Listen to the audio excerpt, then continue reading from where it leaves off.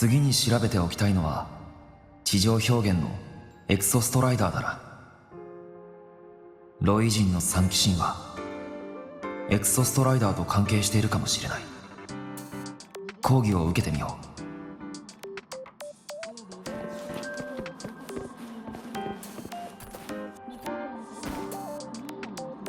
う。行こう。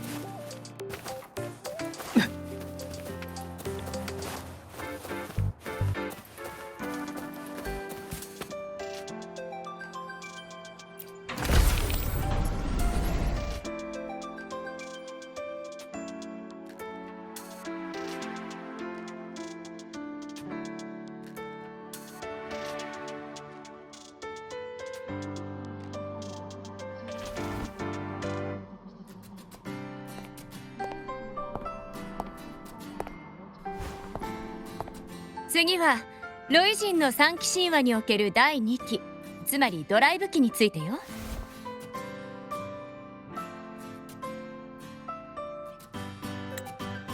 表現では太陽の化身バルドルが外来の神フベズルングを封印し永遠の眠りに落ちた。さてニボラさん、続きを頼むわ。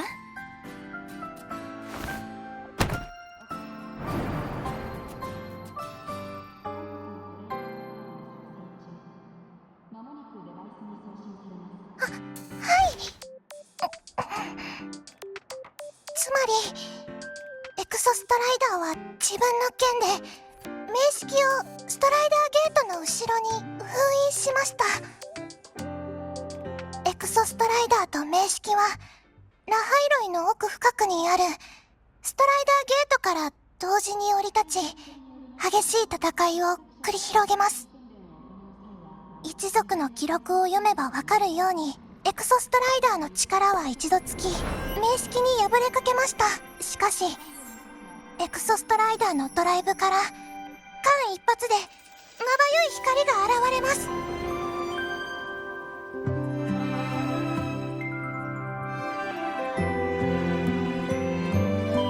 そしてエクソストライダーは剣を掲げ名式を封印しました。こうしてラハイロイに平和が訪れたのです。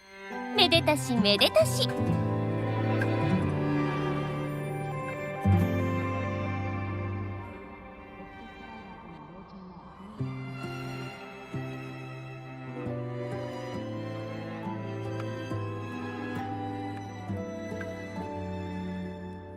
こんにちは、お隣さん。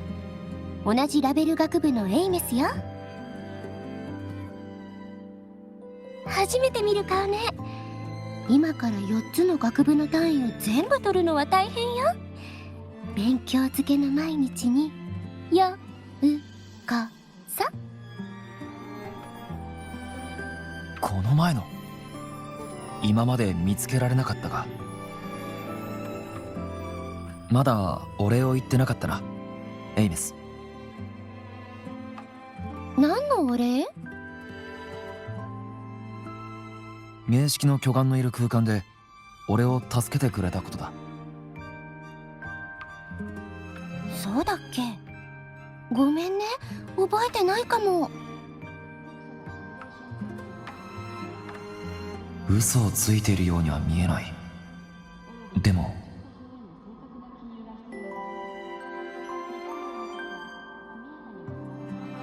適格者の漂白者さんね。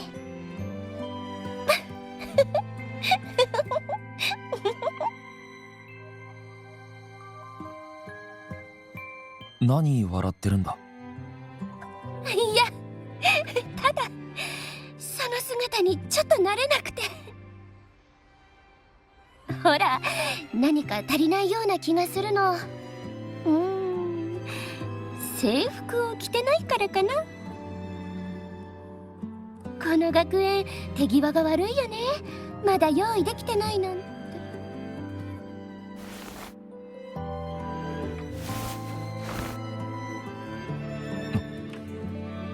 エイメス、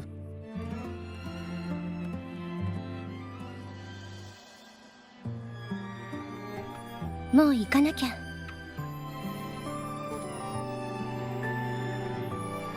先生、ちょっと休憩してきます。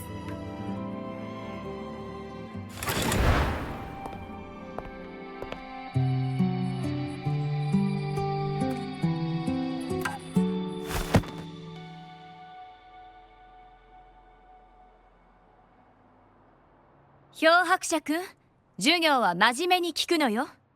終わったら私のところに来なさい。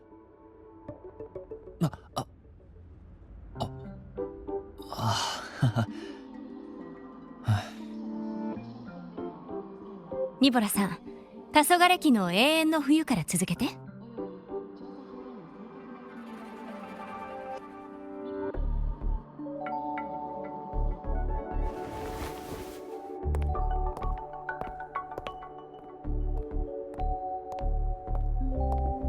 シグリカ、図書館まで一緒に行かな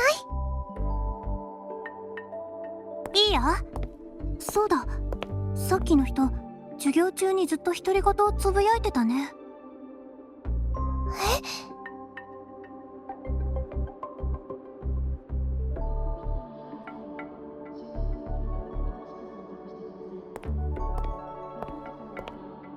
漂白者くん、さっきは何かあったのでしょ？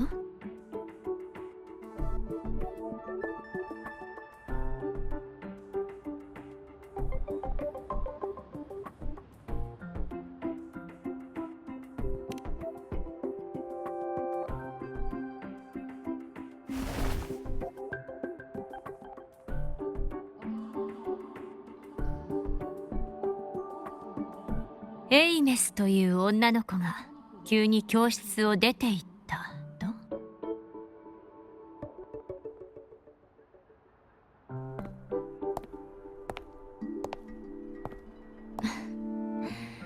まさかこんな形で彼女の名前を耳にするなんて。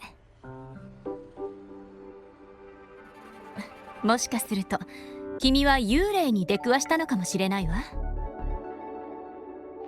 教室にいた子の中で彼女が見えていたのは君だけよ。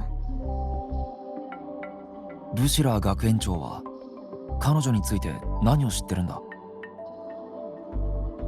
ラベル学部で過ごしていればいずれ耳に入るでしょう。まあ十数年前の学生だけど。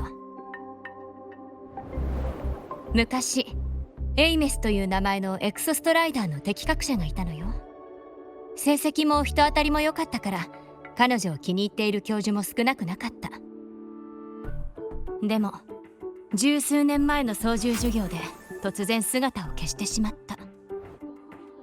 他の学生とコックピットシミュレーターに入ったのに、開けると彼女の姿はなかったの。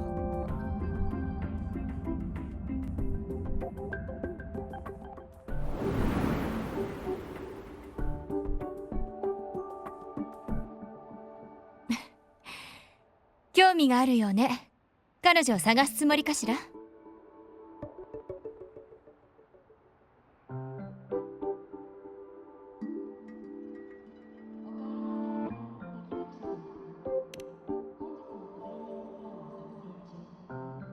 助けてもらったね。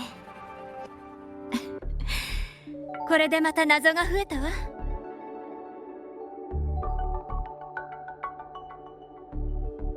何年も行方不明になり亡くなったと思われた人がどういうわけか学園にいた。果たして君の妄想なのか、それとも裏があるのか。結論がとても気になるわね。エイメスはシンクロリンク訓練場で失踪したわ。当時彼女が乗っていたシミュレーターはそこにある。興味があるなら行ってみなさい。彼女を探すために学園も随分と骨を折ったものよ。もっとも収穫はなかったけれど。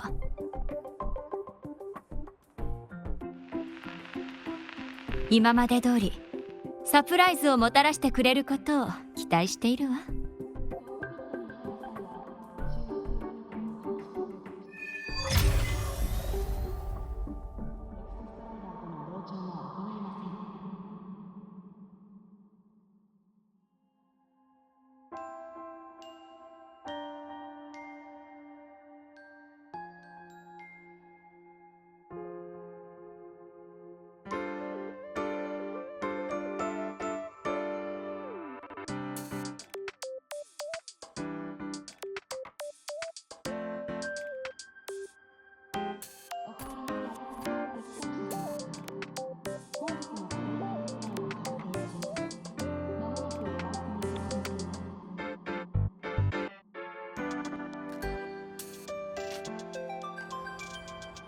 太陽の精霊がなぜこんなところに。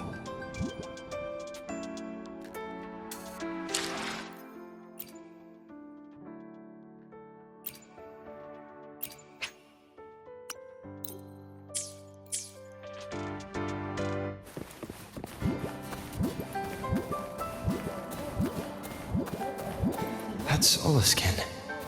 It's headed straight for the Synchroling training grounds.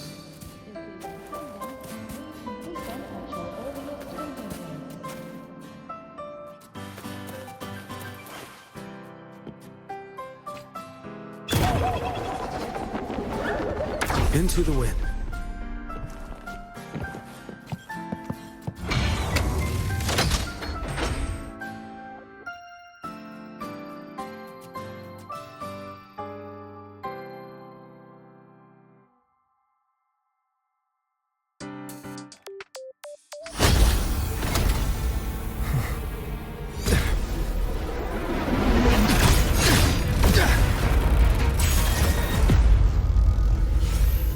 My frequency loss. It's getting worse.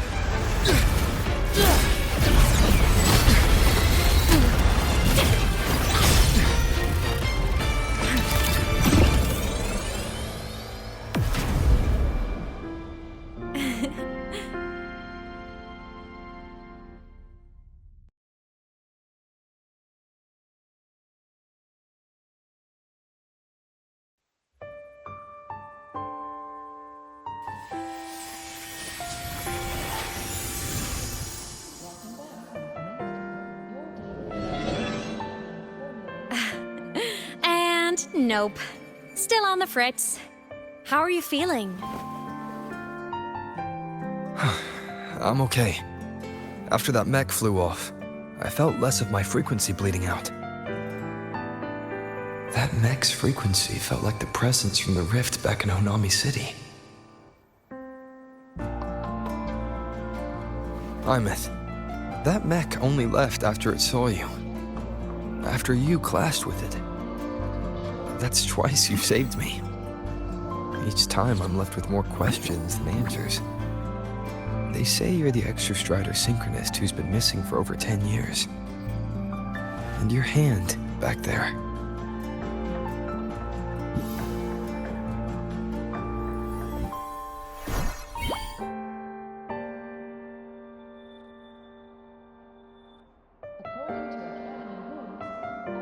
Me? I'm not the Exostrator synchronist now. I'm its Resonator. I just died first. Call me a digital ghost.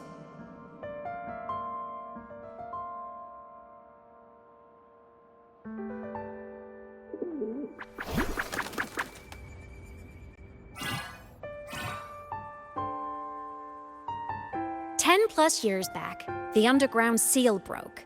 The Threnodian on the other side of the Strider Gate was about to swallow Lahai-Roi. I was still a student. My sync with the Exostrider hadn't hit 100% yet. But there was no other choice. The Exostrider was still sleeping. So I had to do something unorthodox. So you overclocked yourself to try to resonate with it.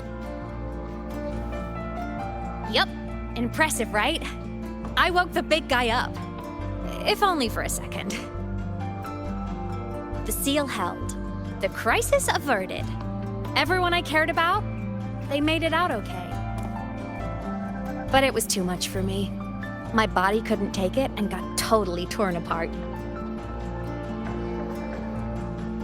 So yeah, I died. But I'm still here, just floating around. I've been a little invisible. Well, a lot invisible. To everyone until you.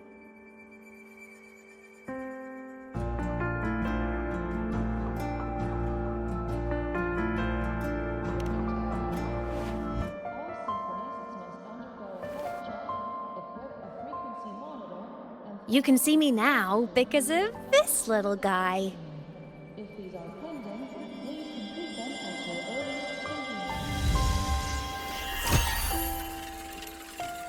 The Exostrider's reactor core. My existence is kinda tethered to it now. Think of it as my heart. Even as a digital ghost, I never stopped trying to pull myself back together, to get back to reality. There's something I gotta do, and I gotta be the Exostrider's true resonator to see it through. But our resonance started with an overclock. The power I got was unstable from the get-go. I've spent years building it back up with this core. The Solaskin have been my little helpers too. Then, not long ago, you ended up with it. That became your backstage pass to seeing me. Not long ago. You mean when the reactor drive fell? Bingo! Since then, the core has become energy stored inside you. This is the first time I managed to make it solid. Took me a bit to figure out the trick.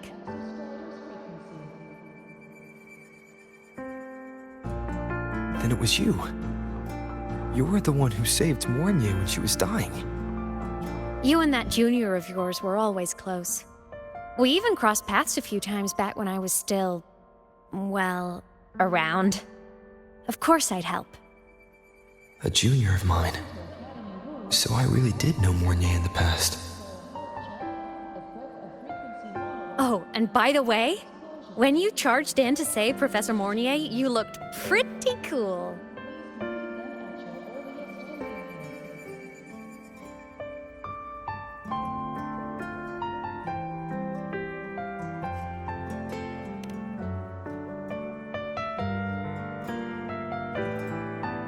All right, no more teasing.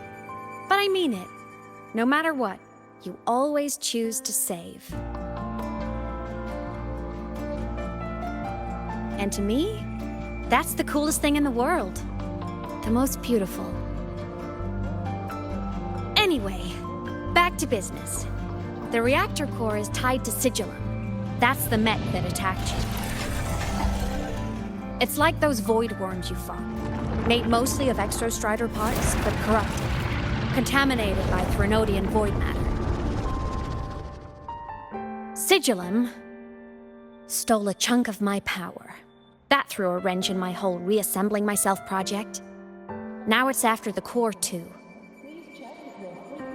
Since Sigillum holds this piece of the Exostrider's power, it can't be killed completely as long as the Exostrider and I exist.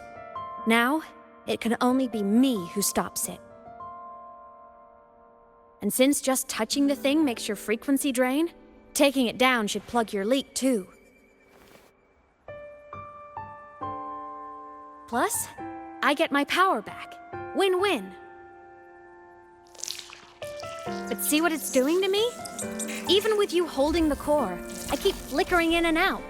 1 second I can touch you, the next I'm fading right through. So annoying. So will you help? You've got the core, and the reactor drive is wrecked. I can't do this alone.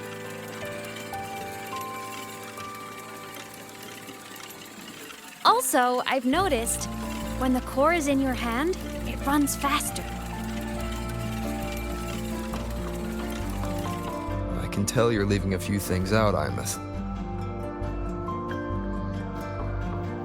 Still, you helped me and a lot of people in Lahai-Roi. That's enough for me to trust you. What do you need me to do? Existence is the imprint life leaves behind. Being remembered, talked about, and seen. All the places I went when I was alive bear those imprints. The core's running lets me find and record those frequencies. These little cuties have been my scouts. And they'll be our guides now, too.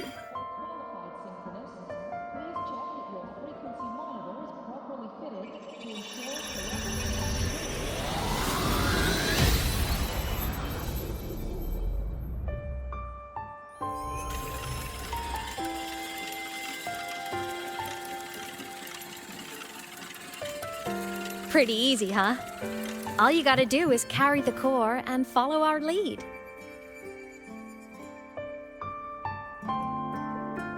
I'll do it.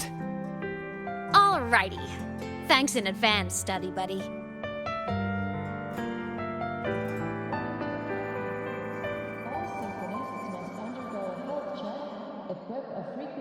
The Soliskin went down the lift. Let's follow.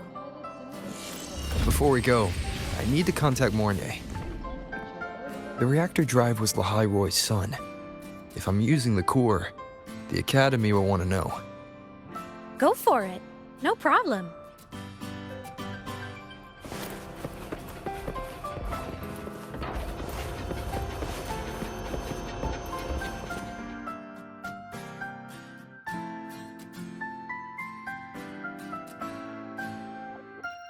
Imeth definitely glossed over some things. Like what happened during our previous encounter. What she's done since becoming a digital ghost. And the real reason why Sigilum stole her power. After years drifting like this, to still hold on to that spirit, her will must be strong. Prying answers from her won't be easy.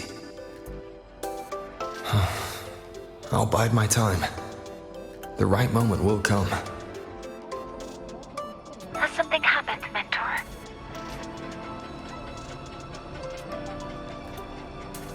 I see. So the reactor drive's core survived the crash. It must be the key to reactivating the Exostrider. Of course, then the official stance is that it be returned. Star Torch Academy and the Roya would both agree on that.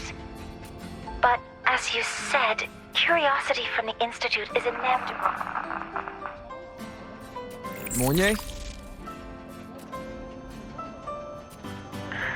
My. Already caused a stir in the training grounds. Color me impressed. I'll have people clean up the aftermath. You can carry on as you see fit. You were monitoring my comms with Mornay? You're a person of special interest. Of course we keep an eye on your movements. We? Yes, we. The Space Trek Collective.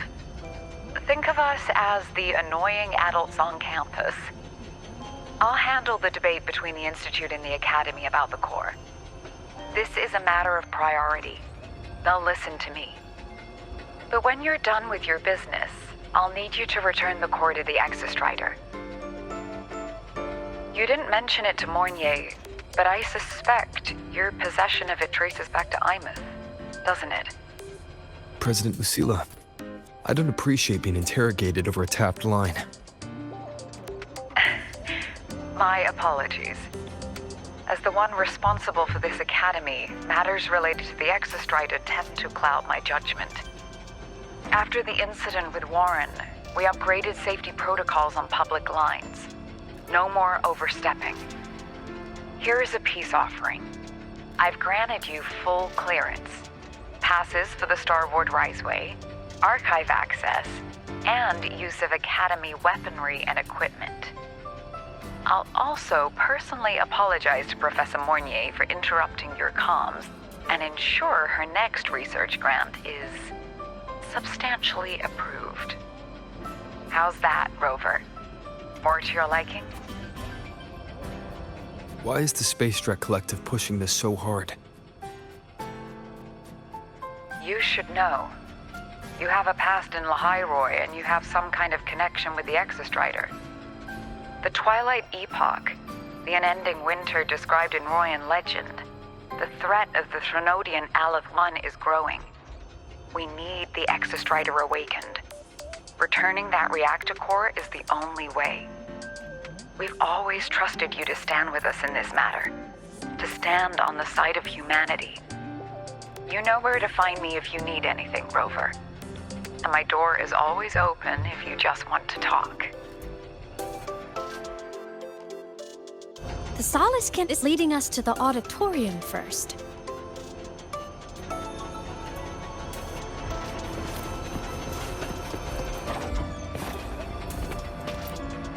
The new solar celebration is almost here.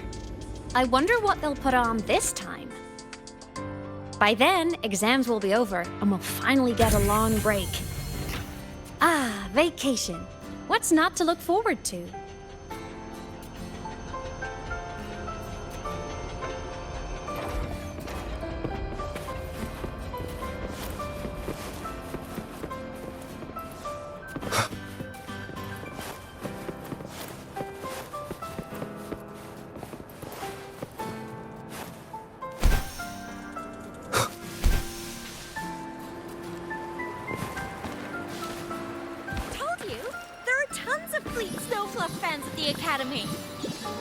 I just hope the fan meeting goes.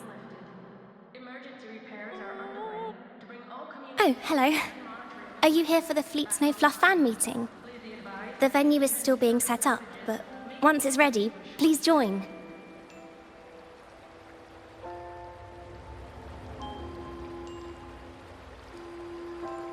She's a singer, a campus legend. She's only released online, but she's super popular. But her site hasn't been updated in over 10 years. She posted one last demo, and then nothing. Don't be such a downer. Maybe she just graduated and moved on to bigger things. Probably never showed her face to keep her life private. Doesn't matter. We still have her music. Here, even if you're not a fan, you should give her a listen. I'm new here, but even I was hooked when I first heard her songs.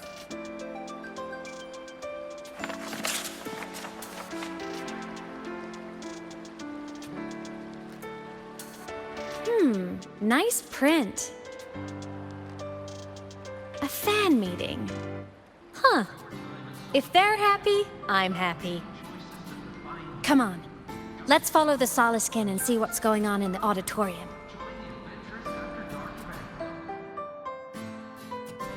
Told you! There are tons of Fleet Snowfluff fans at the Academy. I just hope the fan meeting goes smoothly and everyone has fun.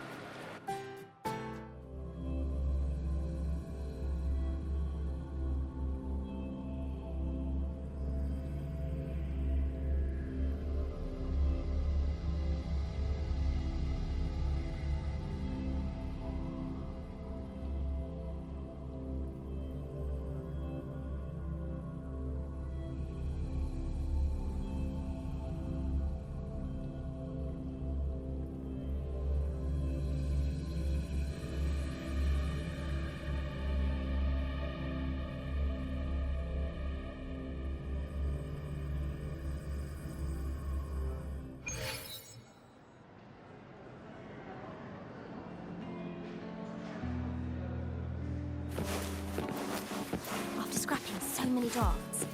The fan meeting merch made it on time.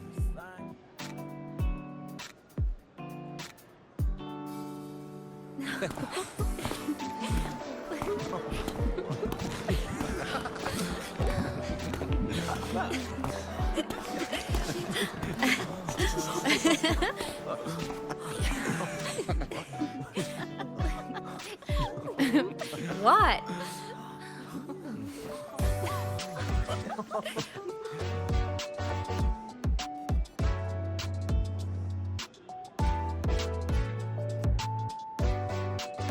Oh, just a habit of mine. Waving, chatting, going to class. It makes me feel like I'm still alive.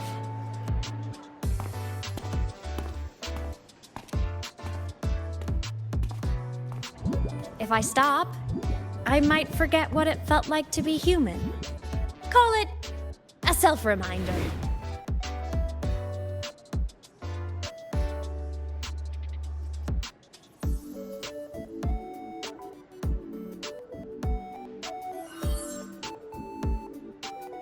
Fleet Snowfluff. Yep, that's me. But don't say my alias out loud. It's embarrassing. So you weren't just a synchronist. You had a whole other life here. Just one of my many hobbies. I was into photography, gaming, movie nights with friends. Figured you only get to be a student for a few years. And I wasn't the ambitious researcher type. I wanted to soak it all up while I could. I tried a little bit of everything. I just wanted a happy, carefree life.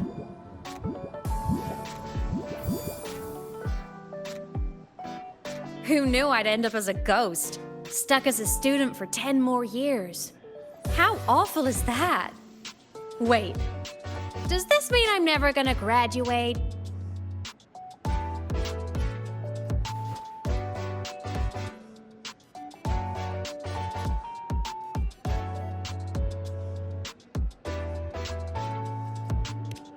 Hope so. Guess everyone needs something to hold on to. It's good to have a little hope. But I have to say, it's really moving to hear people talk about my songs after all this time. I wrote those for myself, you know? Never expected so many people to care. But if they made someone feel something, joy, pain, anything, that makes me really happy.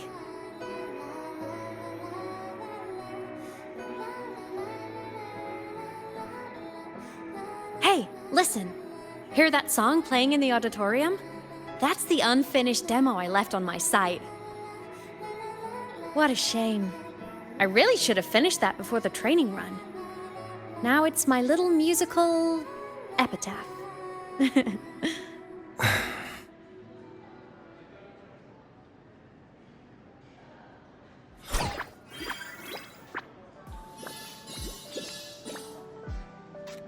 Let's go. The Solace Skin is calling us.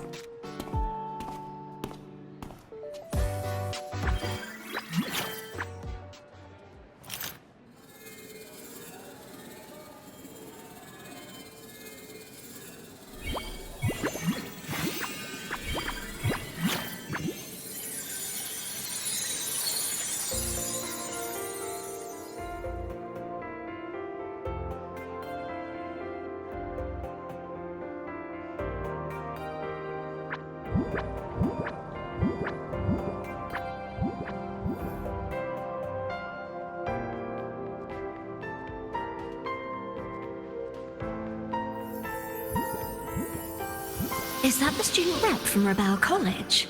That's one bold speech. Is she giving a welcome speech or recruiting for a space adventure club?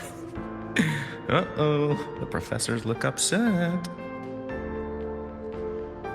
But she made a good point, didn't she? Isn't that passion the entire reason we're here? To explore whatever's out there again.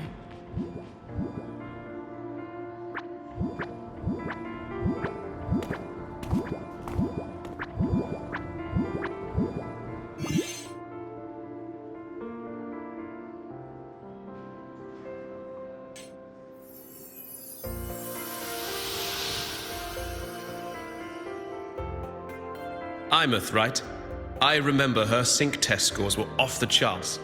We might be looking at this year's prime Exostrider candidate. Don't be so sure. Heard about her extracurriculars. Put nicely, she's quite the dabbler.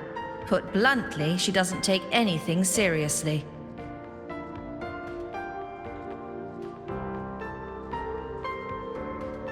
Potential is still potential. She's brilliant. She just needs guidance.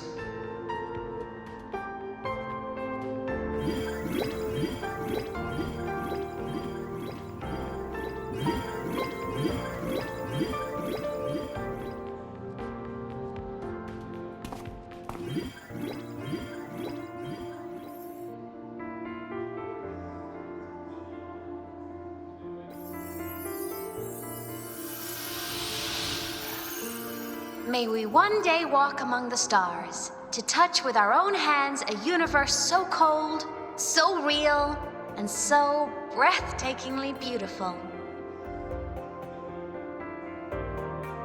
That's all from me.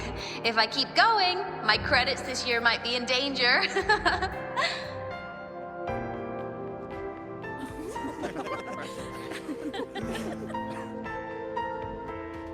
It's an amazing feeling to be here at Star Torch Academy, and to know I'll be sharing this journey into the great unknown with all of you.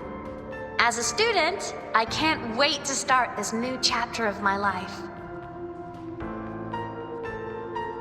There's just one thing missing today. I wish my family could be here in the crowd to hear this. So, to him, I want to say, I'm doing great, and I'm happy. Everything is just as you hoped it would be. So please, don't worry about me.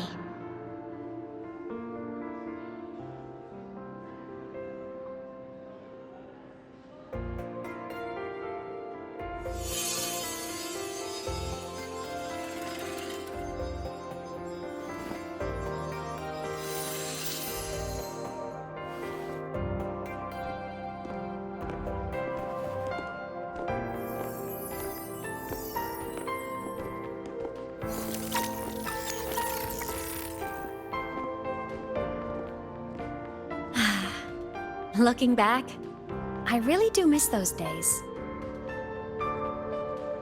Star Torch Academy is a nice place. I mean, I caused my fair share of trouble, but the professors never turned me away from lectures. You saved Lahai-Roi, Imeth. But you paid for it with your future. And no one even knows.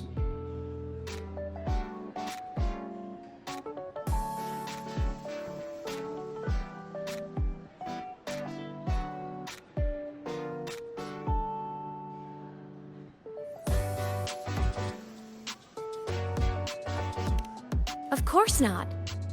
If I hadn't have done what I did, so many people would have died. Besides, saving the world is a pretty nice feeling.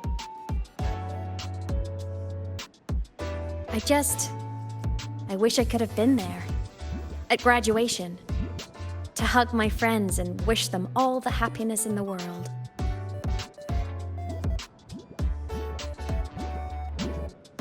The Solace can headed outside. Let's catch up.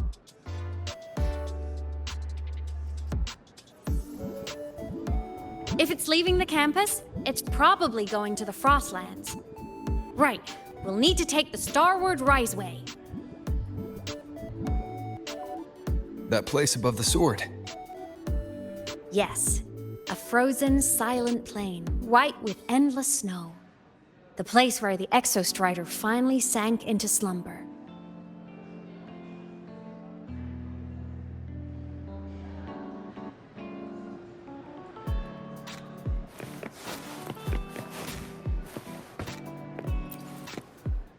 Our next stop is the Starward Riseway. Are you ready?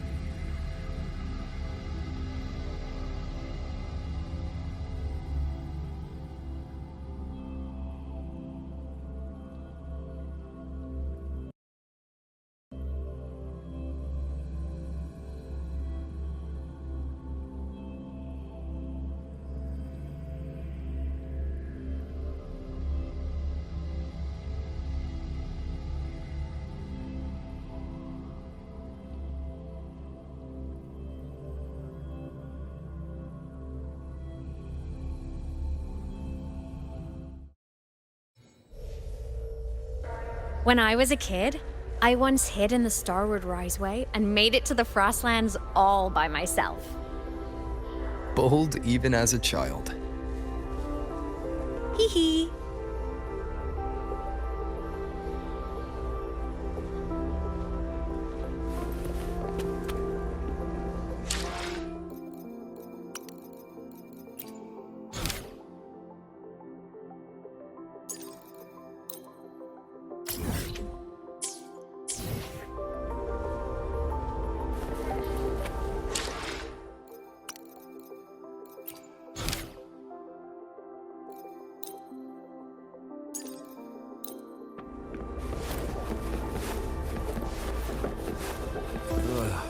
don't run into bad weather again.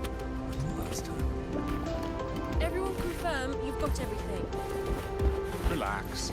Packed more than enough supplies for this Frostlands field trip.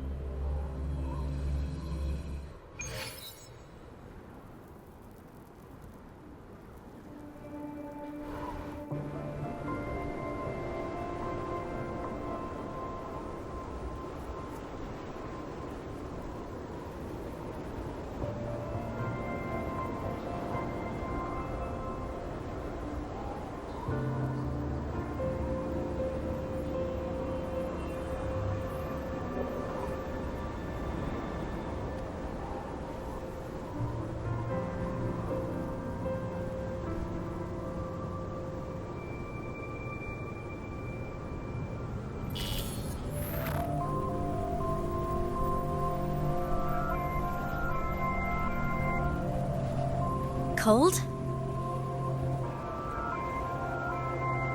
I'm fine. What about you? Between you and me, ghosts can't feel the cold.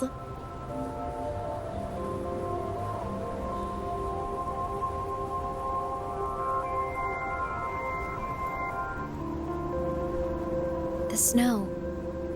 It's so beautiful. What a coincidence to run into you here. This is a pleasant surprise. Oh, it's Dr. Luke. When he's around, just pretend I'm not here. Otherwise, you look like a weirdo talking to thin air. You should hide too, okay? This is our secret journey.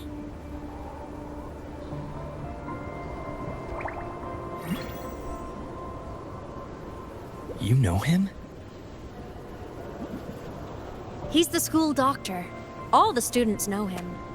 I didn't super well, but I do know that he's been in Lahai-Roi for a long time, and you can trust him.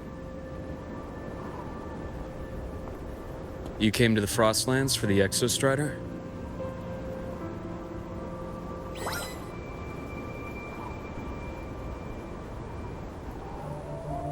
I'm headed the same way.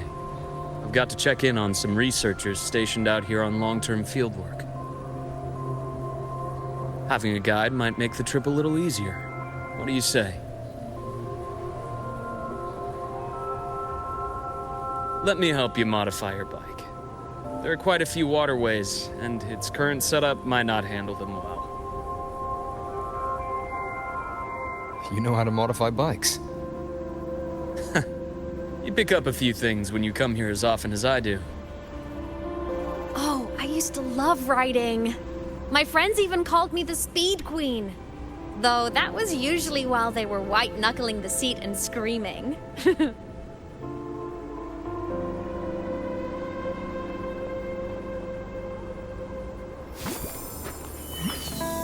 Look at this place. Hard to believe it, but years ago, all of this was a lush green forest. Back then, the Roya were nomads, the true natives of Lahai-Roi, who walked in step with nature itself. Was it the Lament that changed it into Frostlands? Yes, it triggered a magnetic pole shift. From then on, Lahai-Roi became the new pole. But a Lament wasn't the only cataclysm stirring back then.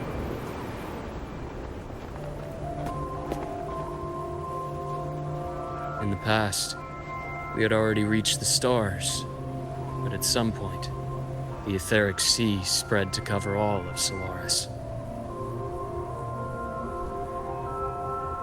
From that moment on, the universe locked its doors.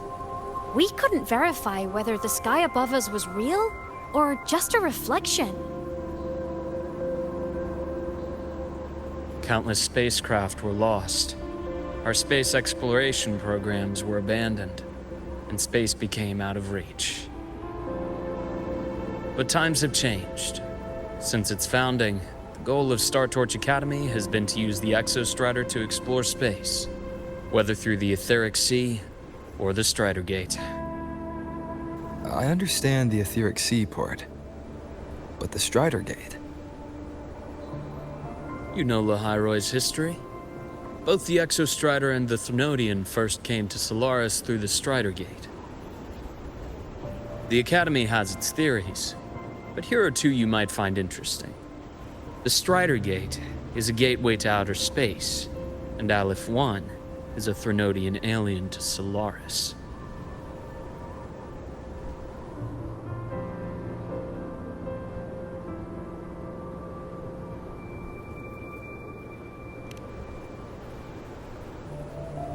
With a gateway like that, of course we want to open it. But to pass through, we must awaken the Exostrider and be prepared to face Aleph 1 head-on. I've long believed that Aleph 1 poses a far greater threat beyond void storms and void worms. With other Threnodians, we can at least glean clues of their nature from their places of origin and the civilizations they emerge from. But Aleph 1... our knowledge remains blank. So many dream of being the Voyager who returns from the stars, the first to walk the cosmos once more. But in all these years, no one has succeeded. The Etheric Sea phenomenon cast us into isolation, but it also gave birth to all our dreams of what could lie beyond. And those dreams are still alive today.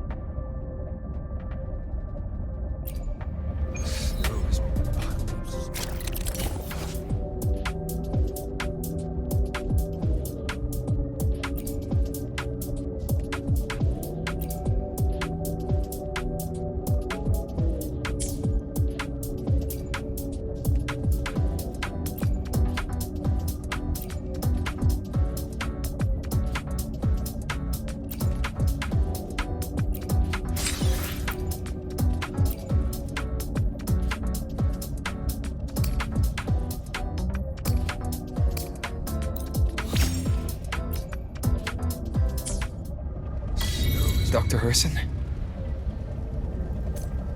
Just call me Luke. It has a nicer ring to it, no? Then, Luke, you asked about my feelings in the Academy. What about yours? How long have you been here? About 20 years. I was a traveler before that, seeing what Solaris had to offer. But But then a friend asked me to come to Lahai-Roi to keep an eye on things here for him. The students make it easy. Watching them find their way is its own reward. They enjoy talking, and I enjoy listening. The work suits me well.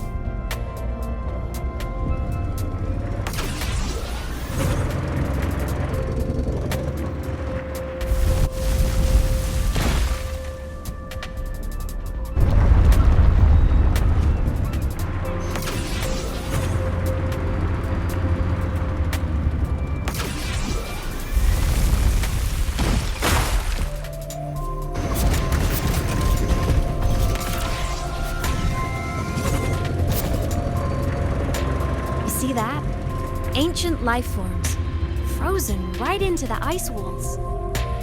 Millennia frozen in a single moment, preserved so perfectly you could almost see what they used to be. To be stuck like this forever, kind of miserable, don't you think?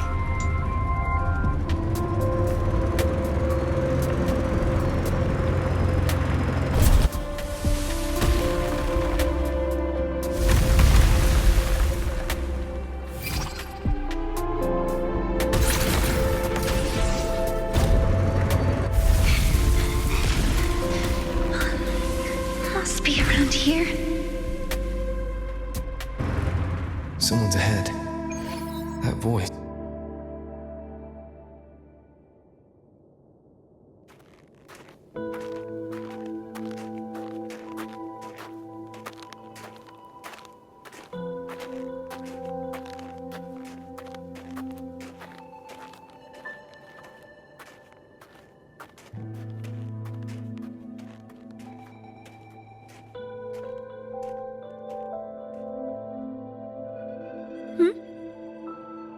You were the one who was talking to yourself in class.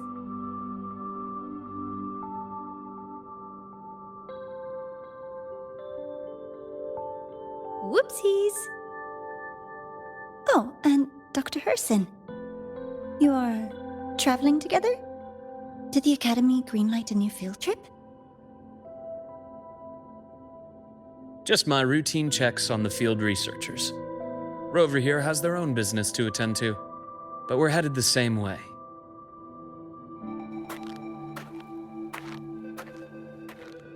What about you, Miss Navora? Chasing more fallen debris? Yes, exactly. I heard the Frostlands have been experiencing changes since Helios was launched. I had a hypothesis that new debris fields might have been exposed. Debris?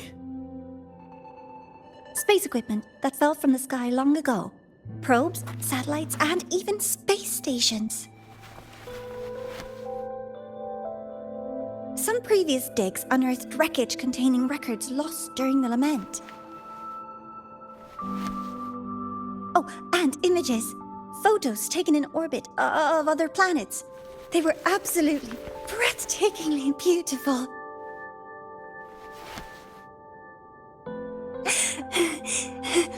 Oh, sorry. I got carried away.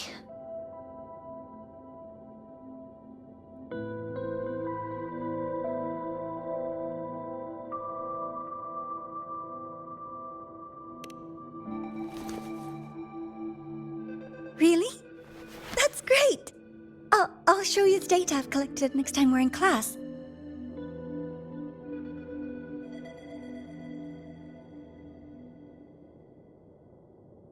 The universe. What secrets is it hiding behind all those infinite stars? I really want to know.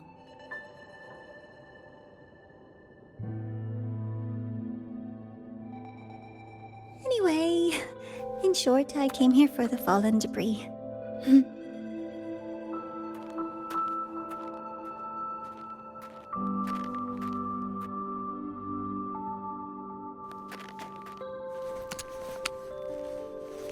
The data on the instrument shows there's a high chance that close by... Huh?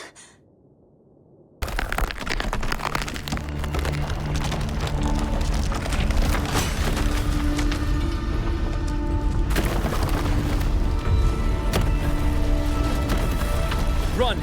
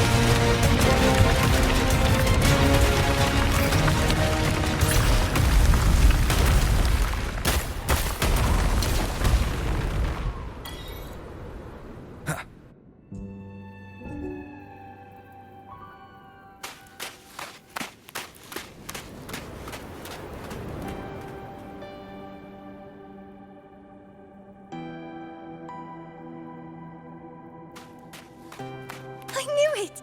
There had to have been undiscovered debris in this area. It must have been sealed in the ice wall all this time. Luke, Navora, you alright?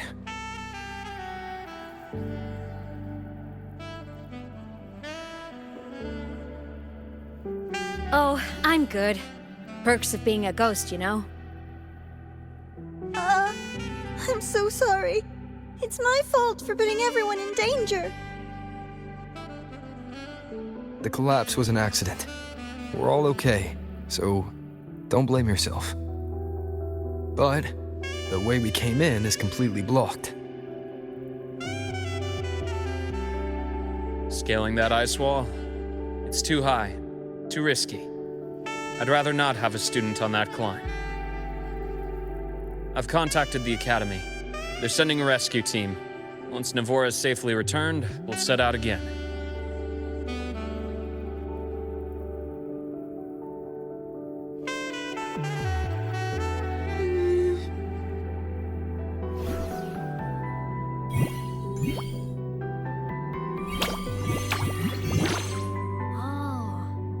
Hey, little guy here says our next stop is deep in the ice. There's a path at the bottom of the station. Want to check it out?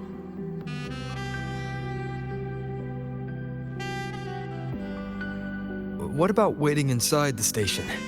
It's freezing out here, and another collapse is possible. It's safer to wait for the rescue team indoors. I agree. I want to see what's inside too.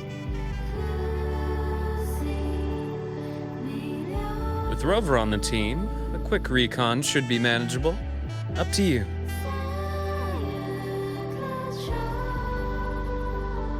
Hey, question. Before you came to Lahai-Roi, did you do this kind of thing a lot? What do you mean? Like traveling with a crew, seeing the sights, stumbling into trouble, then going your separate ways. Like a classic road trip movie, you know?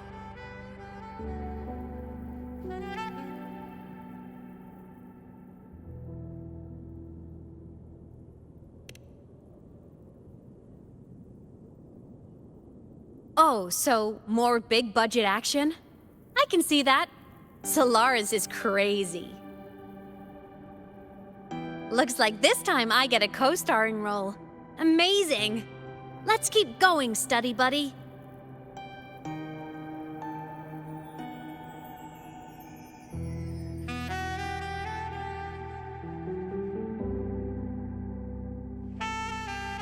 There's a collapsed entry point over there, but it's blocked. Some kind of barrier caused by unstable frequencies. The Exostrider sleeps in these frostlands. Void storm activity can make local frequencies unstable with fluctuating void matter levels. Oh, taking this opportunity, let me grant you access to the module adapter. Huh. It's already unlocked. That must have been Lucilla. Let's move to an area with a stronger signal so it can be deployed.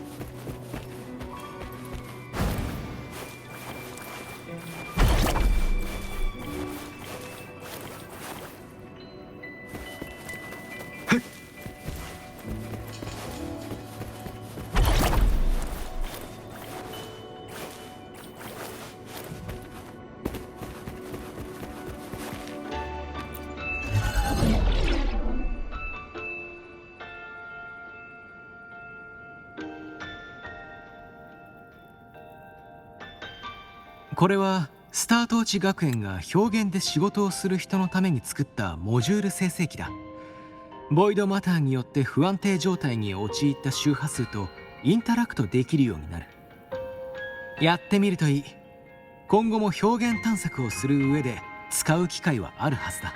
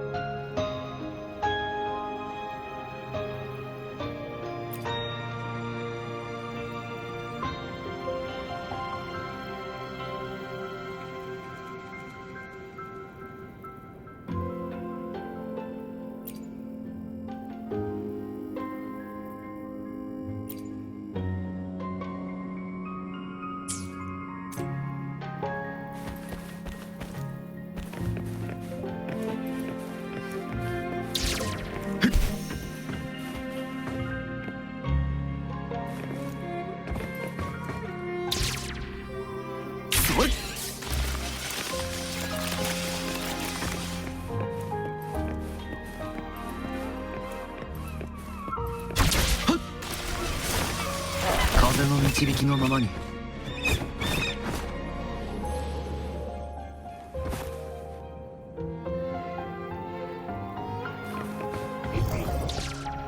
し。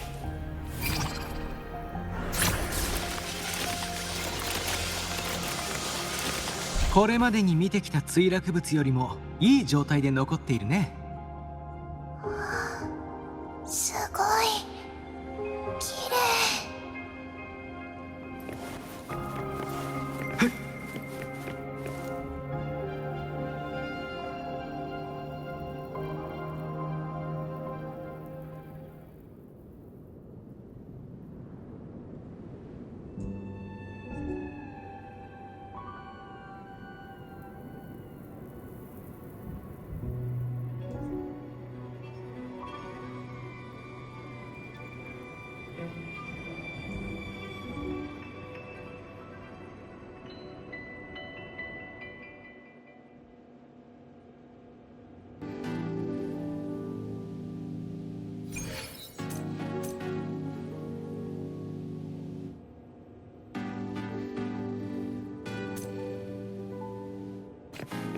上昇山で似た文字を見たことがある。確か測定の文字だ。ただ今回も意味は読み取れない。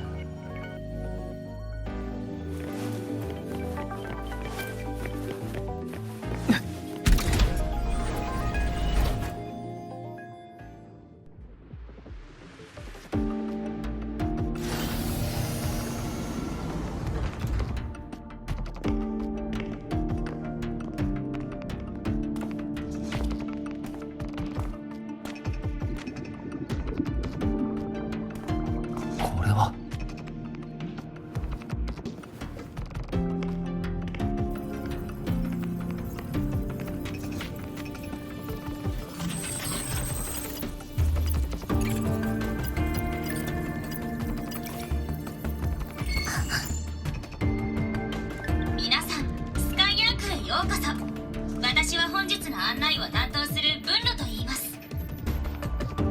一日見学が無事に終わるよう同行の先生たちに従ってはぐれないように気をつけてください。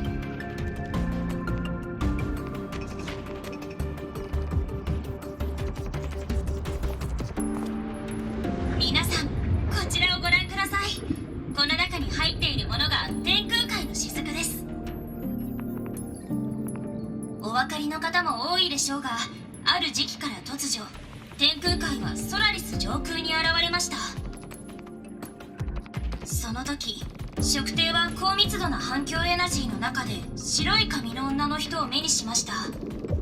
一瞬でしたが、あの影は私たちに多くの謎を残したのです。天空海とは何なのか、何ができるのか、そしてなぜ現れたのか。測定がスカイアークで行っていた研究はそれらの謎を解明するためのものでした。システムに権限を登録してついてきてください。次は中央エリアに行きましょう。そこにはもう一つの重要な成果、天空海の雫をコアにした移転装置が収められています。天空海の雫？墜落物にあったなら、もしかして異変が起こる前から始まってた研究プロジェクトなの？これ超すごい発見だよ。感動。やっぱり表現に来てよかった。あのナビゲーターは宇宙ステーションのシステム内に残された投影のようだね。スペーストレック研究員の天才たちが騒がしくなりそうだ。一日見学ね。ナビゲーターの口ぶりからして見学者は子供みたいだわ。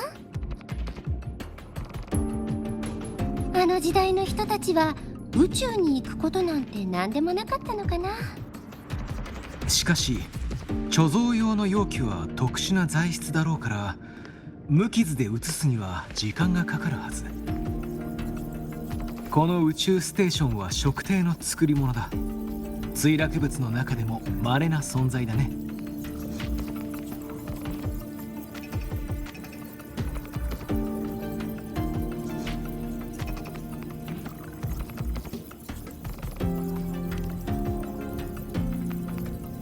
同時期の墜落物が学園に送られてきたんだけど、どれも似たようなシステムだったからね。呼び起こすだけなら簡単さ。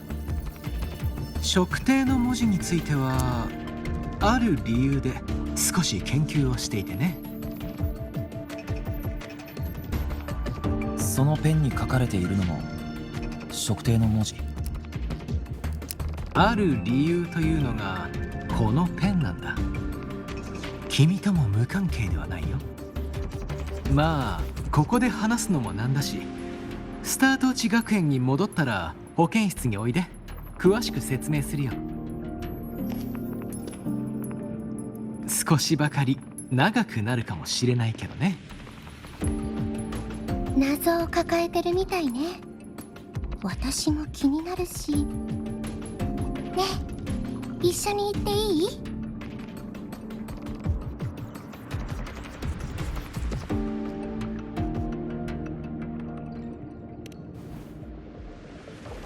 確かにあなたのデバイスにも入れちゃうもの。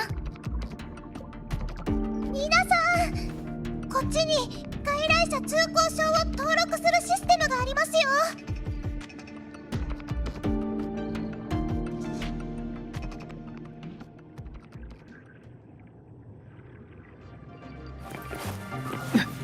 行こう。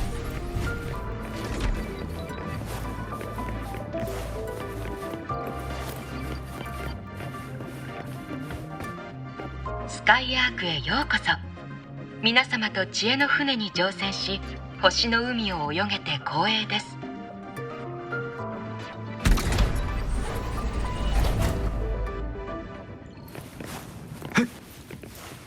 先ほどの権限だけでは宇宙ステーションの全部に行けるわけではない。後ほど再登録する必要があるだろうね。それに本体の状態は良好とはいえ、システムによると一部のパラメーターが限界値を超えているらしいんだ。おそらくここに収容されている天空海の雫にも異常が起こり、宇宙ステーション全体に散逸していったんだろうね。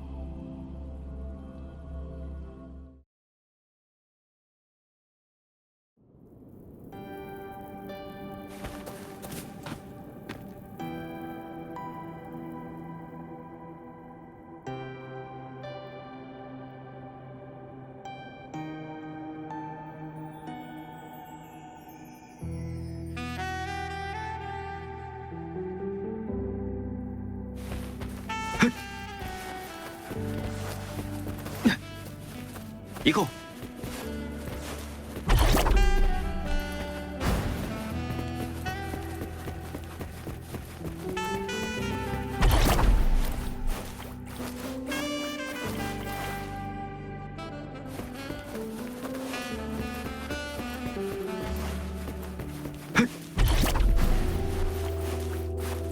行こう。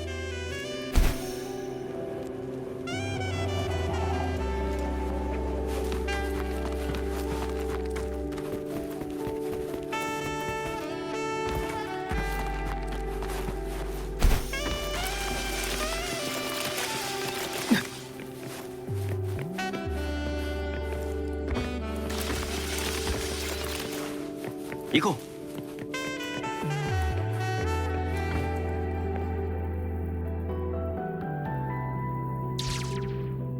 それ。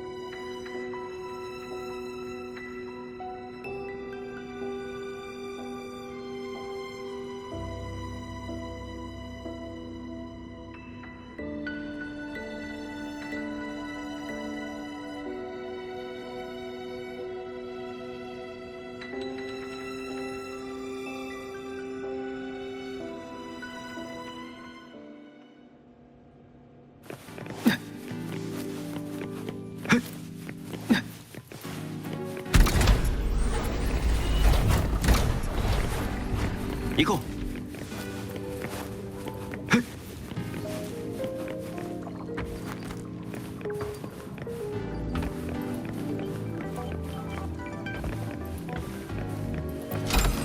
歴史を感じる。任せろ。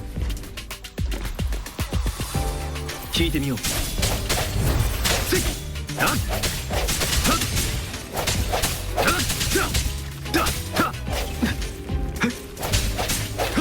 光を前へ打ち倒す。一気に行くぞ。聞いてみよう。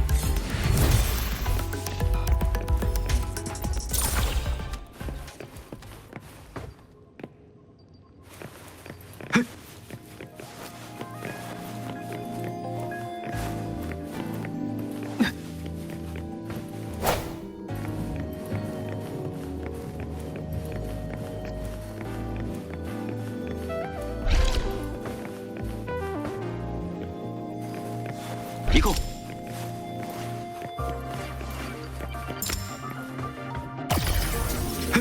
行こう。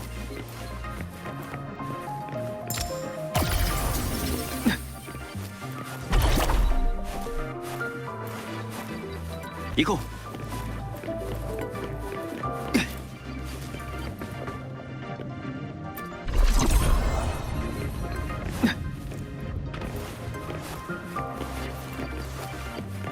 あの流れているような球状の液体が天空海をコアにした移転装置のはず。隣の制御パネルの方へ行ってみよう。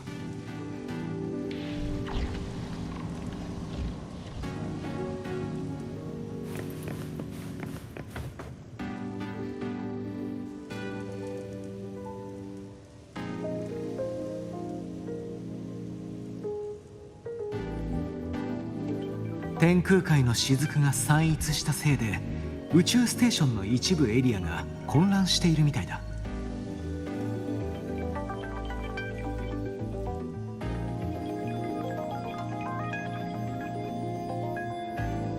この移転装置は雫と根源が同じ。乱れた雫を安定させて私たちを別のエリアに飛ばすこともできる。不思議だね、このような特性を持っているとは。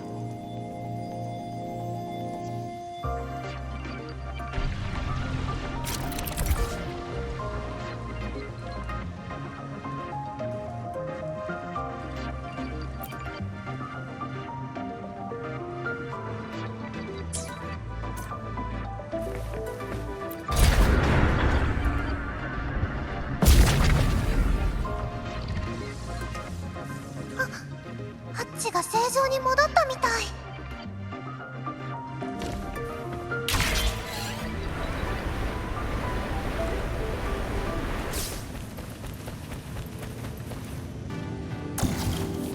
結構楽しかったかも。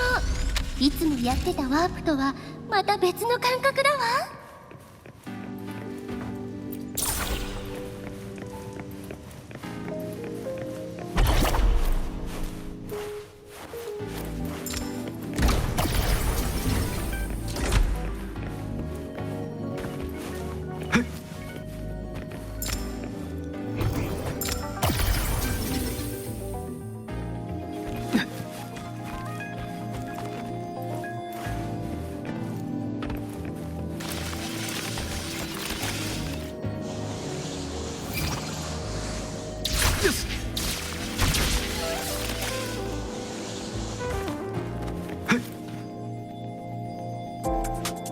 道が途絶えてるわ。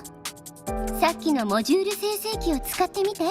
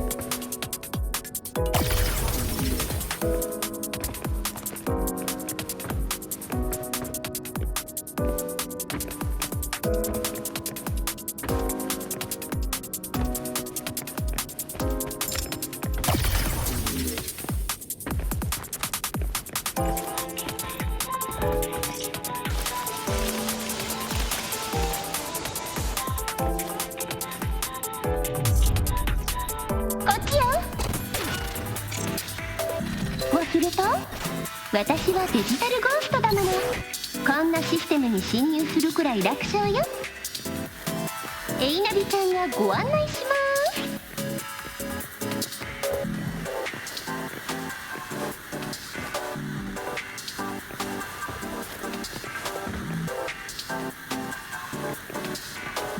行こう。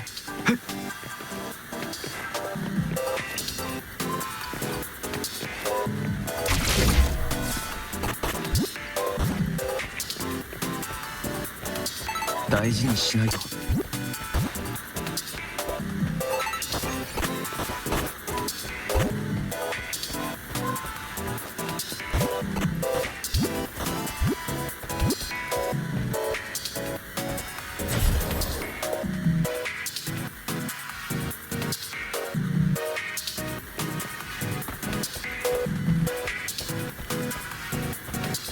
これは予想外。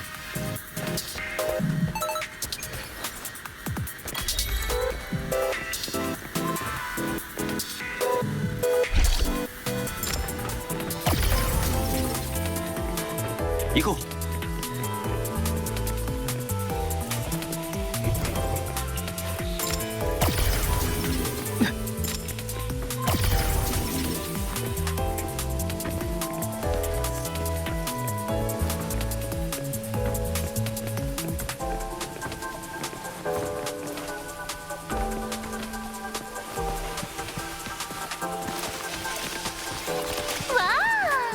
さすがはソラリスで活躍中の一番星。ずば抜けたジャンプ力ですね。あのな、エイネス。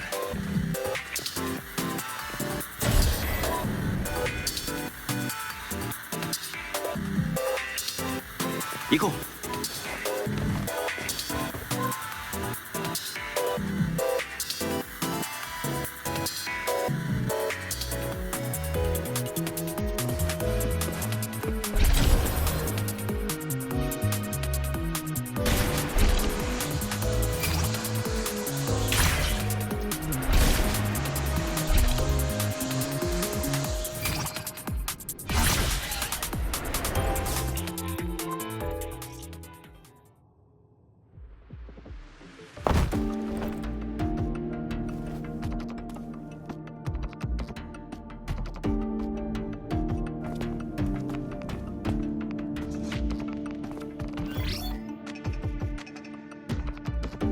容器の中に入っている星のかけらや天空海の雫は皆さんに説明をしたクレメントおじさんが宇宙から集めてきました。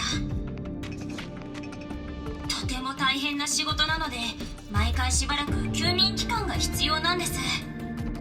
皆さんでクレメントおじさんに挨拶をしてからここに集まってください。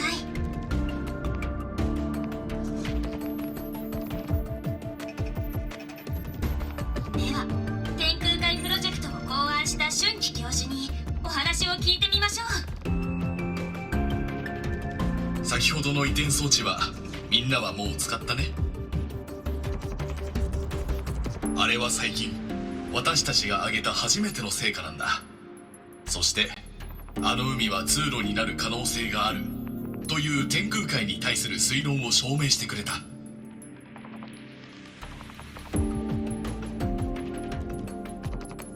この雫は特別な性質を持つ。これを媒介とすればソラリス人が行ったことのない場所にも行ける可能性がある。今現在測定は正しい方法を見つけていない。だが近い将来解決されるだろう。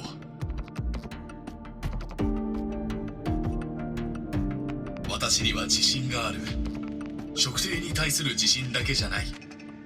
星の海を探索する意志の固さもあなたたちなら興味を持ってくれるはずだという自信もある。星の光を貪る探求者は常にソラリスの星の海の下に立ち空を眺め宇宙に向かって飛んでいくだろう。先日優秀な学者が一人スカイアークに参加してくれた。移転装置も彼女の協力を得て生み出されたものだ。それではその三重教授に構想を聞かせてもらおう。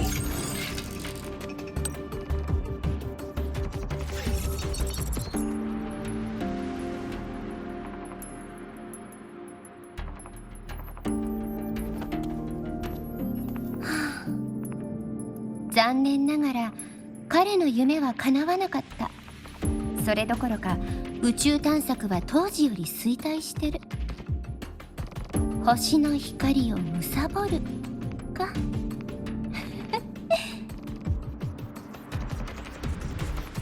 天空海の後ろ側、未知の地に足を踏み入れるなんてロマンチックに聞こえるけど、そこで待っているのは望まない景色の可能性もあるのにね。漂白者、ここのシステムに面白そうな痕跡があるよ。この宇宙ステーションの墜落時期はだいぶ昔のようだね。けれど長い時間の中でスカイアークシステムは一度起動されたようだ。まだ人が生きているとでも？いや、どうだろうね。仮に生きているとしたらとっくにこの宇宙ステーションは見つかっているはずだ。システムは起動されたけれど、与えられた指令はハッチの封鎖と設備のロックのみ。その後活動は一切見られないね。起動した人物は分かりそうか？ちょっと待ってね。よし、見つけた。権限所有者の名前はクレメントだ。さっきのナビゲーターが呼んだ名前か。天空海の雫を集めた人。これ以上は何もわからないかな。ひとまずスタートーチ学園に全面的なチェックをしてもらうから、情報をつかめたら知らせよう。分かった。いつでも連絡してくれ。さっきは教授の話が終わっていないのに映像が途切れて残念だったね。子供たちに紹介しようとしてたけど、一体どんな話をしていたんだろうね。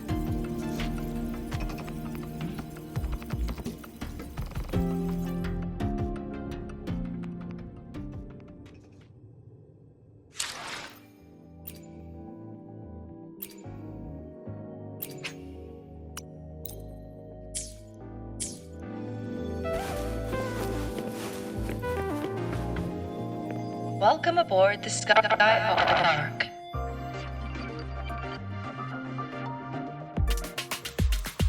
The station's security grid is offline in this sector. The monsters? Void matter has made them highly unstable.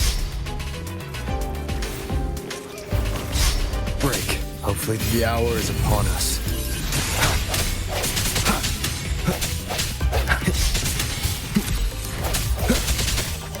Strike from the shadows.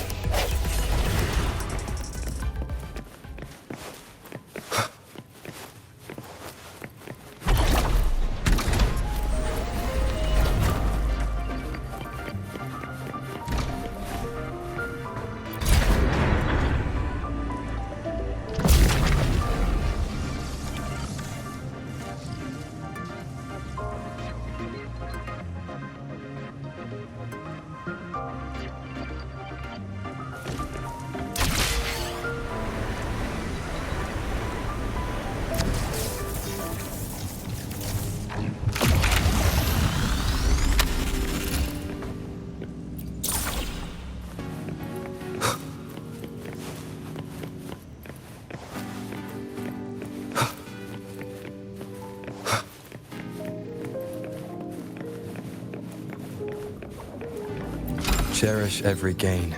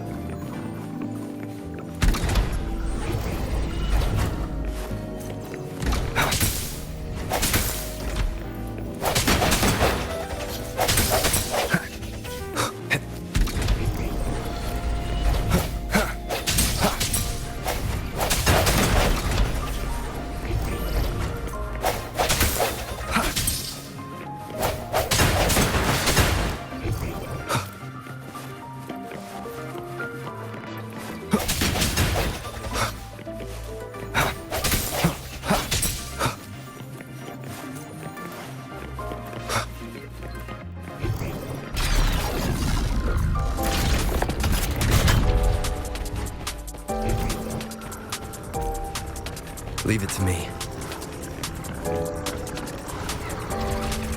Hopefully this helps.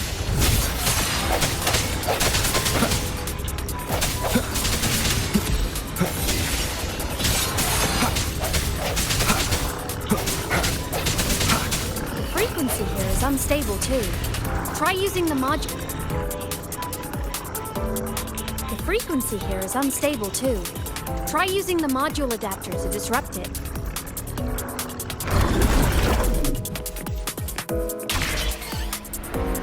Look left! I hacked the SkyArc system. This is the data archive sector. Those blocks are all storage modules. And that moving one? An anomalous module gone hostile due to the SkyArc system's glitches.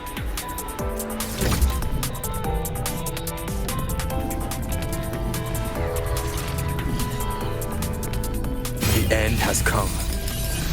No hesitation. Hopefully this helps. Void matter levels seem to have risen.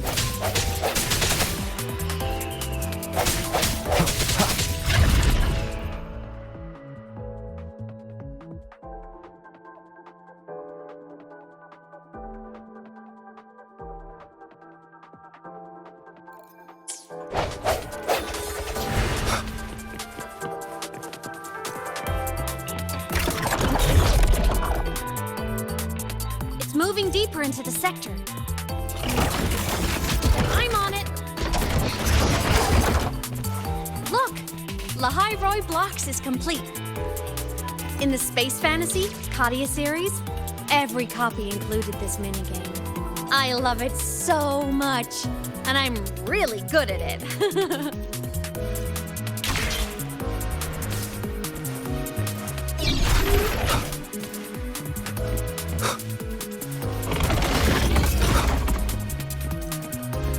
The anomalies here are more pronounced than before.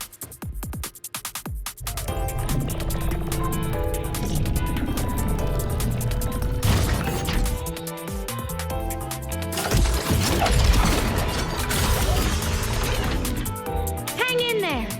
I'm working on something in the SkyArc system. Use the adapter to disrupt these error modules.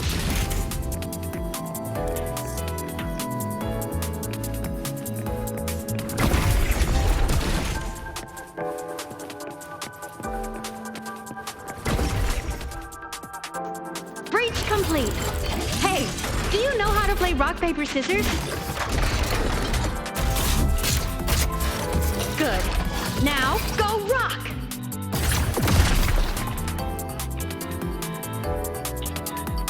Yeah, we won! Amazing play! Wish we could play another round of Lahai-Roi Blocks again.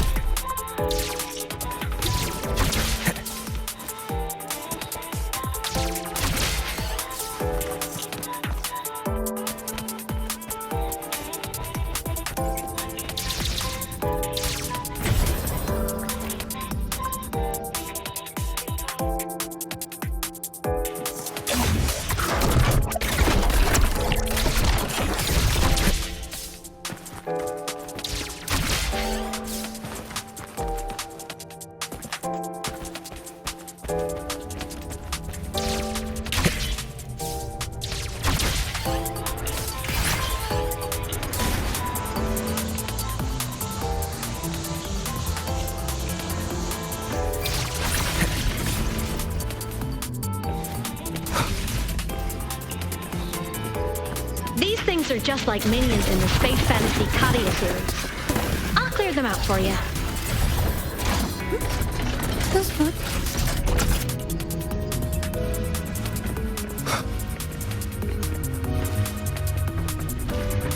These things are just like minions in the Space Fantasy Katia series. I'll clear them out for you. Those modules found and took out the hostiles? Doesn't it feel like we've been extra lucky this whole way? You're right, but some modules did attack us. Hard to tell if the Skyark system likes us or not.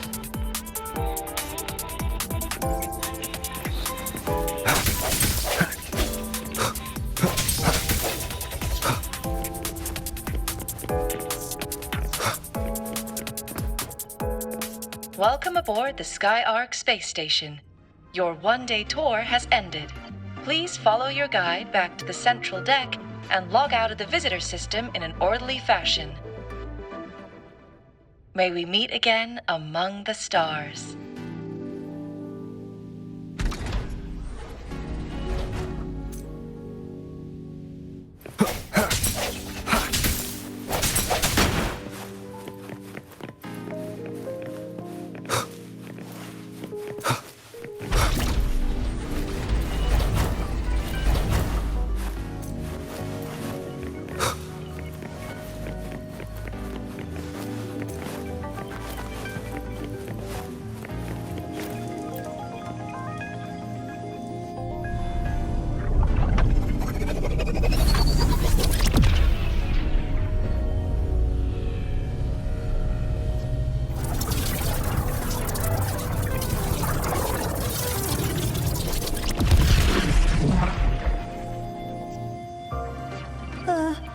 There are traces of void storm contamination everywhere. This concentration of void matter should have flooded the upper decks by now. Could something be containing it down here? Further in. Something's down there.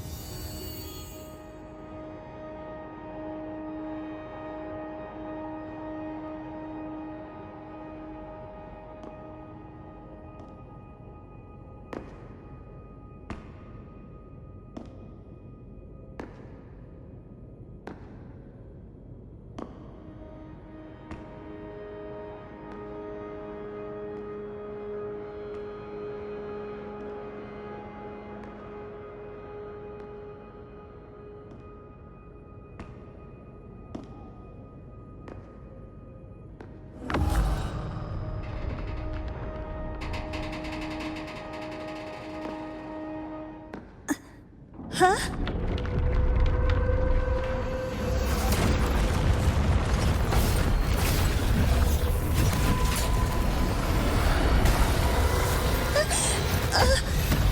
That hurts. Navora!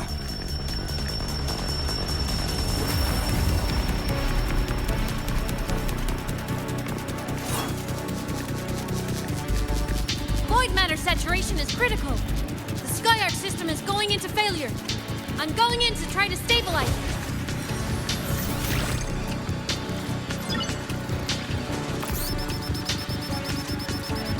Everything here has already been contaminated, including that.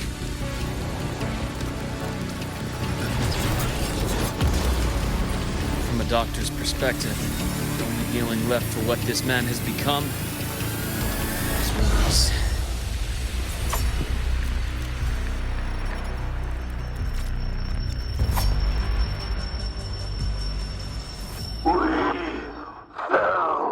From stars.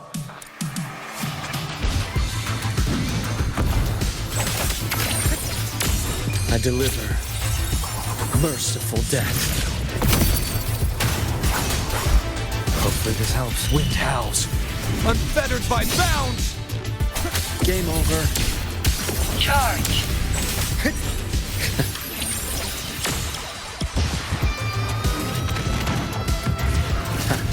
Imbalance ends here.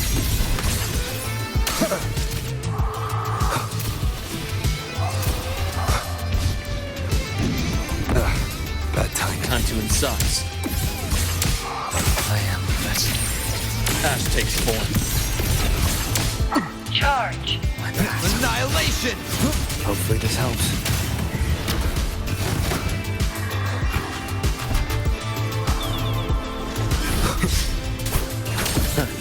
Gotcha. Rise anew. Split my scalpel. Etches your epitaph. Wind calls, waves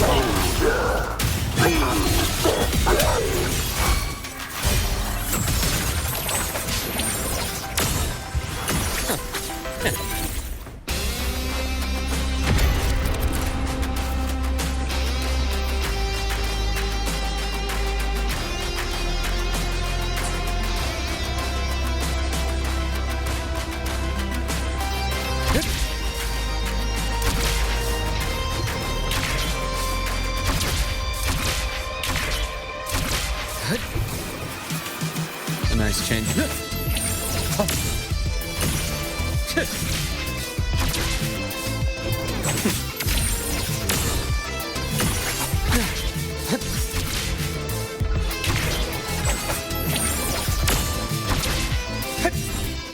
Ash takes form. Game over. Accurate. As expected. Hopefully this helps. Rise anew. Time to incise.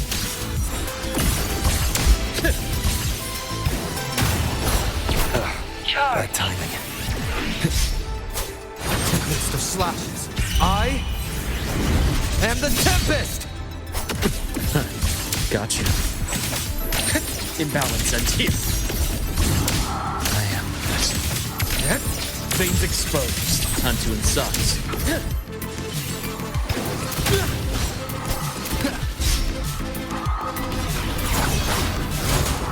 Hopefully this helps. Rise anew. I bestow eternal peace. Rot resected. Return to silence. Wind calls, waves follow. Immediate procedure. Ash takes form.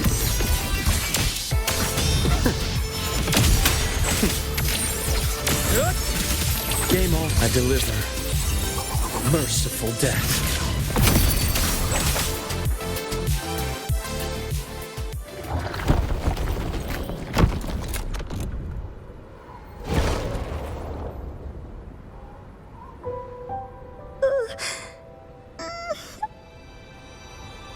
I'll check her injuries. Will you patrol the area to make sure there are no more threats? Got it. You go check on her.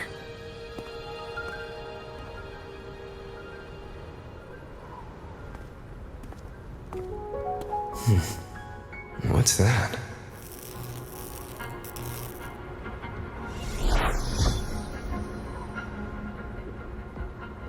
The Skyark system is stabilizing. Look, a log entry. Clement. That must have been the astronaut's name. Huh. After he woke from his sleep pod many years ago, he initiated a lockdown that sealed in this entire wrecked sector including himself. The void storm had ripped through this sector. He must have been contaminated the moment his pod opened. That command was a failsafe. He knew he was going to lose his mind, so he wanted to stop himself from reaching the upper decks and hurting anyone. Tragic thing is, the station had already been down for years. There was no one left up there to save.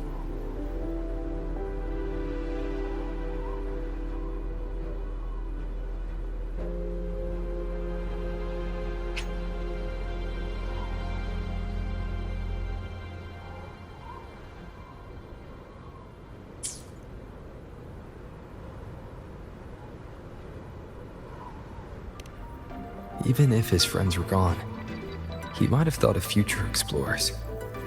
Someone kind to children would have wanted to protect the innocent. To wake up from one long dream, only to fall into a deeper nightmare. Maybe it would have been kinder to never wake up at all.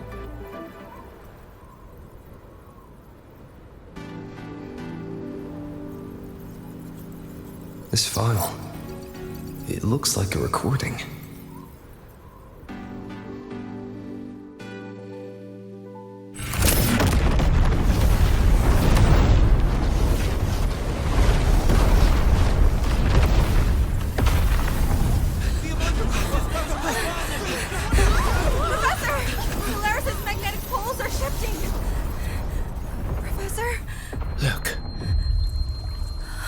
Someone's falling straight from the etheric sea.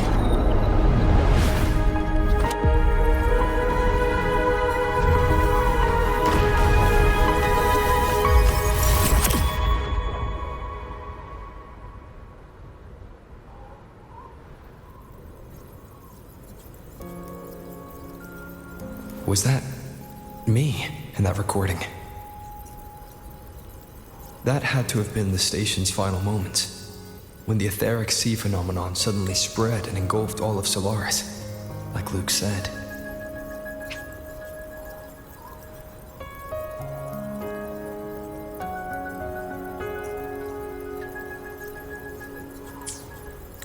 But those droplets in the sky, that was retroact rain. So that might have been an image of an event long ago, not part of the etheric sea phenomenon itself.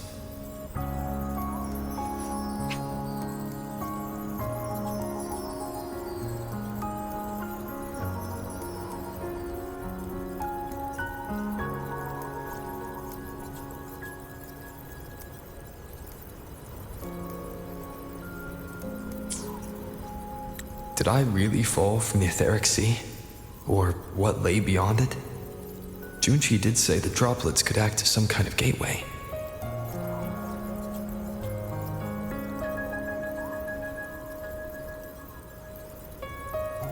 Back then, could I have...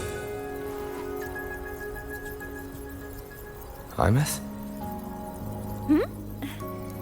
What's up?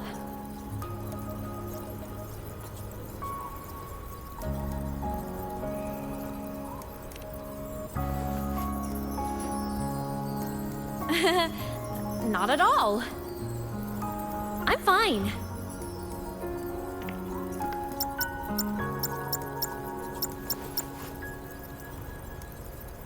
I'd recommend you keep this private. Don't leave the recording for the Academy's teams to find. Remember what I said earlier. It's a nest of competing factions. Anything connected to your past needs to be handled with discretion. So, what do you think, leader of the Black Shores? Very few people know about that. Be direct with me, Luke. I know you knew me before, but I acted mostly as a bloom bearer in the past. You and I, what exactly are we to each other?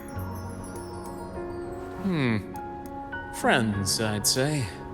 Not the kind who lived in each other's pockets, but, as a Huanglong saying puts it, True friendships are still waters that run deep. We met by chance, and by another twist of fate, you entrusted me with a rather long-term assignment. How about this? Strangers in passing who became confidants. How does that definition suit you?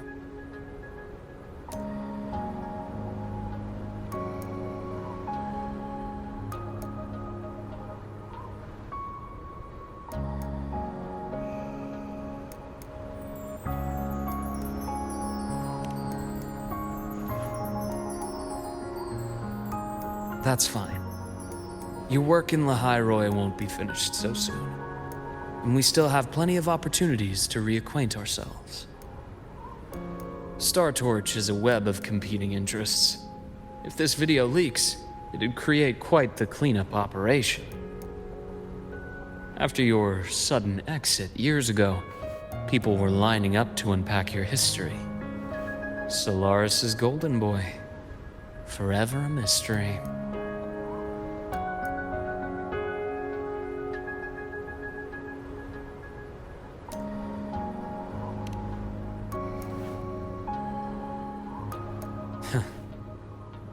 Not the same as when we first met. But let's save the reminiscing for later. Navora's hurt. I've stabilized her, but as a doctor, I must stay to watch over her. From this point, you'll have to proceed alone. We'll wait here for the Academy's retrieval team. All right. I'll see you back at the infirmary.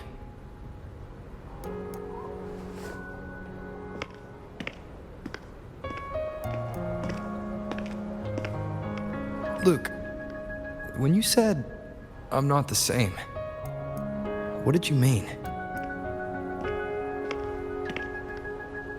Just my impression. I could be wrong, but you seem lighter now. More hopeful. Happier. And that's not a bad thing.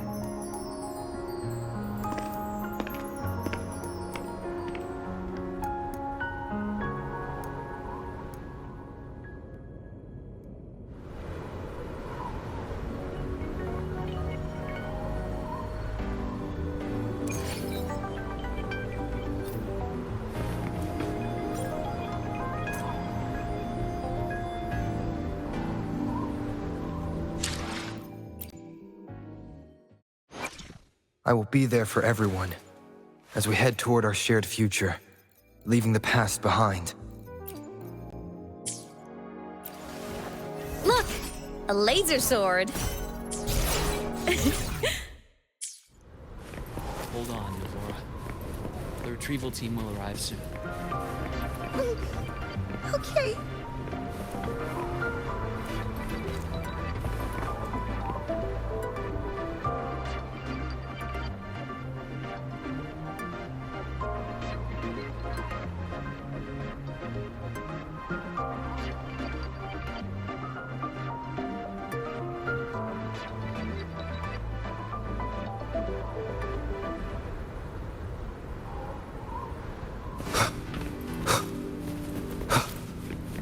So, our squad of 4 is now a squad of 2. Wait. I don't really count, do I? Guess that makes it a solo squad now. I once got accepted to work at a research outpost in the Frostlands. I took a different route back then. That's a surprise. I thought you'd prefer hobbies over field trips. Well, I was really into void storms. Could count as a hobby, I guess.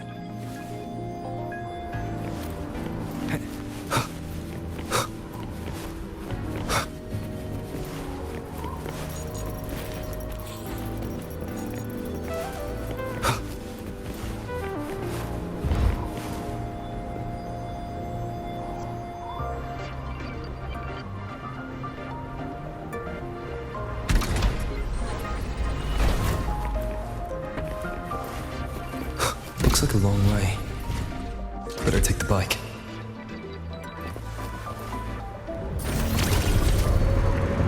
follow the light ahead.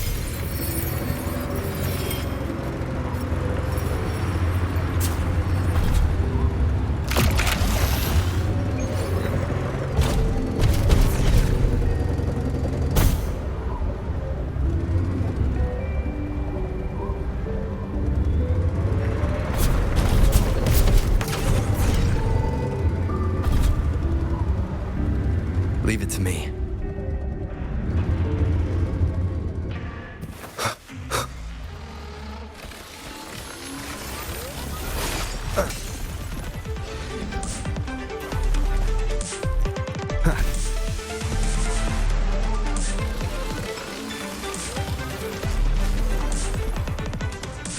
Wind, guide me.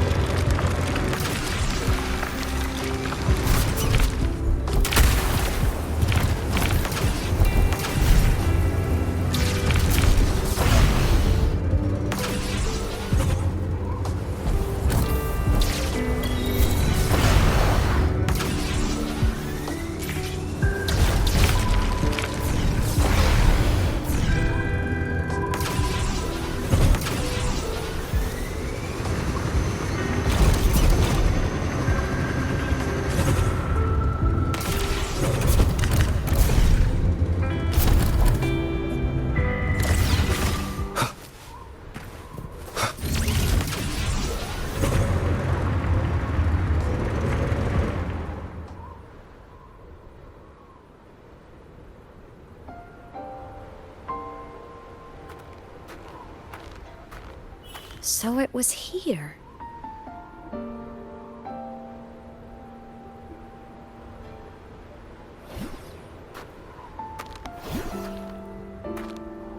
This is the research outpost you mentioned before.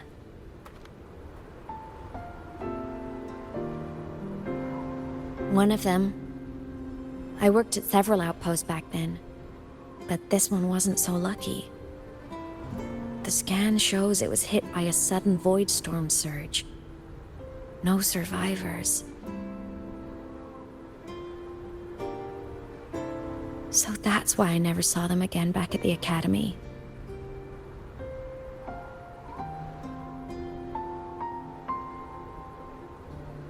I thought I just didn't see them around. Hymuth. Anything swallowed by the void storm slowly loses its existence until it's forgotten entirely. If a cassette makes it out, at least there's a record. But if that gets erased too, then even the fact that they died is erased.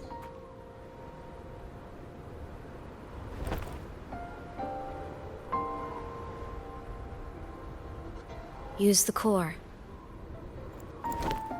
I want to see them again.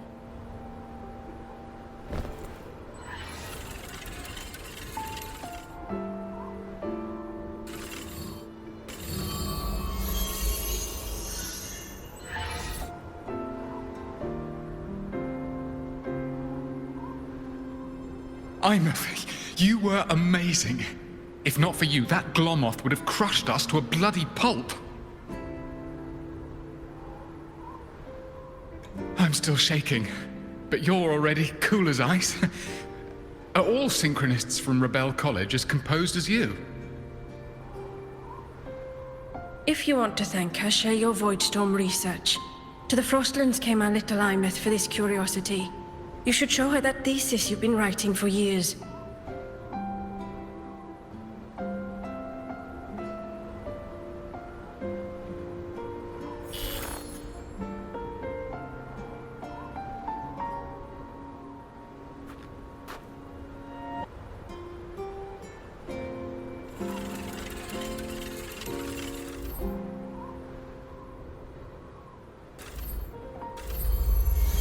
Imeth, you think cassettes might be a breakthrough? I'm not sure. Right now, they're just for archiving. Actual transcription feels like a leap. Try looking to the exoswarm for inspiration. In Lahai-Roi, only one power against the void storm exists, and that all comes from the exostrider. Your thesis or your delicious stew, either works. I'm not picky.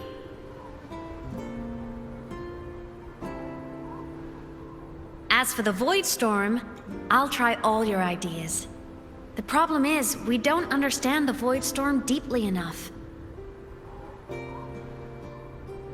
Especially in the depths with high void matter concentration. No probe survives the journey, so research is stuck. I can't shake the feeling that...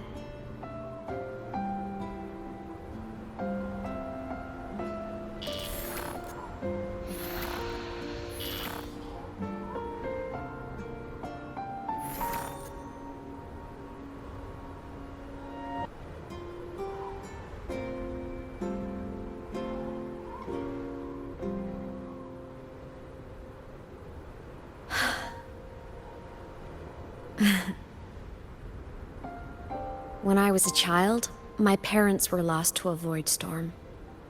Soon after, I even forgot what they looked like.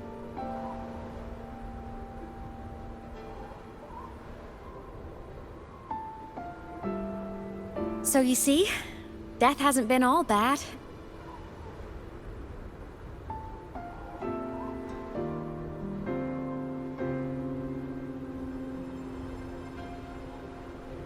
Once I became a digital ghost, void matter couldn't affect me anymore. Even if the whole world forgets my friends and colleagues, I still get to remember every single one of them. Ahmed? Yep. You don't always have to smile through everything. What's that supposed to mean? I'm happy. Really. It's the way I choose to live.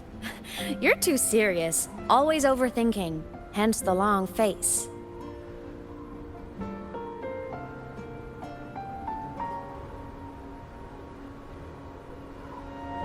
You wouldn't understand how happy this moment makes me.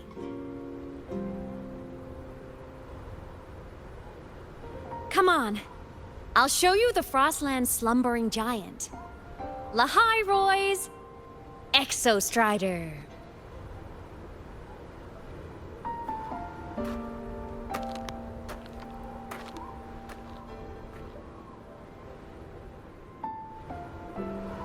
Ever since I became a digital ghost over 10 years ago, I've stayed in Lahai-Roi.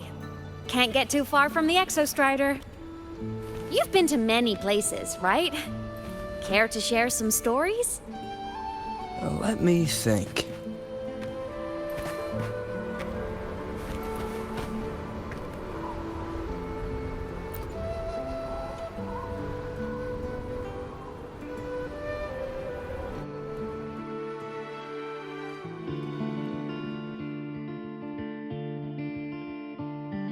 So the rain holding Jinzhou captive stopped. Time began to flow again.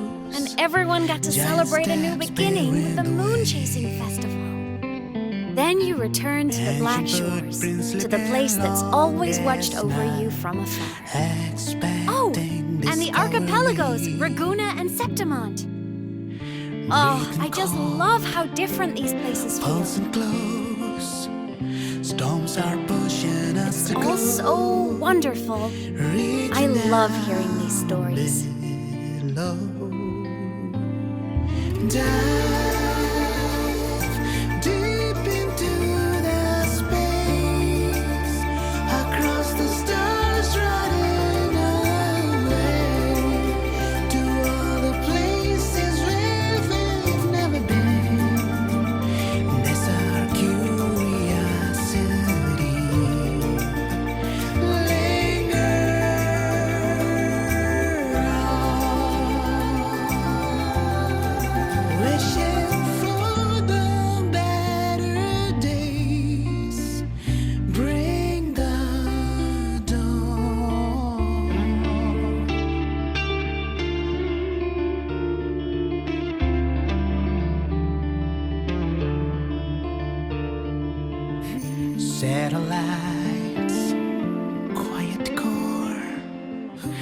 resonance is hard to find.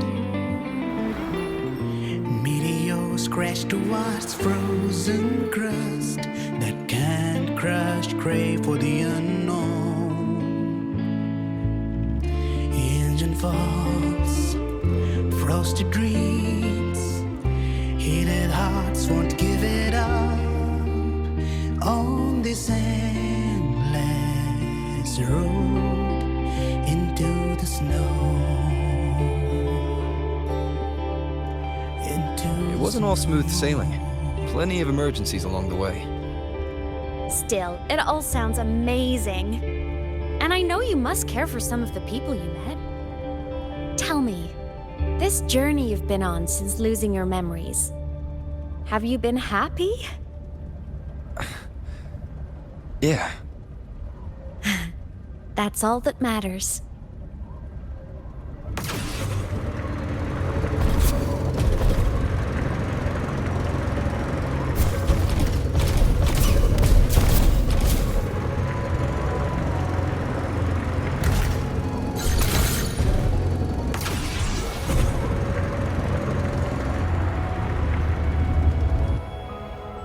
This must be...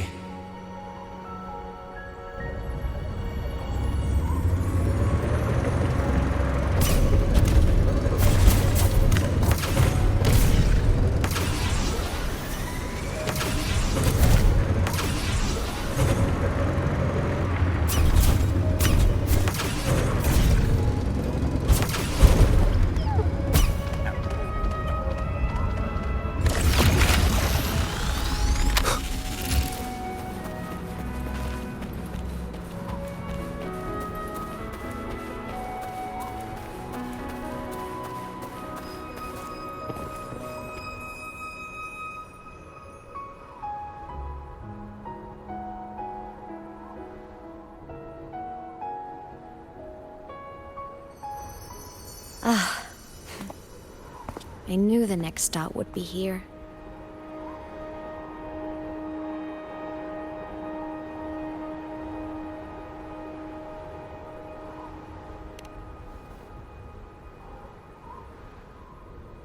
The cabin up ahead.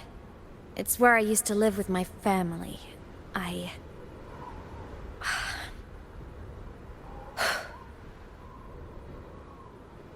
Sorry, I need a minute. I'm not ready yet.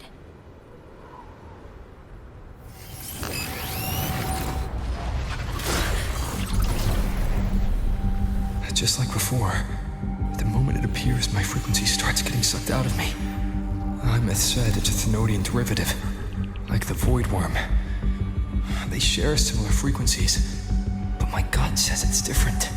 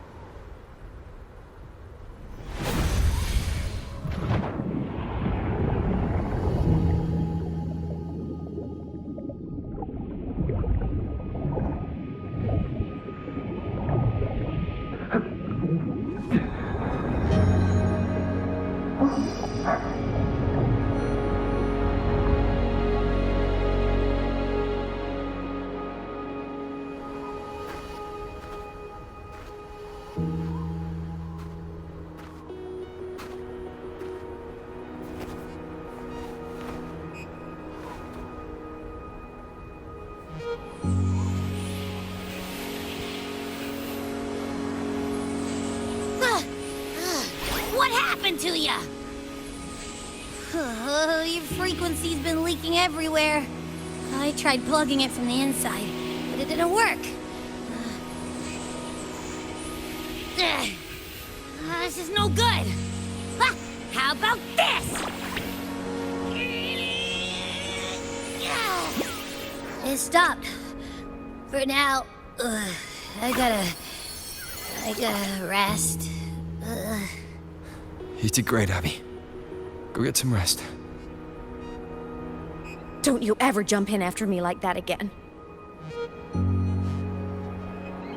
The void matter concentration down there is too high.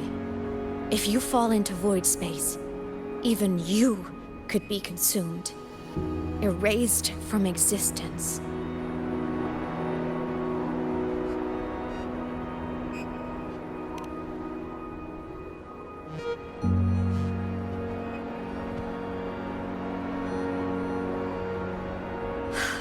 Always making people worry.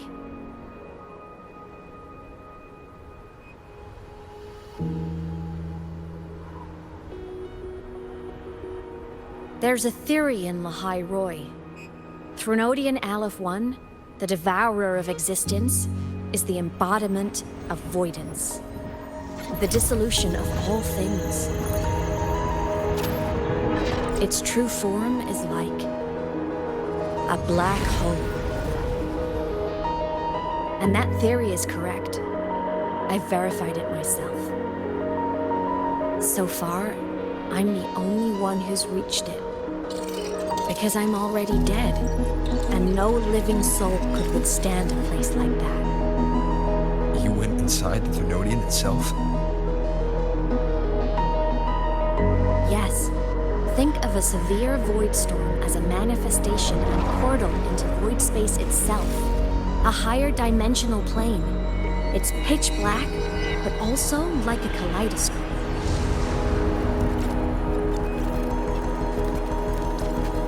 Inside, time and space aren't linear. Everything is warped. Things the Threnodian devoured from different eras can be sitting right next to each other. I know you fought many Threnodians, but Aleph 1 is different. It's already won elsewhere. Wandering through the void space, I saw the proof. A graveyard of civilizations it's already ended.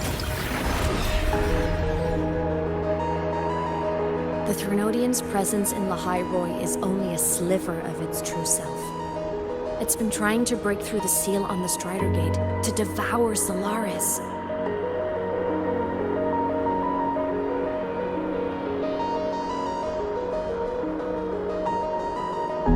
So, don't go wandering off alone.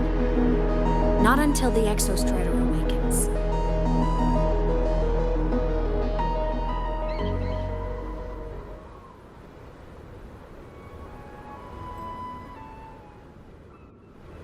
Come, let's rest at the cabin.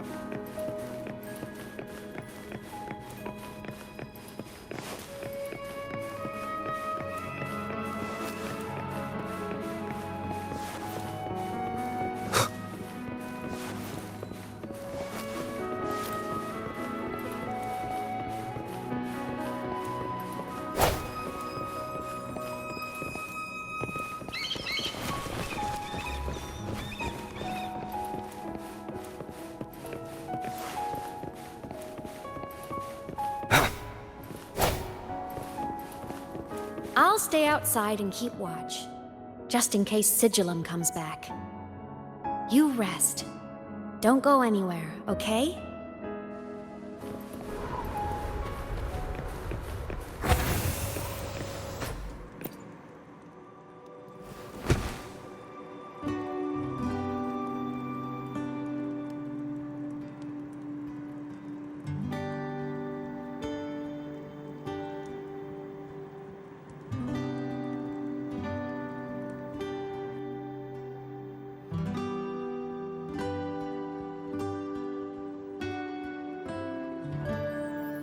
I thought I remembered something before in the lake. I should look around this cabin while I wait for her to get back.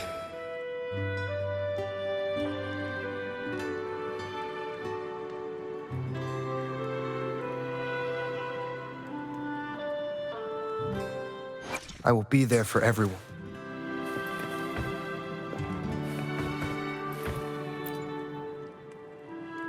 A game console. 2 controllers. The screen is covered in dust. Hasn't been touched in years. Space Fantasy Katia 6. Split stars. Most games here are RPGs or co-op games.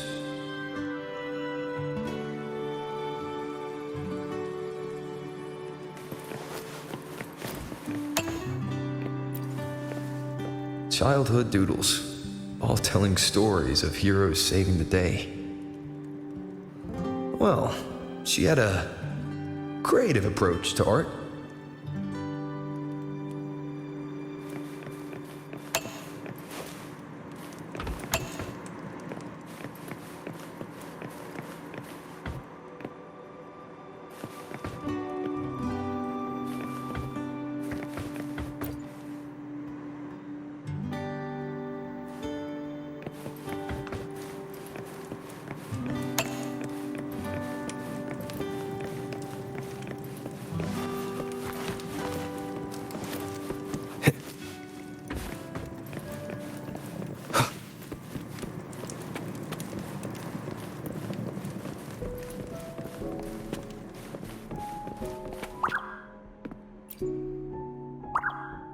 Stuffed toys, a big cat and a small cat.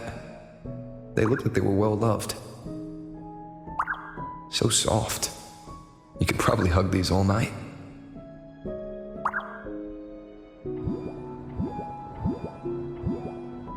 The Solaskin rushed toward the couch.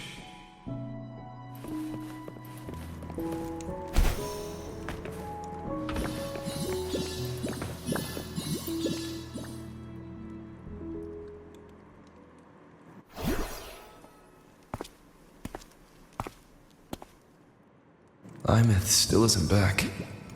But if my hunch is right...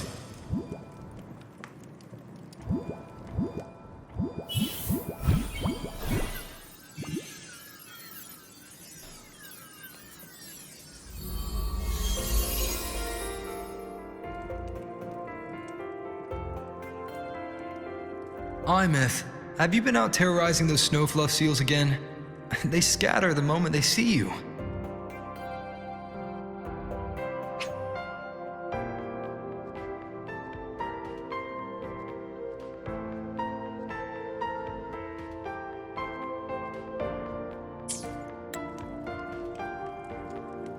Keep this up, and it won't be long before there isn't anyone left in the Frostlands to play with. Have you finished your lessons? You start school soon. Maybe spend less time gaming, hmm?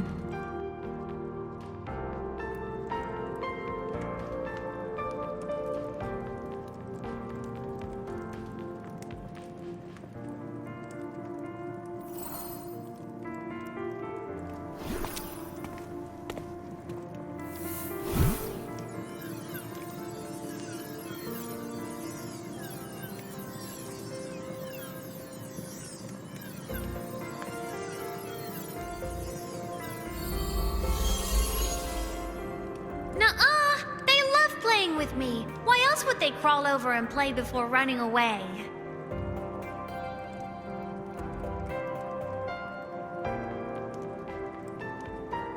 And my lessons... You promised me another level of split stars. No takebacks.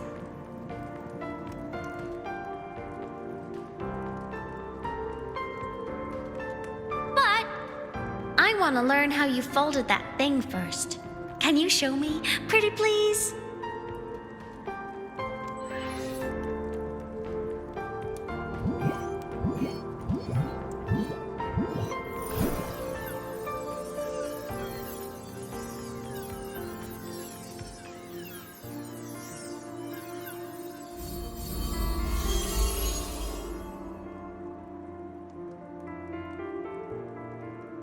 You mean the paper plane?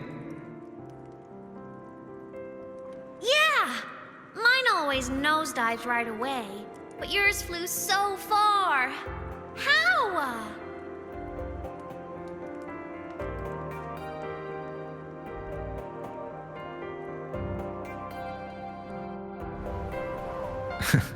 Of course, there's a trick to it. I'll teach you. But first, you finish your lessons. Then we'll fold planes together, alright?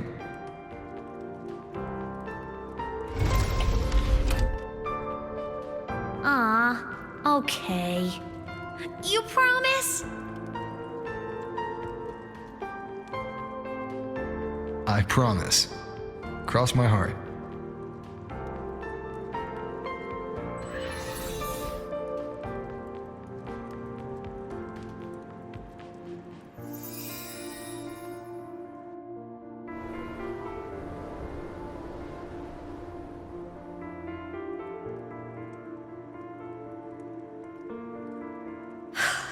I've been wondering how to tell you this.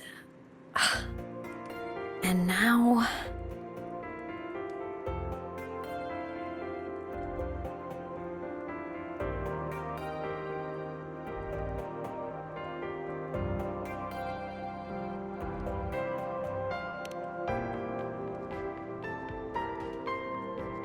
When I was little, I woke up one morning and realized I couldn't remember the sound of my parents' laughter anymore.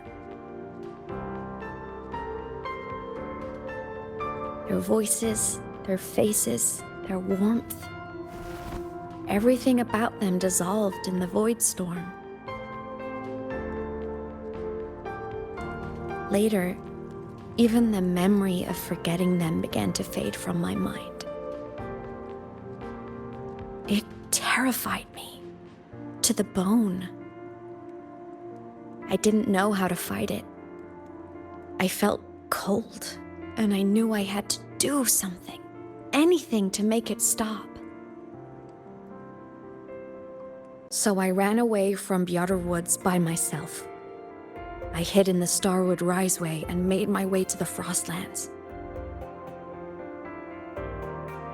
My parents, one was a foreign researcher, the other a Roya. They were stationed here during the Void Storm.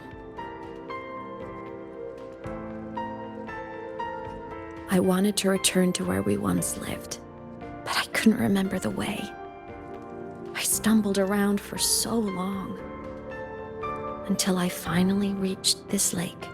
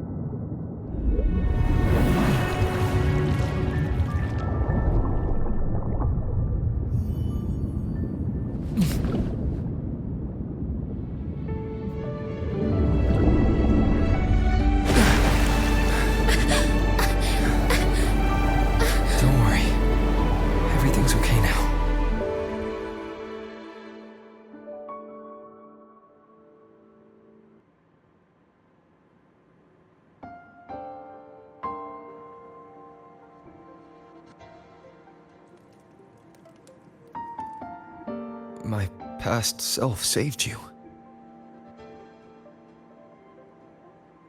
I was sinking into the lake, choking. Everything was fading, until a pair of warm hands caught me.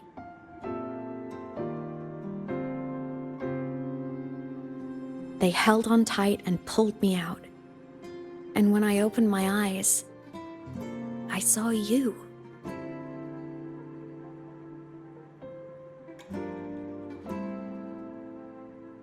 Then I realized the talisman my parents had left me was gone, probably lost to the deep. The thought alone broke my heart. I cried so hard, and you had no choice but to scoop me up, comforting me as best you could. You took me back to your cabin to get warm. And after that, well, you guessed it. I stayed with you there, under your care, until the day you left Lahai-Roi. Why did you keep this from me?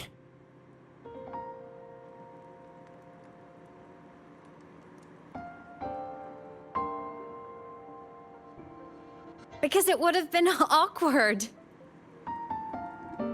Imagine someone you don't remember runs up to you, all smiles, saying, "Long time no see, I'm the kid you used to look after." And what would I even say next? Want to go visit our old cabin? I listened to you and topped my class, or, "Yeah, I accidentally got myself killed, my bad."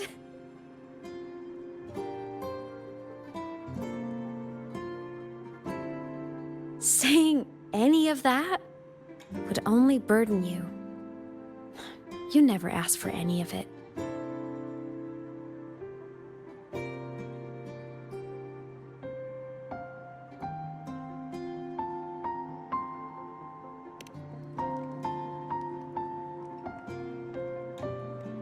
Since I woke in the Gorges of Spirits, I've met many people from my past. They've helped me recover pieces of myself. It's a good thing.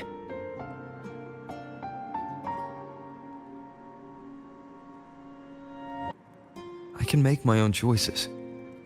You should have a little more faith in me, Imeth.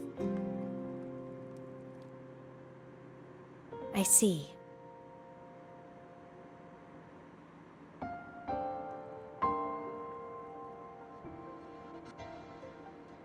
Then I'll just shoot away. My freshman speech, my first song release, the time I hit a new sync rate record. You missed all the big moments.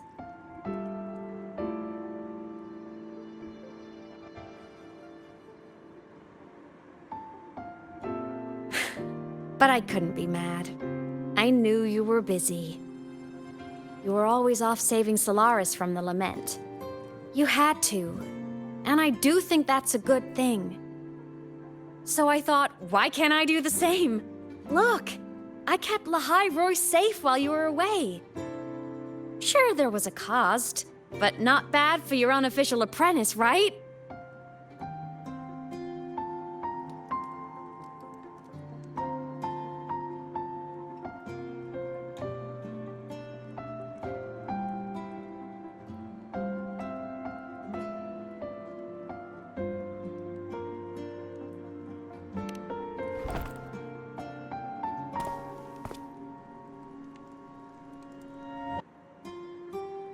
You think so? Hearing that from a big old savior like you, well, that's nice.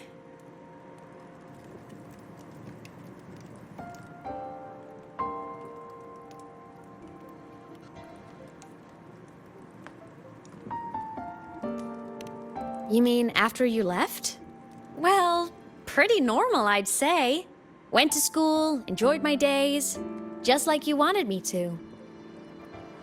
And then I became a ghost. Since then, it's been drifting between the Academy and Void Space.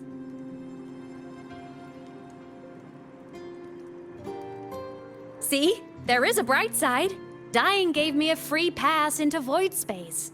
I'd call that a win. Gotta explore somewhere, right?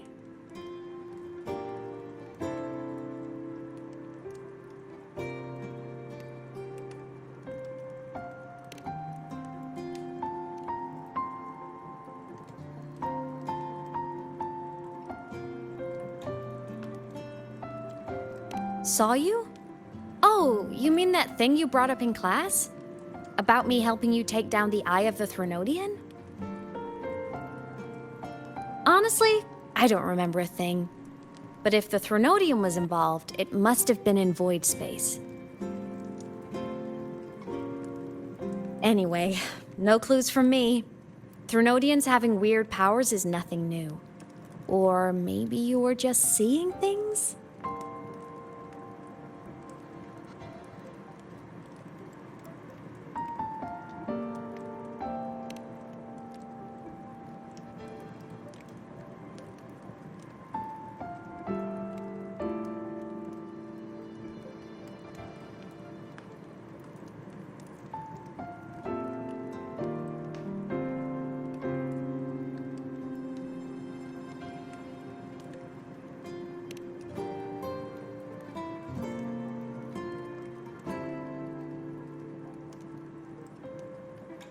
Hey, easy now. Just rest here tonight. We'll handle everything tomorrow when you're stronger. Project Rebuilding Myself is going great. Once we reach the Exostrider and recharge with the reactor, we can make for Sigillum and finish it for good. I will take care of the problem for you.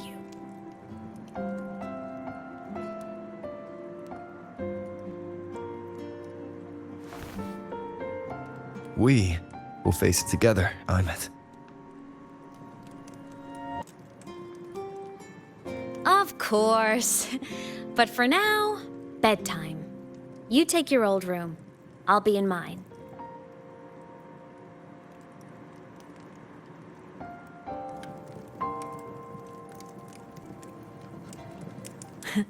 Kinda takes me back, saying goodnight like this. Just like old times.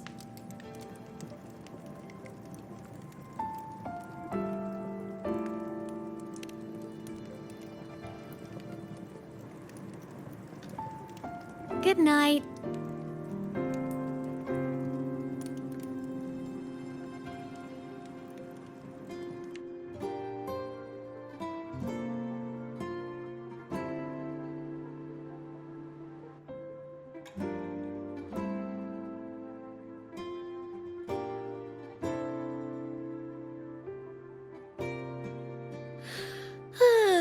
Huh?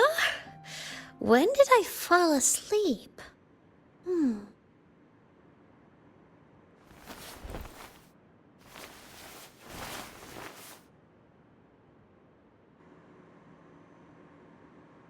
My paper plane.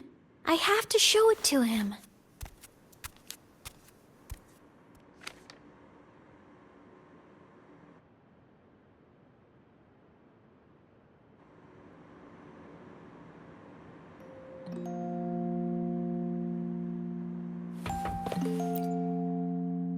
This cat stuffy he gave me is so warm. I love cuddling it when I sleep. Feels like he's right there with me.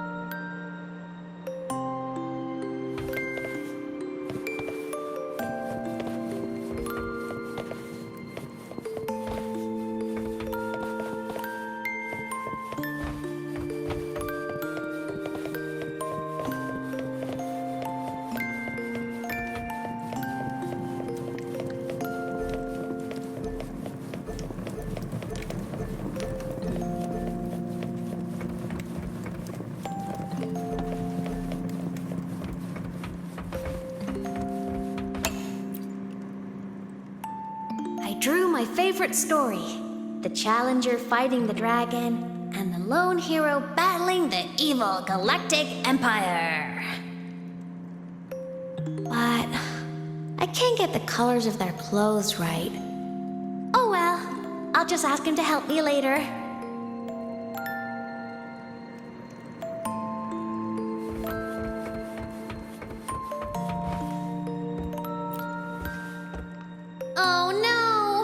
I forgot to save my game. That was my best score ever. Next time, I'll definitely beat his record. I'll show him.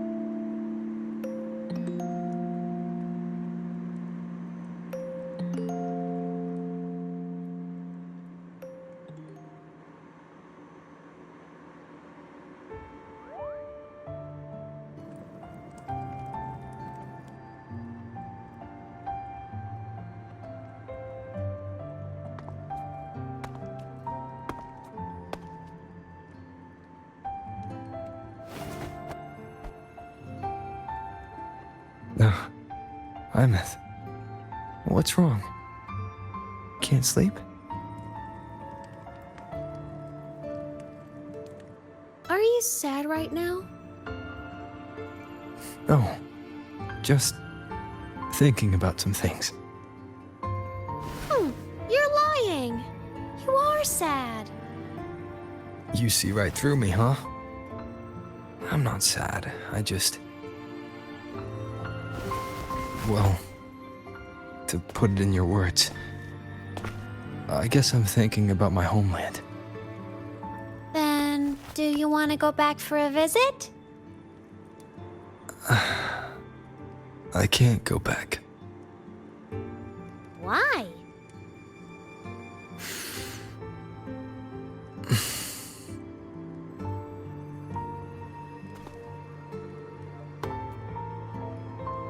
Can I tell you a secret? After Mom and Dad went away, my chest always felt all tight and heavy. When people in the tribe talked to me, their voices always sounded really far away. But that day at the lake, after I cried in front of you, the feeling got a little smaller. I didn't feel so bad. I know you can't say this stuff to other people, 'cause they all think you're super strong. But I'm just a kid, and I don't think you're that strong. So, if you need to cry, you can cry with me. I'm really good at keeping secrets. So, you don't have to be sad by yourself. Okay? My homeland is far, far away, Imeth. The people there gave me a mission. That's why I came here. What kind of mission? It must be really important to come so far. It's complicated. Too complicated for you right now. Then just pick a simpler way to say it. I'll listen really carefully. A simpler way. Put in terms of your space fantasy gacha games. I came here to save the world. To do whatever needs to be done to fulfill the mission. For as long as it takes.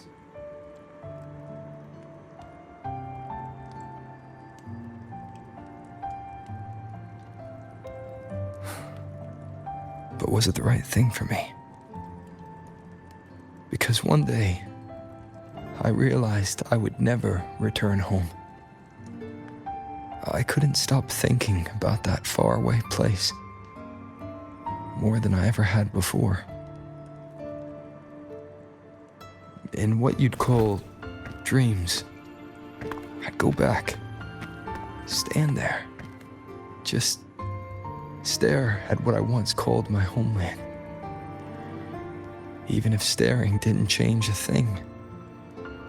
Even if it was pointless. Oh, I see. You miss home. Maybe.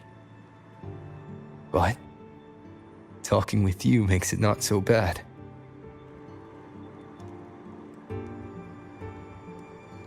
There's still a lot I have to do in this world. This won't stop me. Don't worry about me, Imeth.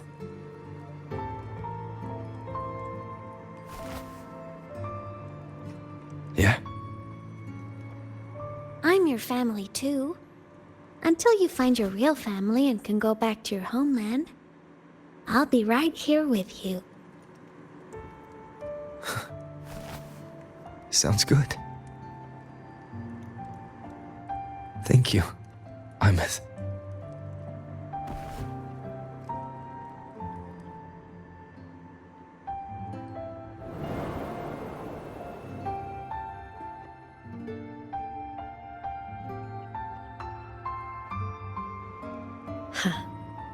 A dream of the old days.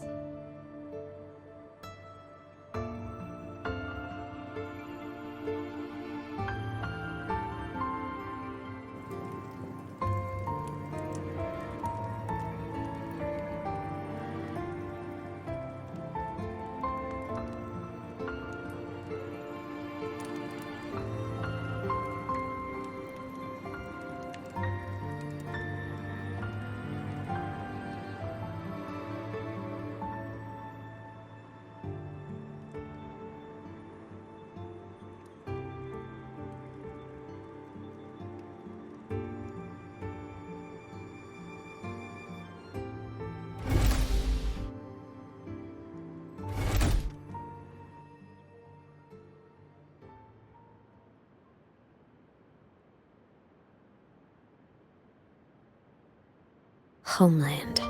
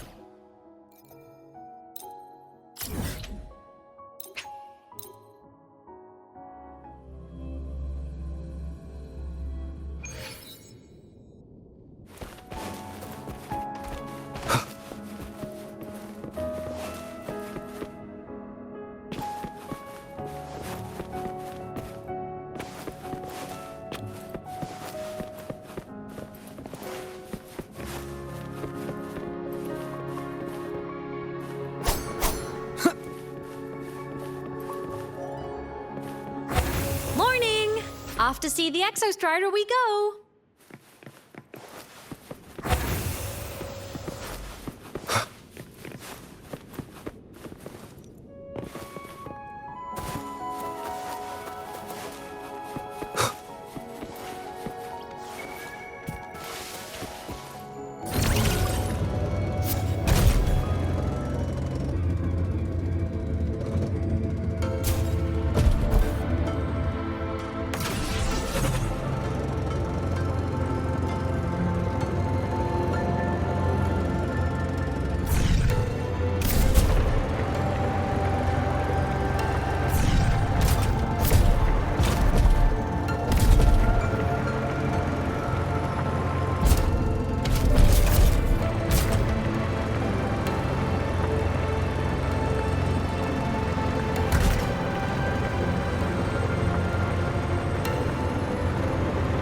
The Exostrider is surrounded by water. Perfect chance to test out that bike Dr. Luke modified for us.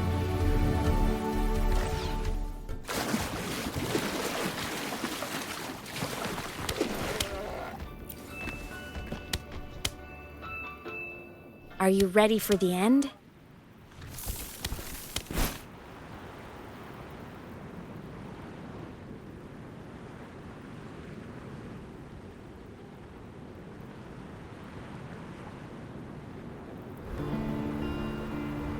Imeth, once you get all your power back, will people be able to see you again? Hard to say. There's no precedent for my situation. It's all just theory. But what if it works? What would you want to do then? Haven't decided. But I'm definitely going on a proper tour of the Academy. If that happens, can you come with me?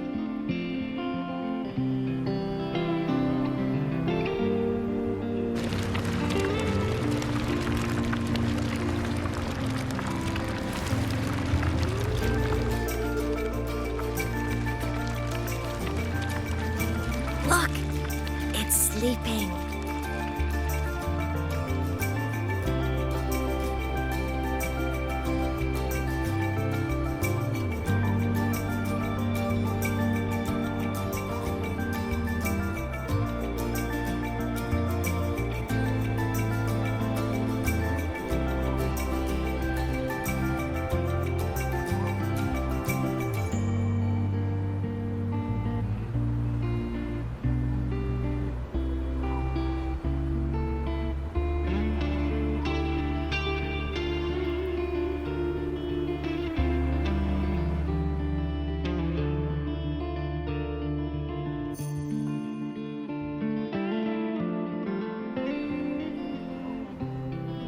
Look!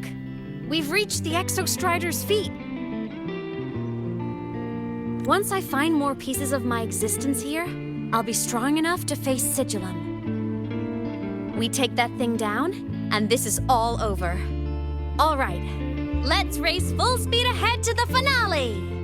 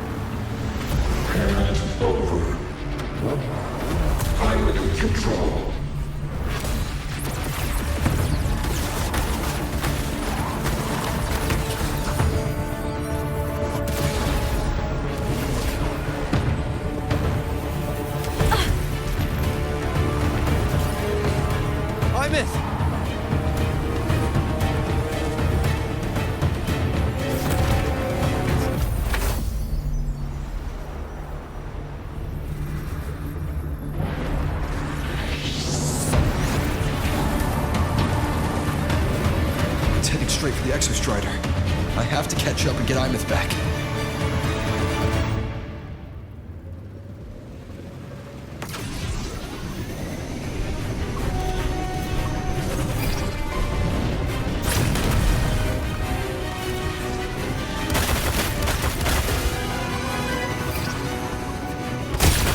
Complete. It's throwing up barriers to block my path.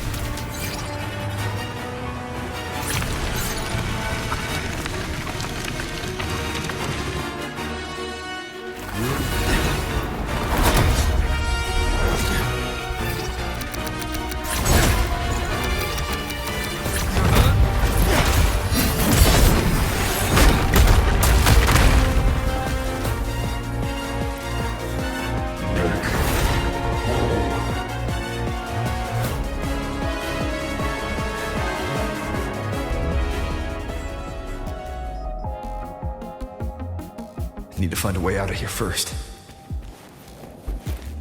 Sigillum isn't just after the reactor core. It's targeting my frequency and Imeth's piloting control of the Exostrider as well. What exactly is it planning?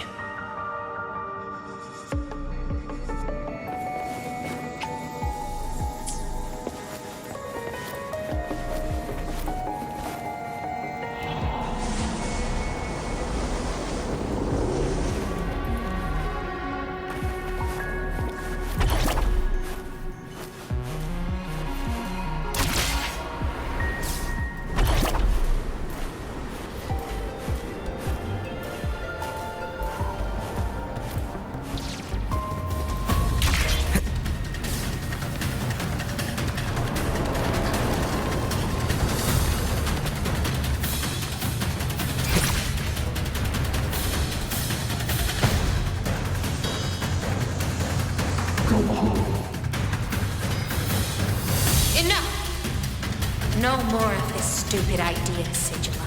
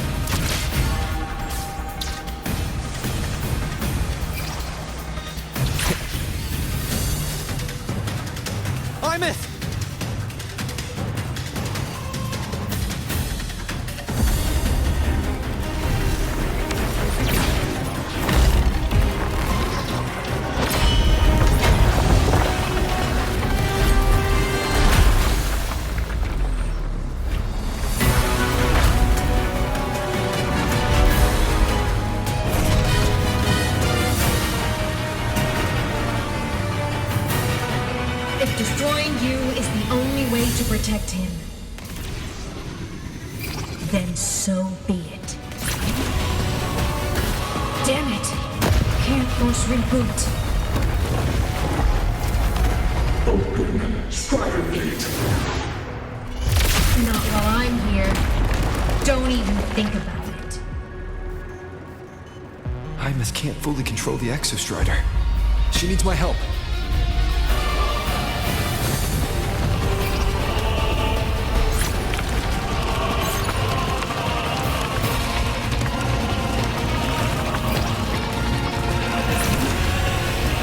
It's like Hymus is doing everything she can to keep Sigilum away from me. Then there's the Strider Gate. There must be a connection.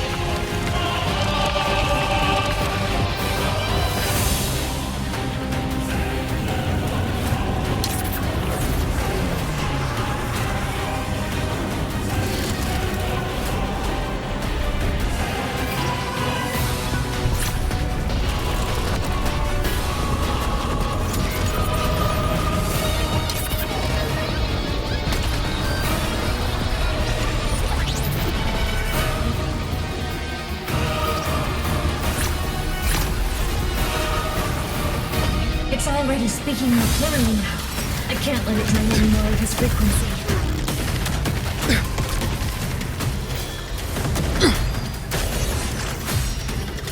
Gotta pull it inside. Gotta end this for good.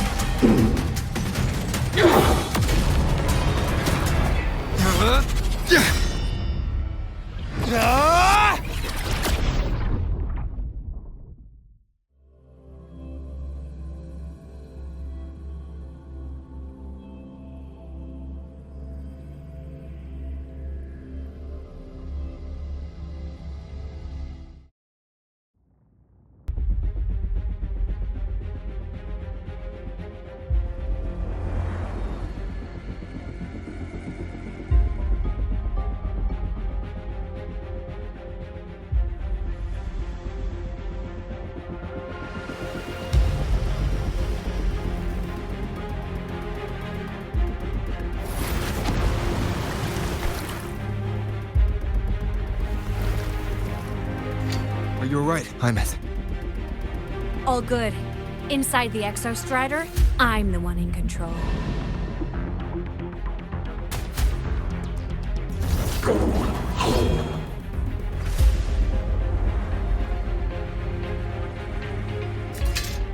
I'll destroy Sigilum. So, just go.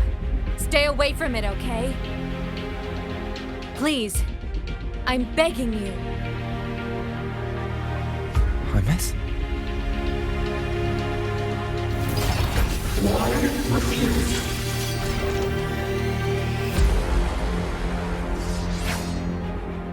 So lonely.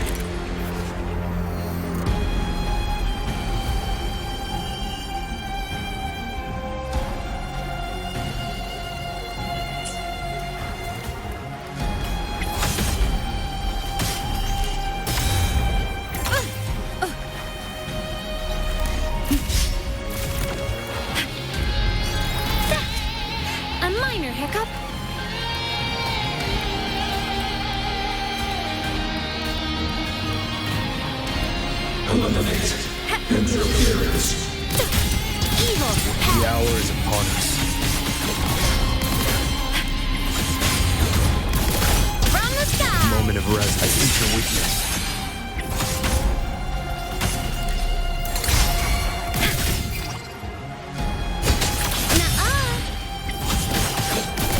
Feather drones, The end has come. Ghosts don't feel pain.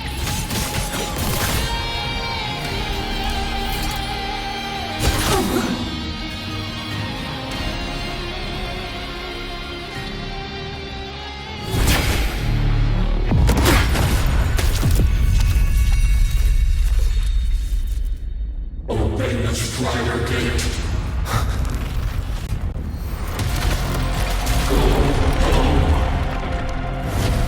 Shut up!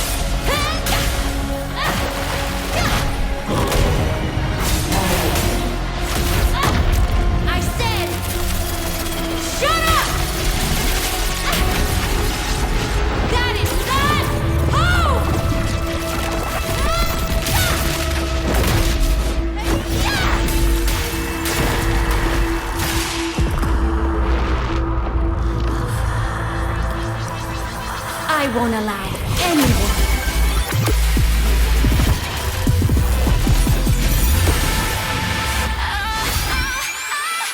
to harm Rover.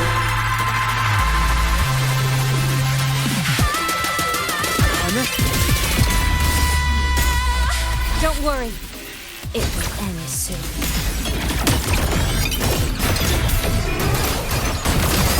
Blade cleaves the night.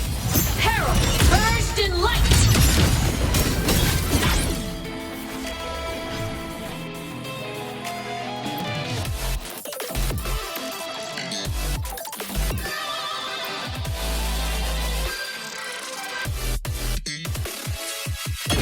Swift and resolute.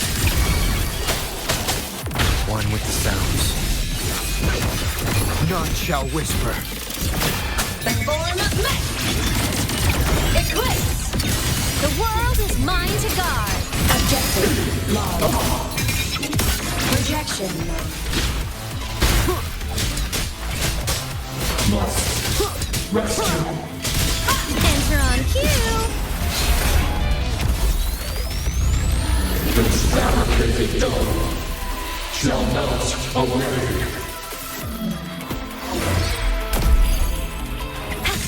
Come on, little one. One with the sounds.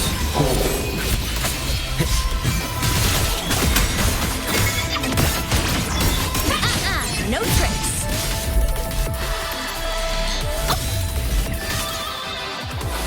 Nowhere to hide. Whirling up. Souls sing in harmony. To the Savior's victory.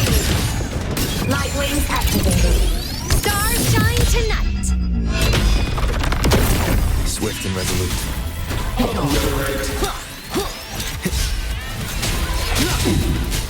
Down with the curtain.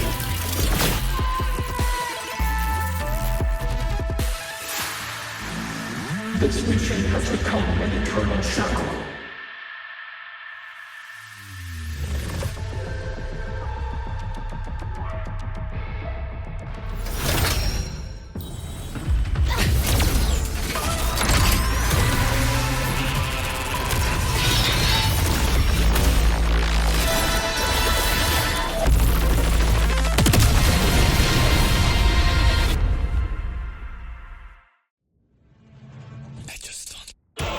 What exactly are you hiding from me?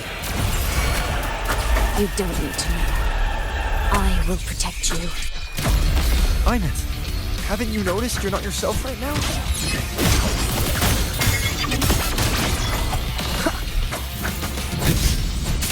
Enter the ghost. Hey? One with the sounds. For what cause do you fall silent? No. It's all right. I'm okay. Starlight over the seas. Scorch through the void.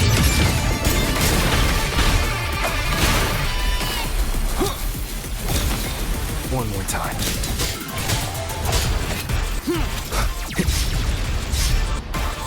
Enter on. Come on, little one.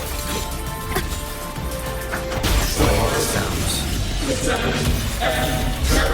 Whirling up.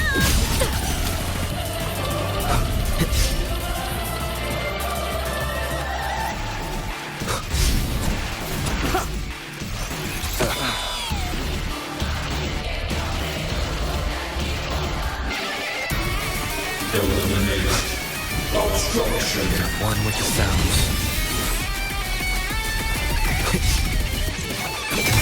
Projection mode. For what cause do you fall silent?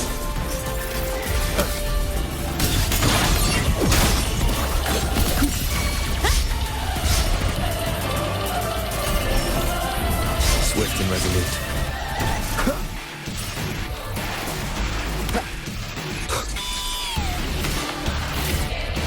Keep it together. One with the sounds. Down with the curtain. Whirling up. Come on, souls sing in harmony. To the Savior's victory. Solar flare.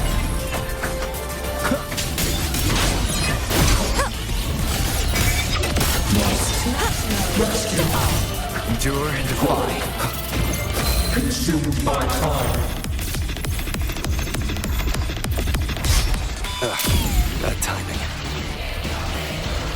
At your command. Protection. From what cause do you refuse?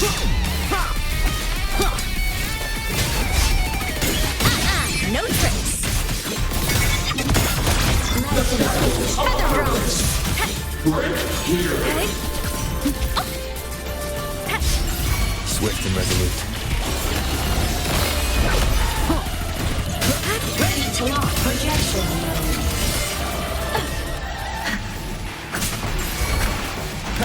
Last chance. Stars. Descend and perish. The form of mech. Blade cleaves the night. Herald, purged in light. Cluster cannon ready. The savior rises. Shadow descends.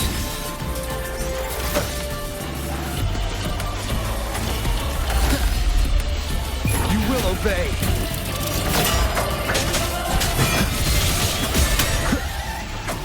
Enter the come on, little one. The shackles of purpose. Break here.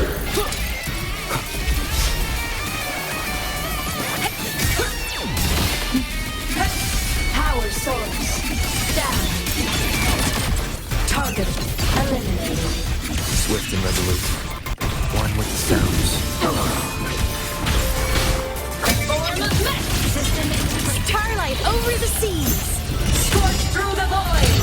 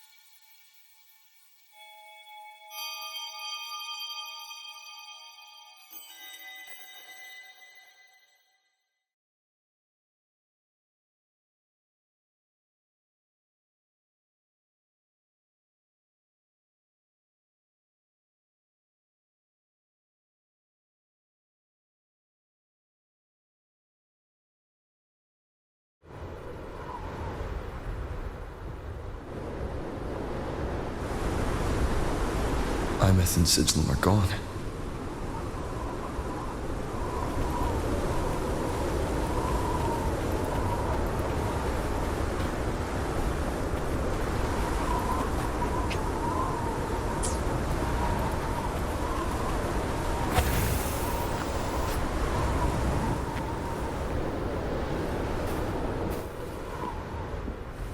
Is this Imeth's old dorm? Since she can resonate with the Exostrider, even after her body was destroyed, her frequency must have merged with it.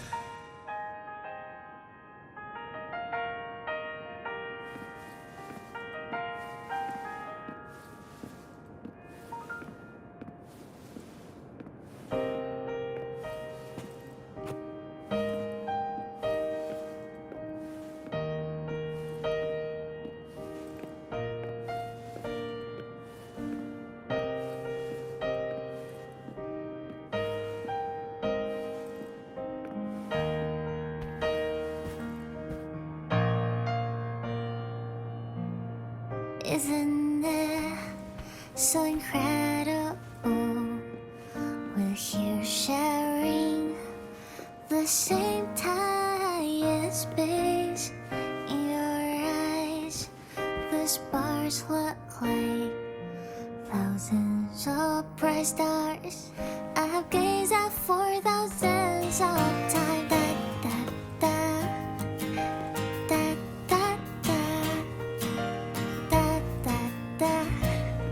Da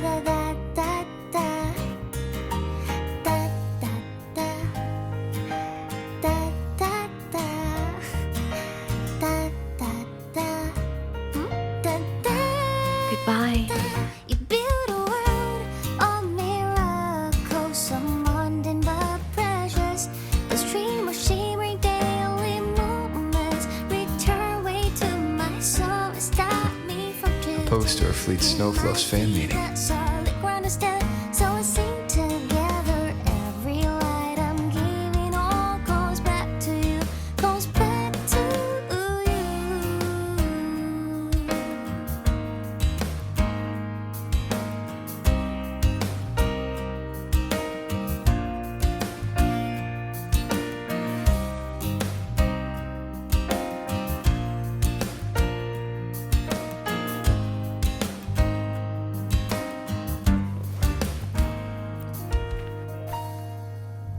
A photo album.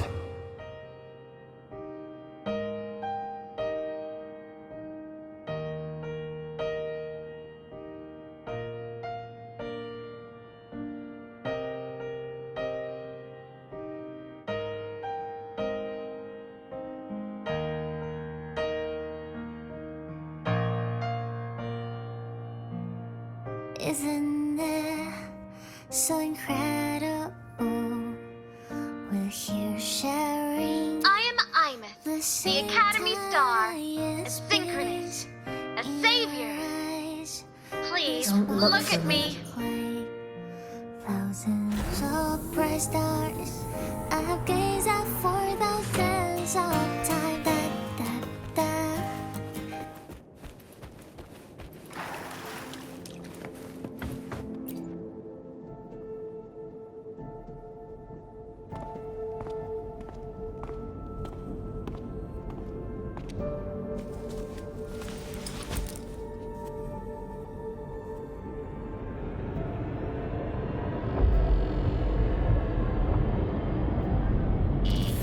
Piloting the Exostrider.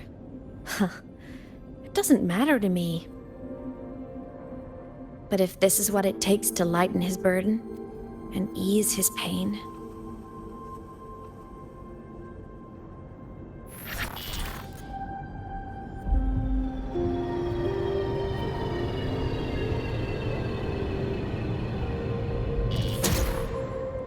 Saving the world.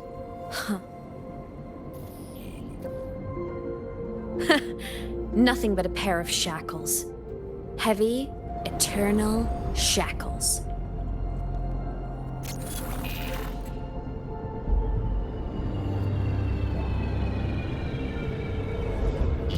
No. He can't ever know this. I must keep this secret. Bury the truth deep.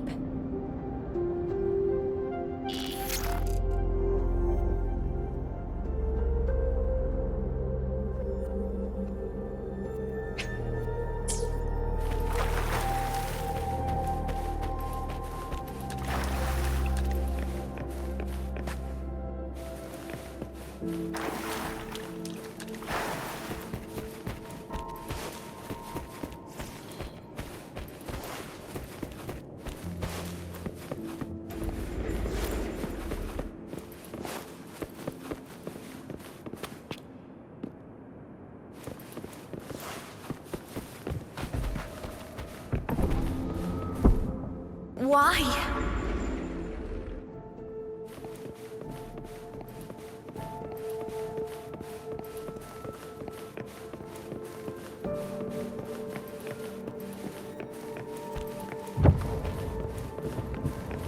It hurts.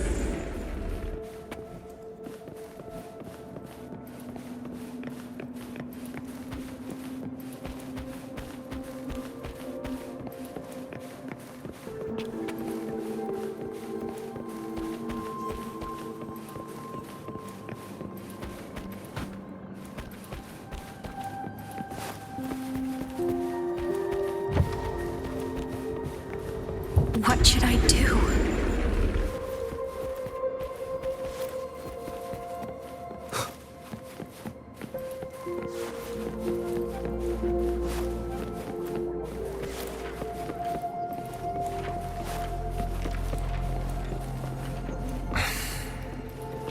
I can't go back.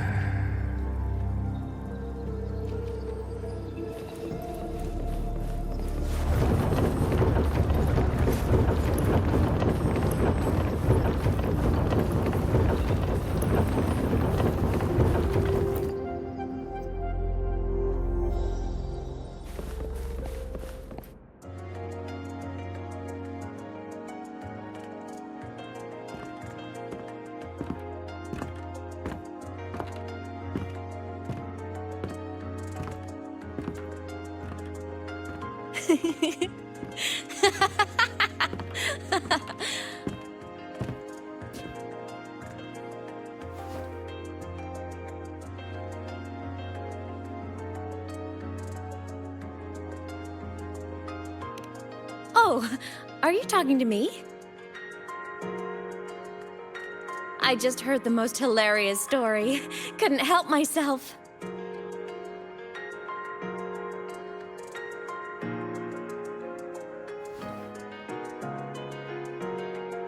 Since you asked, how about I tell you?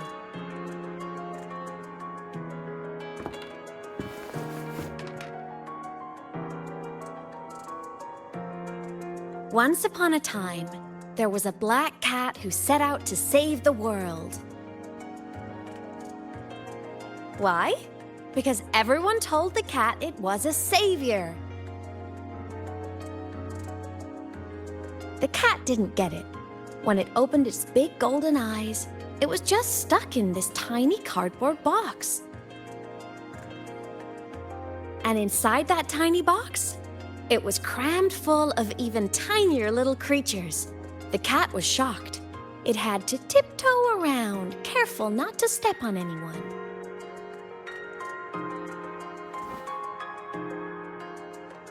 These tiny creatures, even living in their tiny box, had so much misery, so many disasters, constantly just waiting for the other shoe to drop. Please save us, they begged the cat. And of course, the cat agreed.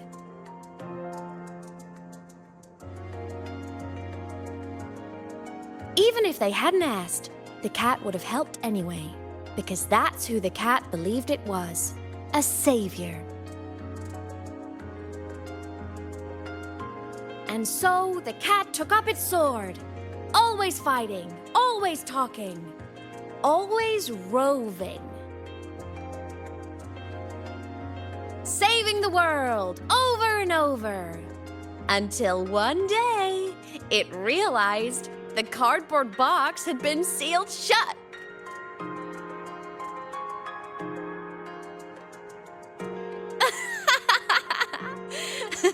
Isn't that kind of laughable?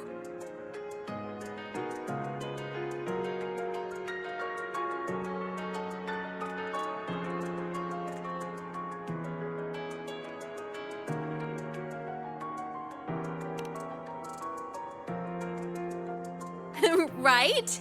It's just a cat. Why did it have to do all of that? But in such a laughable story, somehow everyone else gets to be happy. The ones who relied on the cat, the ones who hated the cat, they all got exactly what they wanted.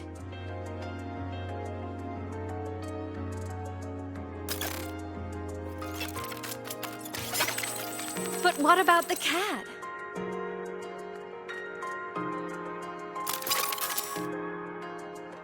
It wants to go home, but no one remembers.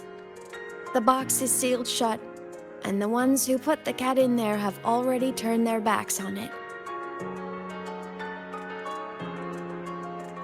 Even the cat itself has forgotten.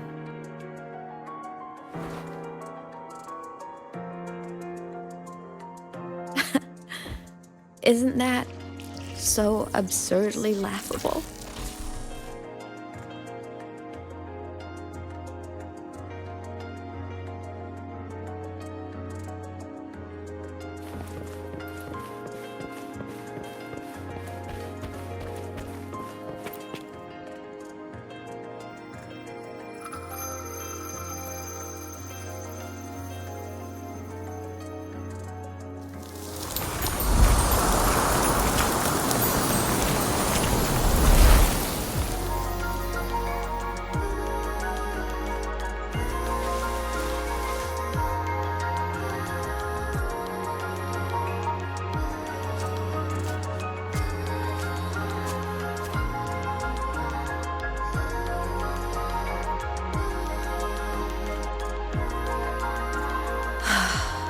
My head's been loud.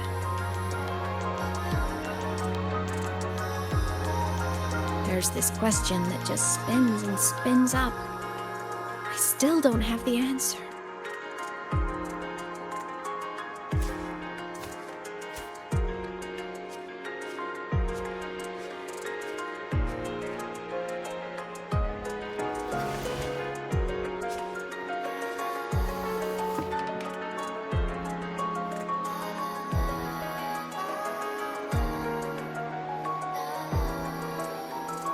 Now that you're here, I want to ask you what you think.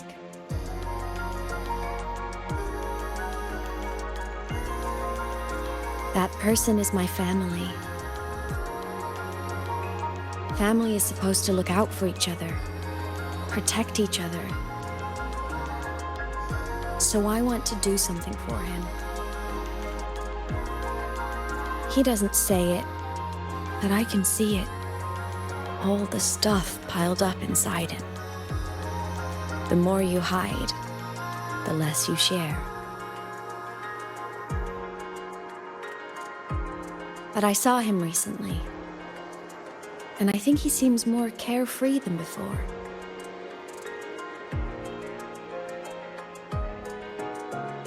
The sunlight in Jinzhou, the flowers in the Black Shores, the winds of Renacida. He told me all about this new journey. It made me happy, truly happy for him. I guess forgetting can be a blessing. If you don't remember something, it can't hurt you.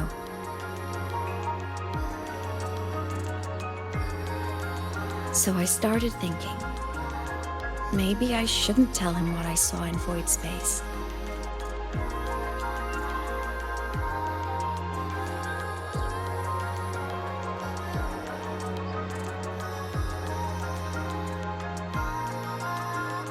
All that pain he carried about his home, it's gone now. Why bring it back?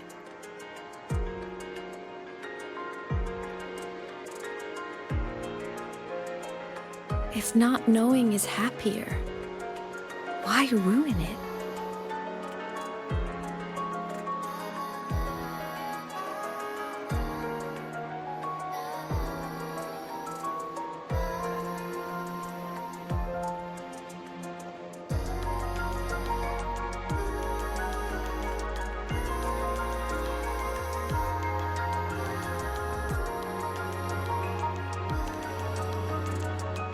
Right. Happiness is so fragile. It should be protected. I want to protect him. We all need a little hope to keep going, right? I want him to hold on to that hope.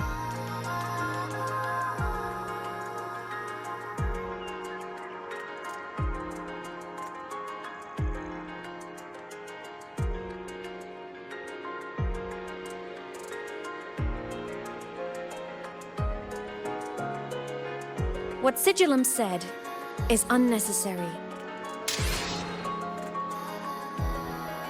It's been feeding on his frequency, trying to complete itself, spouting things that should have stayed unsaid, things that would ruin his peace.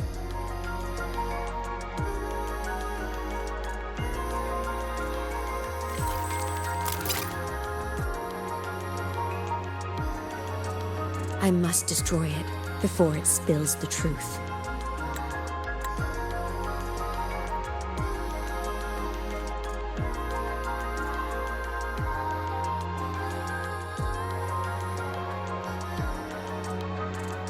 I brought it into this world.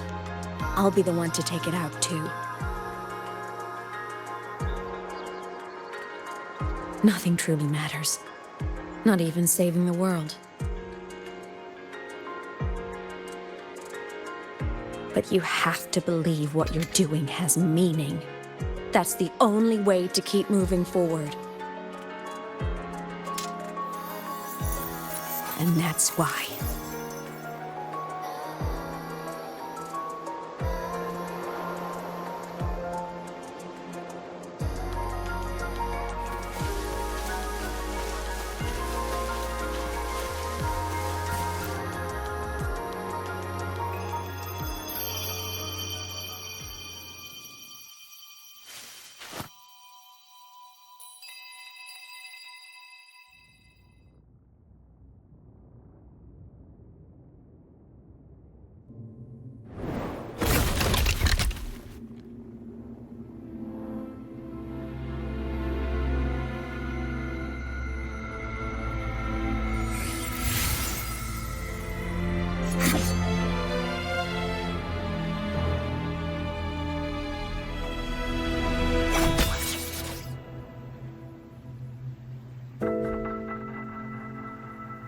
Stop, Imeth.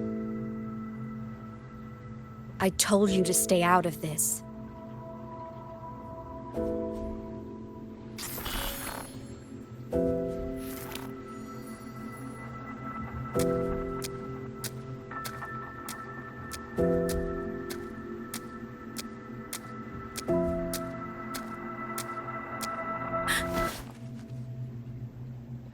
I know you did this for me, to protect my happiness, and I'm grateful, but it's over now.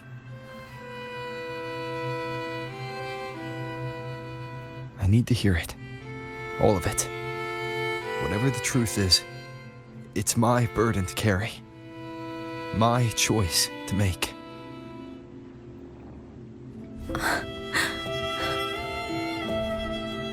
Carrying this on your own hasn't been easy, has it?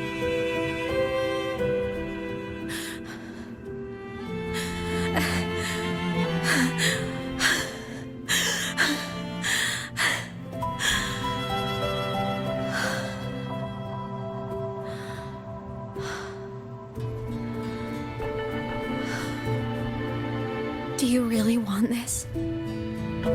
Even if it changes nothing? Even if it only weighs you down? Things only weigh on us because they matter.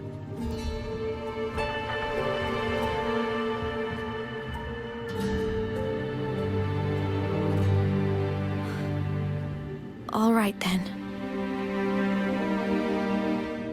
Back when we lived together, you once told me you'd come from a faraway place, that you were on Solaris to carry out a mission. Current research suggests the Exostriders and Sentinels were made with technology from the same civilization. I think that civilization is the faraway homeland you spoke of.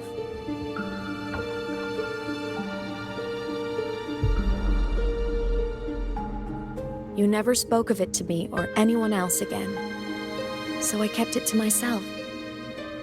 Until I died and slipped into void space as a digital ghost. As I wandered through the ruins devoured by the Threnodian, I stumbled upon a faint frequency. Your frequency.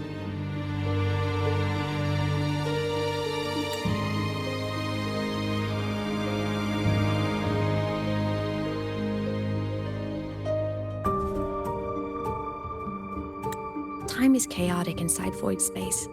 There's no telling when it had been devoured. But I could feel your warmth in it. After so long without you, I couldn't let it go. I kept it with me. Guided by its strange connection to other frequencies, I traced my way through countless overlapping spaces until I found the remains of an Exostrider.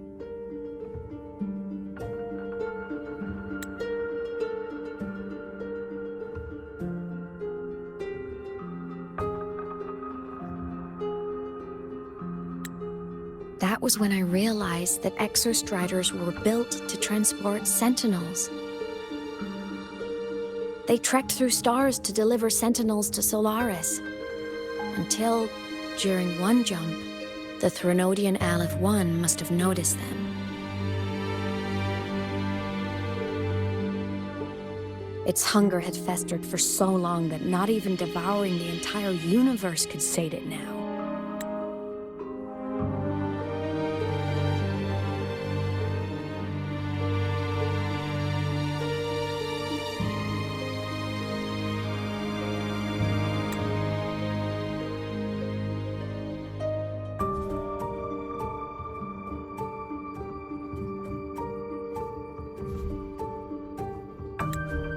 That frequency then led me to another relic consumed by the Threnodian, a creation built by the same makers of the Exostriders. It was beyond my understanding. I could only guess its purpose. A communication satellite. And within its ruined shell, I discovered frequencies tied to you. From those fragments, I saw the messages you sent home. Not about your mission, but full of longing.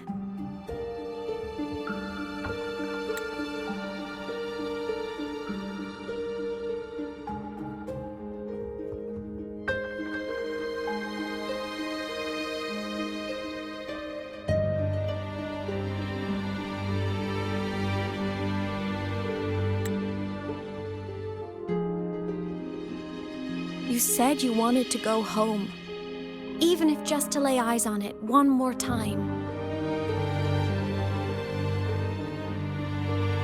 But their reply was a rejection, because it wasn't part of your mission, because it was unnecessary.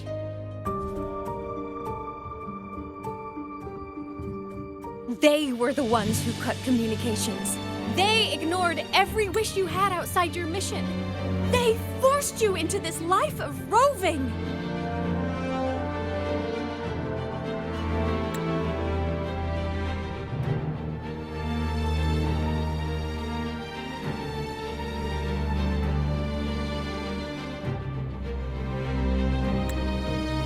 And still, you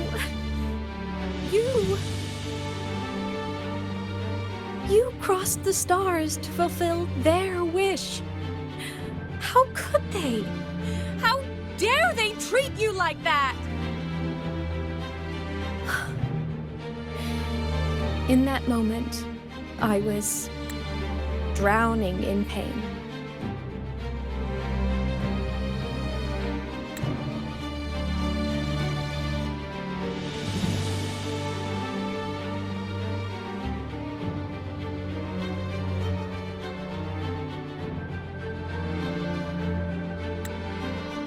I didn't know how to help you.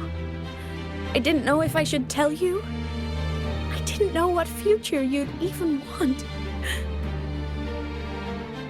That's when your frequency I'd been carrying with me, it was corrupted by the void matter.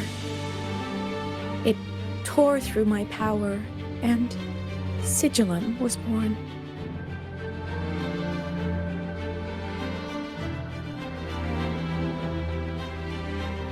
It was born from my mind, from all my worries, my fears, everything I imagined you'd suffered. At first, it acted on nothing but the instinct to go home. It craved your frequency, trying to make itself whole, trying to seize access to my piloting control. So we could reactivate the Exostrider and cross the Strider Gate to get back home. Exactly. The more of your frequency it consumed, the more coherent it became. I couldn't let you hear those words, so I tried to destroy it. This is what I've been keeping from you. I'm sorry.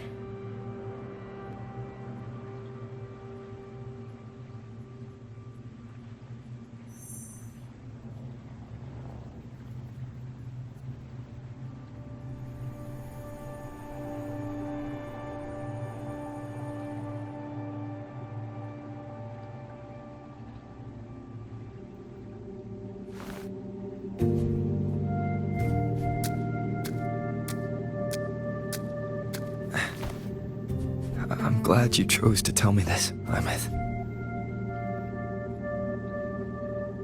Hearing this, it's a lot to process. I'd be lying if I said it wasn't. I just need time to figure out my next move. This homeland of mine, even saying it feels strange to me. But don't worry. The journey I've had since losing my memories, the hope I found, that's mine to keep. No one can take that. Saving the world? I never saw it that way. The people and civilizations I met, they saved themselves. I was just there to help. Jinzhou's soldiers fought through retroact rain till dawn. The Black Shore's bloom bearers ran themselves ragged across distant lands. Resonators' factions all dared to defy the dark tide. Lahai-Roi's people never stopped reaching for the stars. I'm no savior who fell from the sky, and no one ever saved themselves by waiting for one. There's been plenty I couldn't do. Losses I couldn't prevent. Sacrifices I had to accept. But I'd do it all again. Every bit of it. If this was a mission from my past, I'd be lying if I said I didn't care what they thought of me now. But that's a question for later. Right now, we have more important threats to face. The fact that I choose this path even without my memories, that tells me this is who I am. I can't stand by while the Lament brings suffering. I care about this world too much. But I'm afraid you'll feel alone. With everyone here? With you here? Not a chance. I will be there for everyone as we head toward our shared future, leaving the past behind.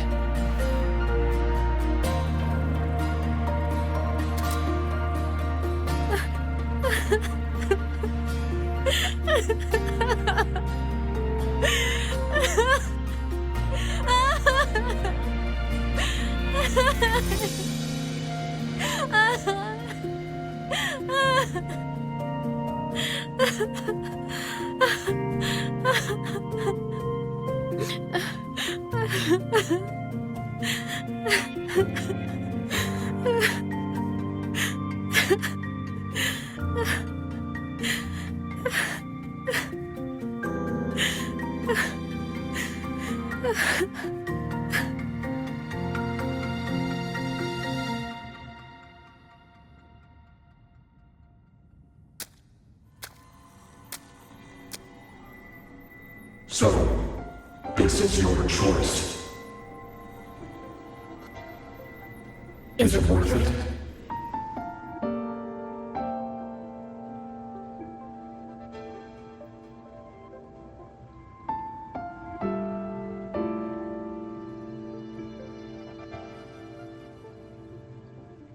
I know where I'm going now. That's what matters, not where I started. Then keep going. No matter what.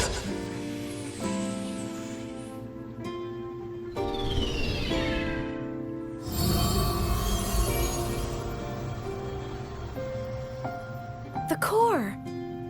It's returned to the Exostrider. It's one step closer to finally awakening. And you? Your power should be restored now that Sigillum is gone. It's more than restored. The core's return has rebuilt my frequency from the ground up. I'm a full Exostrider Resonator now. My original body is still gone, of course. I'll always be a ghost in the machine. But my existence is now strong enough to be detected. It's like a faint current turning into a bright, flickering spark. So will others be able to see you now? That's right. Guess our little road trip movie's come to an end. Time to head back to Star Torch Academy. Together.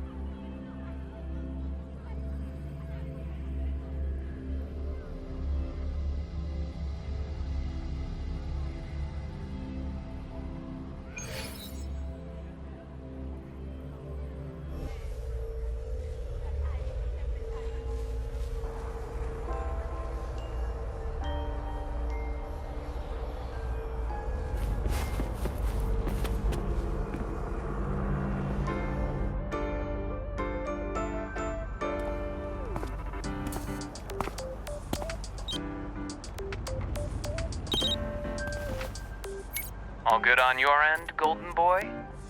Lucila mentioned the Exostrider in the Frostlands just moved. Please tell me that was you. That was Imeth. Given how well you know me, I assume you know her too.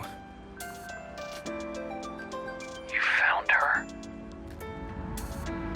I brought her back to the academy. It's a long story. I'll fill you in when there's time. Understood. But I do have to ask, on Lucila's behalf, what's the status of the core? It was returned to the Exostrider. That explains it. The Research Institute is reporting a spike in void matter concentrations over Lahai-Roi. Voidstorm activity is kicking up again. Back when the reactor drive was in the sky, its annual self-diagnostics caused the Exostrider's greatsword pointed at the Thernodian to weaken. The Exostrider is probably running the same procedure now to integrate what you returned. Best for you both to stay within the academy until peak season passes. All right. I'll be careful. Next time you're in the infirmary, we should revisit your old plan. The one tied to the Exostrider, the Strider Gate, and the Thernodian. For now, just be with Imeth. It must be a great relief to have her back. I'm happy for you. You've earned a break. Get some rest. Looks like Imeth is at the auditorium. What's she doing there?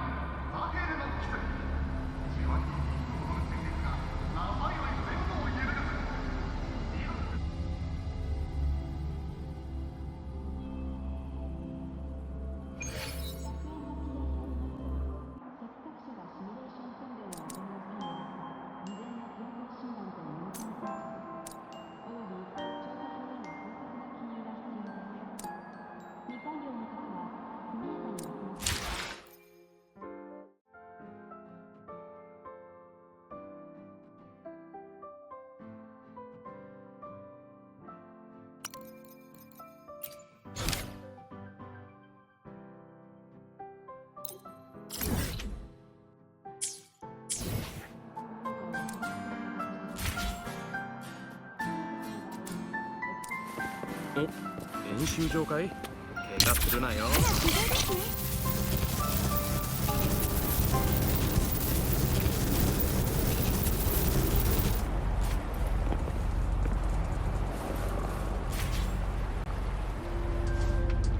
行こう。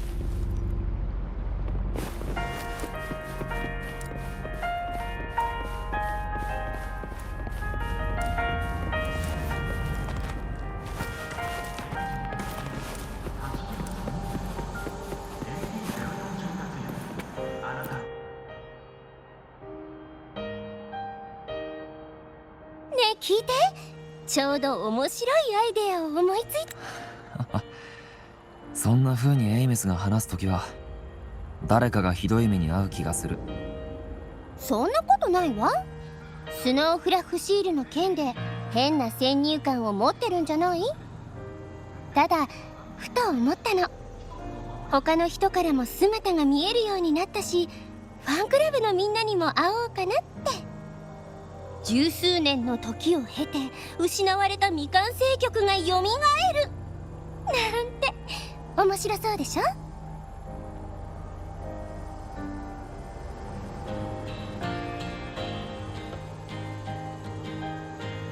でしょ？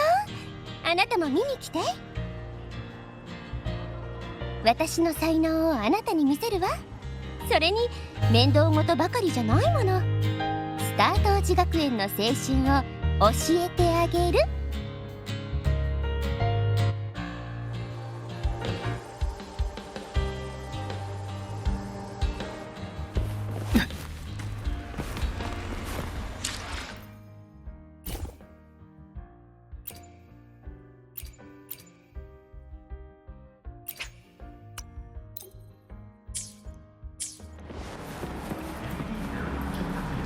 Entries open, everyone!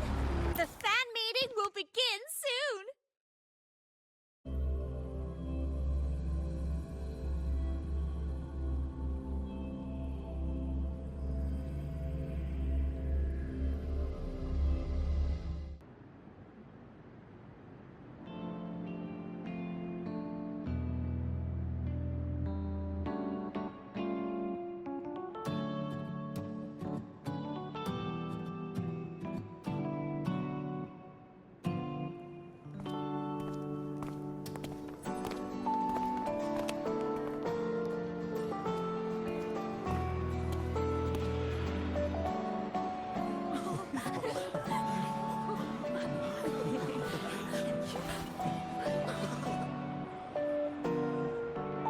For years, the little website I threw together to post songs kept getting comments. They'd talk about how much they loved a song, or share problems they were having in their lives, and then they started connecting with each other. I never saw myself as a hitmaker. I was just an amateur, singing what was in my heart. But over time, they stopped being just my songs. They became a melody that connected people. If my listeners want a complete song, I'll finish it for them. Or maybe for me, too. You really do care about the people of Lahai-Roi, don't you, Imeth? I guess I do now. Wouldn't have said that at the start, though. To be honest, I never had some grand passion. Before I became a ghost, I just wanted to live an easy, happy life and try a little bit of everything.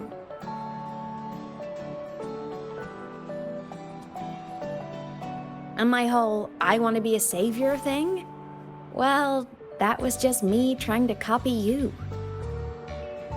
But after I died, I had all this time. Time to notice the people and things in Lahai-Roi I'd overlooked before. So many people here dream of becoming stars themselves, but that was never my dream. I'd rather be the one who looks up at the stars, the one who watches over them. Really? But the way I see it,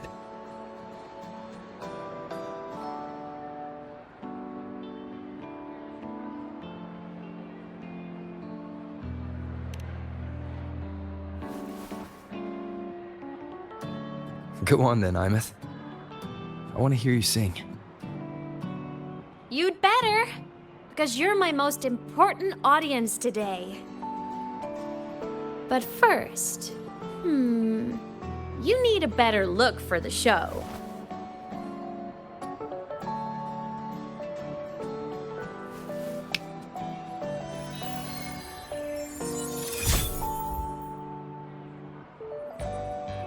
There, brand new, just like I remember you wearing. Looks good, right? A new place calls for a new look.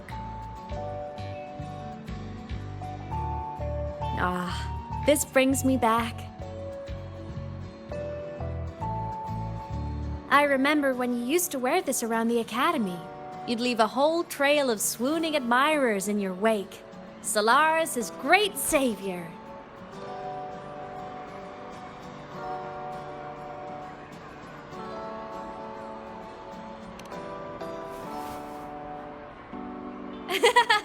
What? Are you blushing? Since when is having charm a bad thing? Now, go grab that seat over there. Best view in the house. I scouted it myself back when I used to nap through lectures. As for me, it's showtime.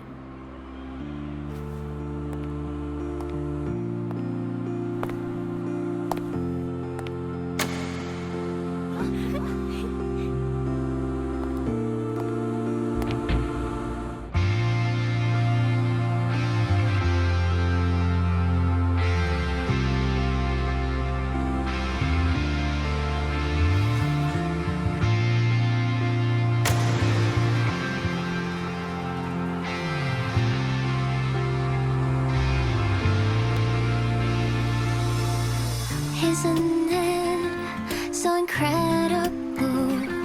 We're here sharing the same time and space. In your eyes, the sparks look like thousands of bright stars.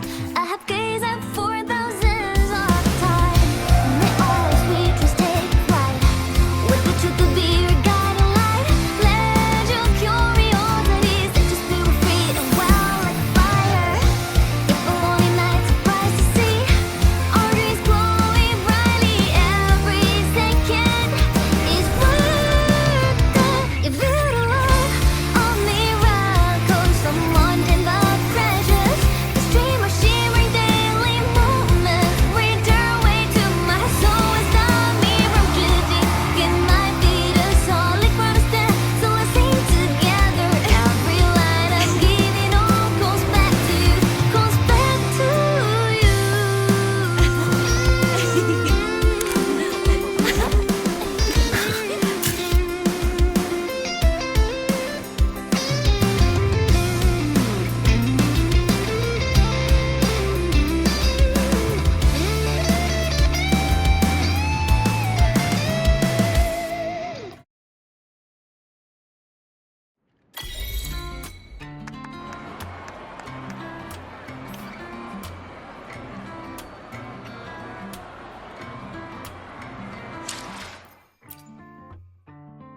I will be there for everyone as we head toward our shared future, leaving the past behind.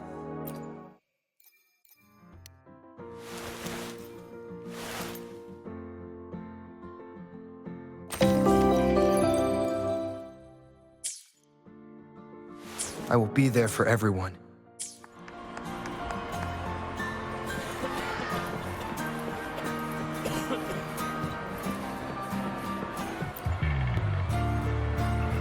Imeth. I heard that name from a senior in energy science, but I never imagined she was Fleet Snowfluff. No! No, I can't accept this. Why? Because she was the social butterfly of the academy, the professor's headache and their golden student all in one. I still don't see why that's upsetting. It all sounds great to me. Her song, Fallen Petals. After hearing it, I always pictured Fleet Snowfluff as a tender, gentle soul. But now... I mean, she never really seemed that way from her online replies. Maybe your impression of her was a little too personal.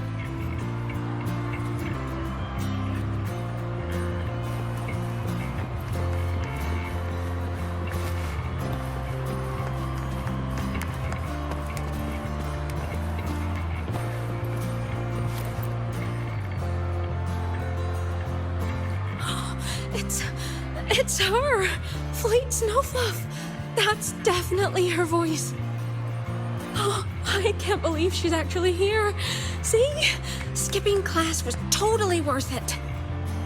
Oh, she's so bubbly and spirited, just like her songs. I'm getting her autograph later. Of all the songs she's posted online, my favorite is Indigo Universe. What's yours?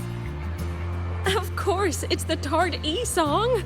It's so funny and catchy. You can't be serious. That song's pure brain rot.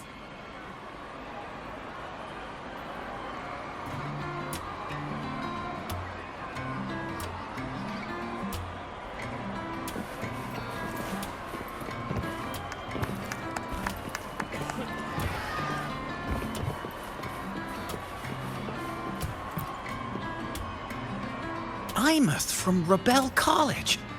She's been missing for years. Why would she be here? Imeth?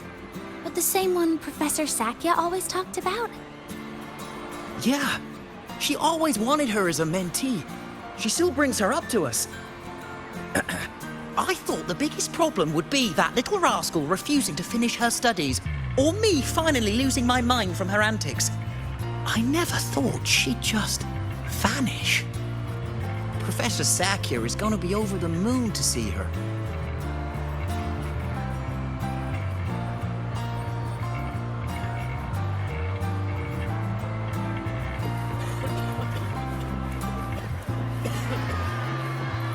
Can't believe I've lived to hear the full version of this song. I'm gonna cry. Oh, you're so talented. Why did you stop posting new songs all these years? An autograph! Please, Fleet Snowfluff! All right. Dry your tears. Autograph coming right up. Why haven't I been writing? Oh, you know how inspiration goes.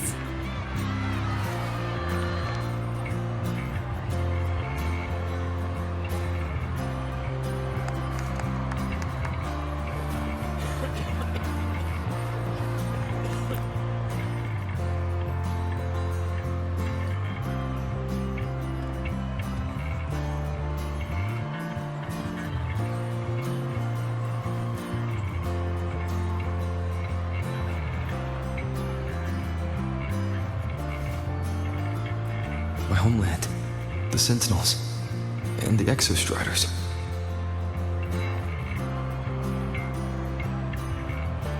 The Exostriders were built to transport the Sentinels. The wreck Imeth found in the Void Matter suggests not all of them made it through.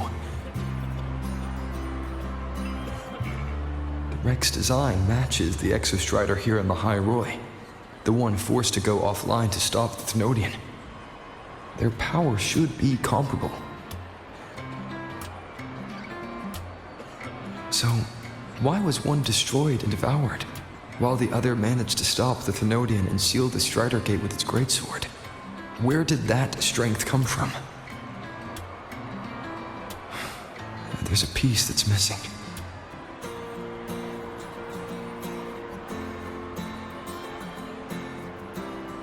All done. Let's go.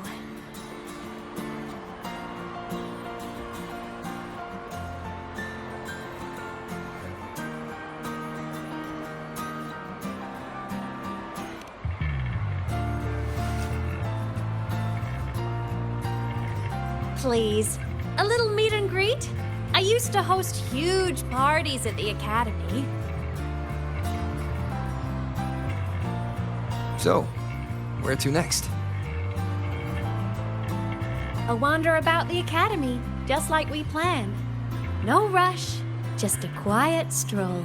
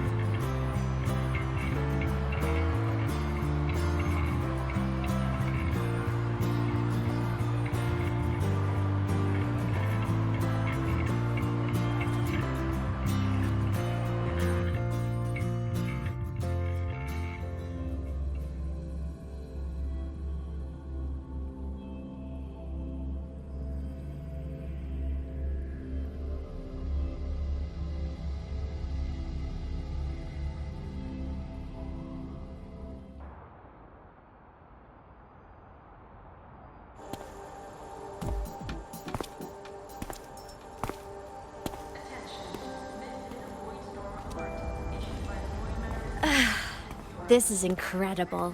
Having company like this? The boredom I felt as a ghost could have literally killed me again. Want to go up top to feel the breeze?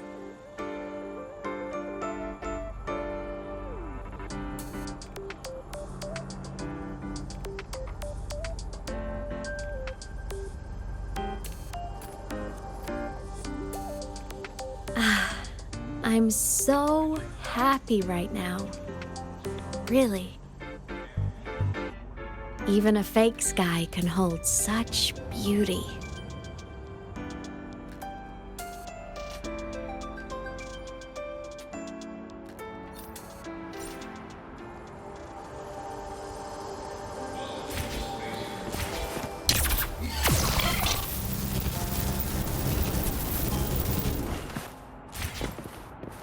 Let's just make do with a Nutri-Pack for now.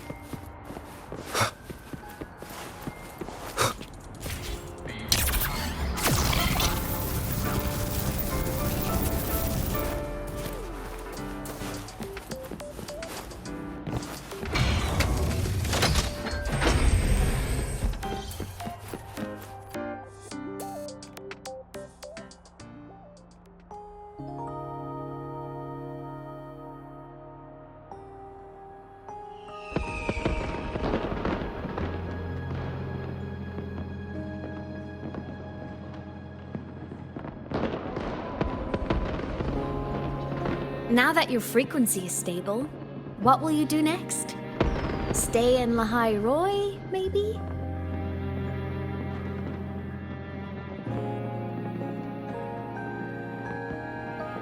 The Thermodian here needs to be dealt with first.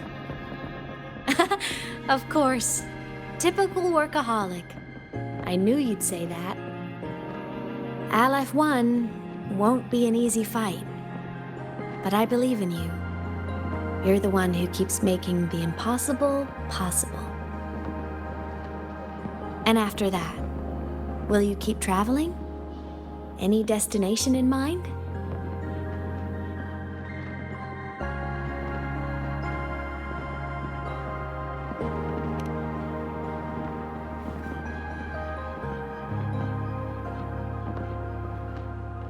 Of course. Take your time. This world you've chosen is vast. You can go anywhere.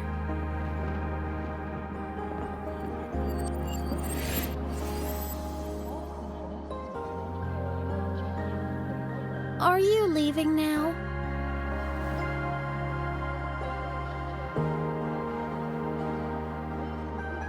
Yes.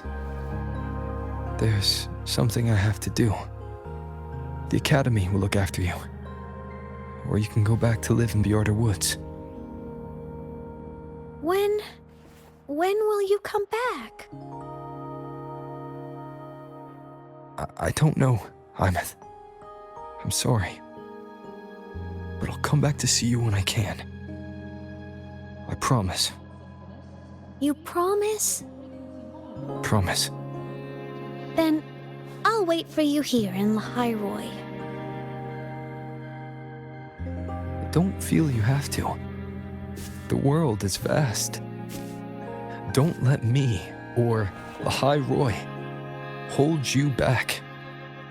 But you can live for so many years. What if I'm gone by the time you return?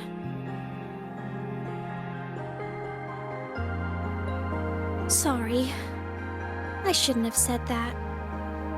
You should go now. Imeth. Just go! I know you're worried. It's not fair. Why does it have to be you saving the world? You're always so exhausted, always getting hurt.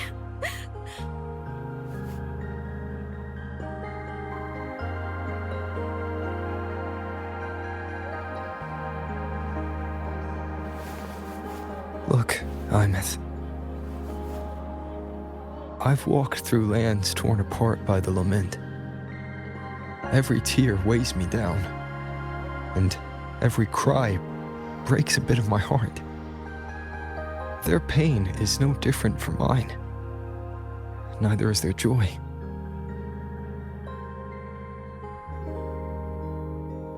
So if I can help, I will. I have to.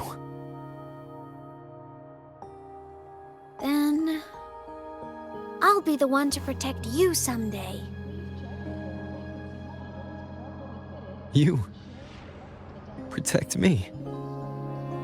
Yes! You're not invincible.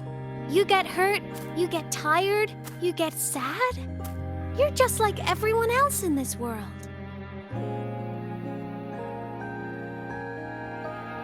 So I'll protect you. I'll chase off anyone who tries to hurt you, like Katia from Space Fantasy. I'll become a savior, just like you.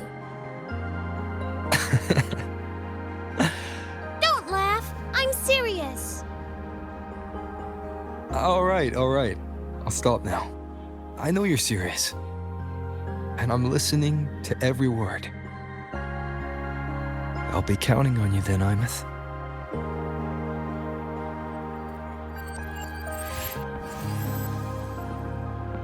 Tired? The frequency Sigillum took is coming back. It's not a great feeling. Abby's already helping me recover through the tacit mark. I'll be fine soon. Just close your eyes and take a nap. You deserve a little peace.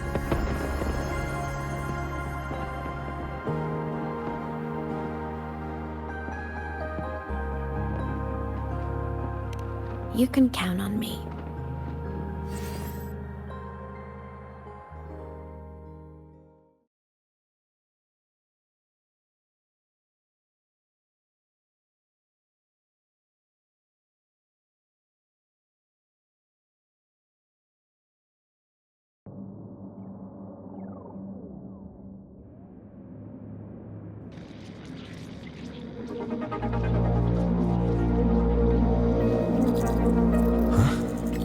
Why am I in control of Sigillum? Is it because I absorbed its frequency?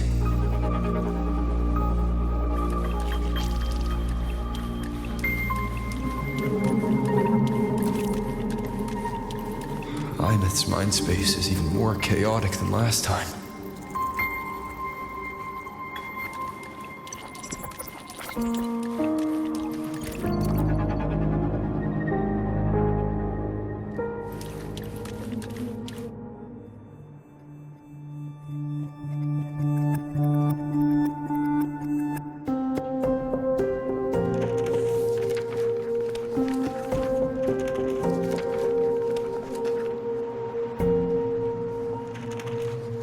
Sigillum. Back for more? Thought I made a mess of you last time.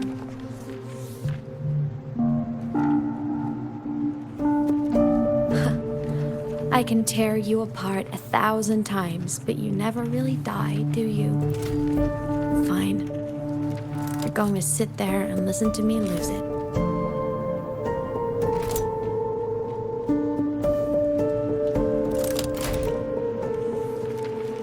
After all, there's no one else to hear this.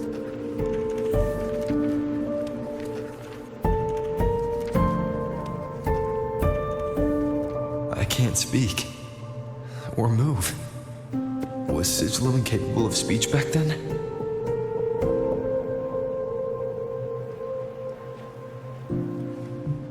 You know, I found something interesting in the Exostrider's reactor drive.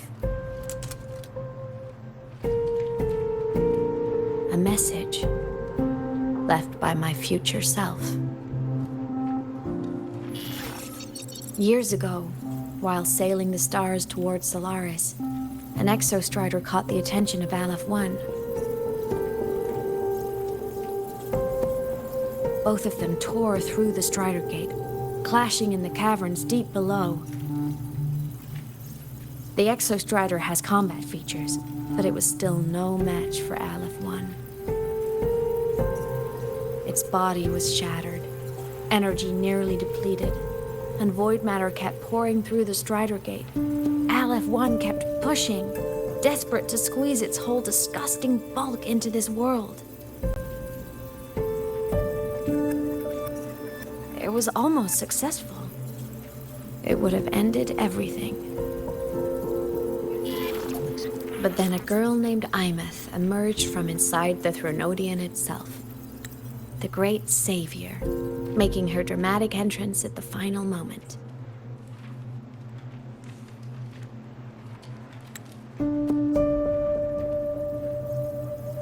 The Exostrider watched her touch its great sword, the one pinning the Thronodian.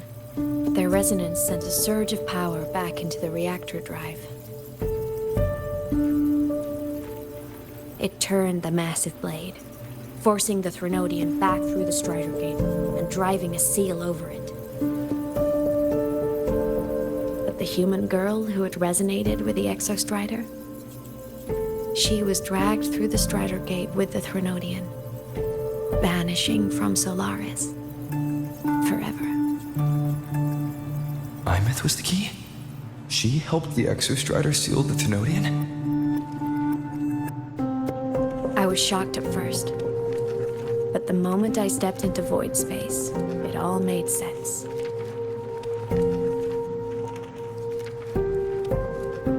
This distorted black hole of a realm where time and space are warped. It appeared when the Thronodian came to Solaris. Anything lost inside can exist in multiple moments at once. Things caught in it can be thrown into junctures of time they were never part of.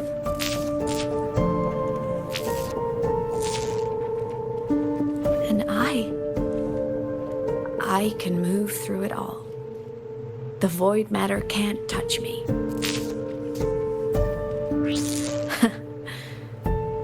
Do you have any idea what this means?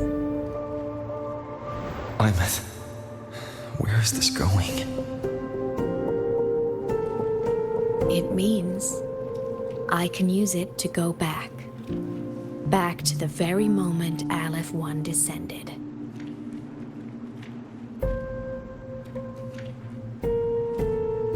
Time, cause, effect. A perfect closed loop. But my meeting with him all those years ago, that wasn't the cause. It was the effect.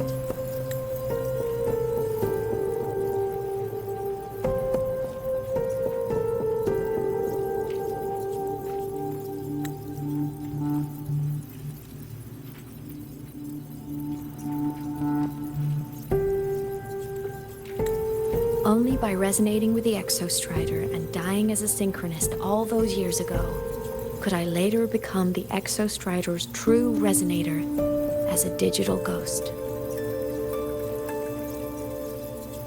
And only in this form could I cross void space, return to the past, and power the Exostrider to save Lahai-Roi.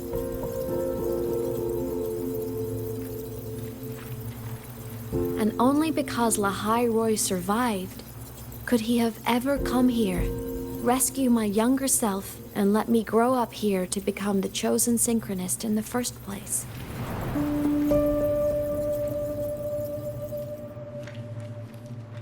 No, I have to get Sigilum to move. I need to stop! Only I can do this. It has to be me. Just like him, I can't turn away from a responsibility like this. There's just one thing. One last wish. Just one more time. I want to.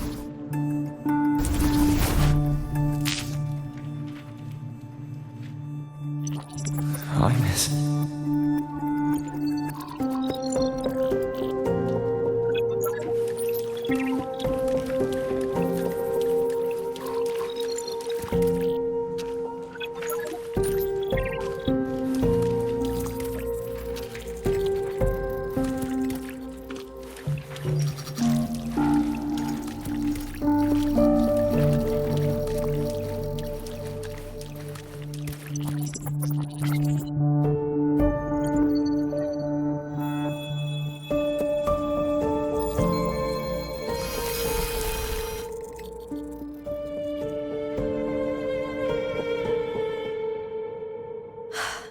For over 10 years now, I've tried the same thing.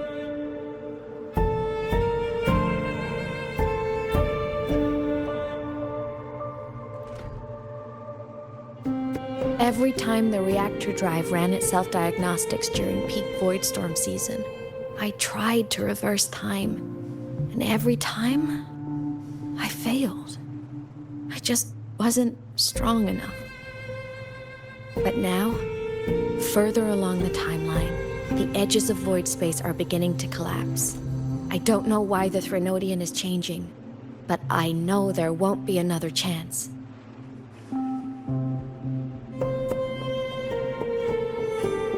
I have to make the jump now, during this peak season, while void space is still stable. I'm not that child who needed protecting anymore. I have a duty to fulfill. Lahai-Roi is my responsibility. So if I can help, I will. I have to. But before I go, I want to see him again. That's my one selfish wish.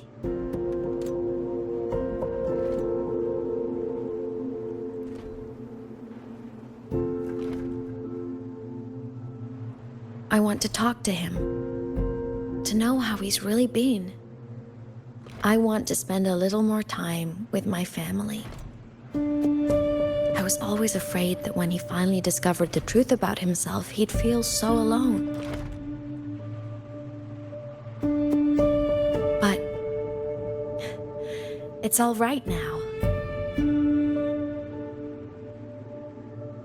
He told me about his journey after losing his memories. It was meaningful. He met people who care for him, who miss him, people he formed connections with.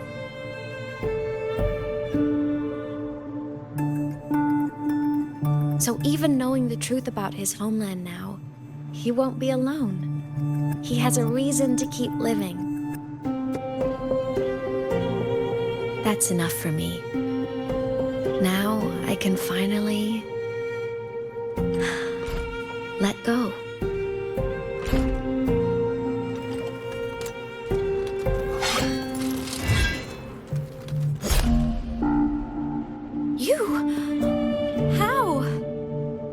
Imeth, don't you dare decide this by yourself!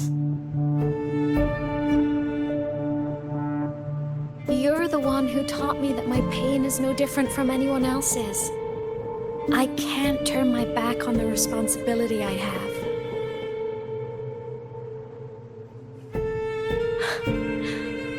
Forgive me.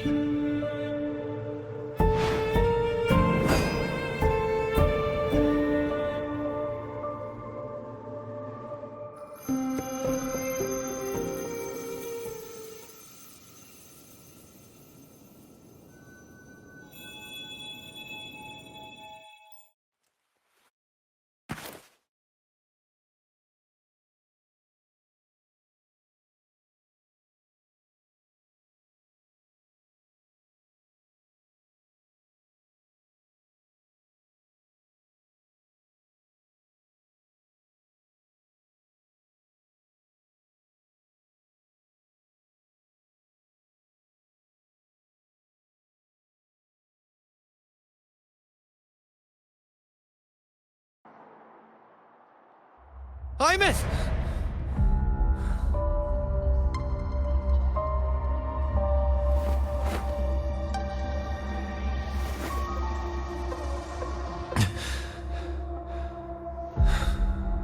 She's gone. This is the piece I was missing. Luke said the core's self-diagnostics would trigger peak void storm season. She knew. When she returned to the core, she already knew. She's been waiting for this moment. Waiting to travel back in time. The lake in the Frostlands. The void matter is densest at its depths. If I'm lucky, I can find a way into void space from there. can still catch up to her. I have to move now.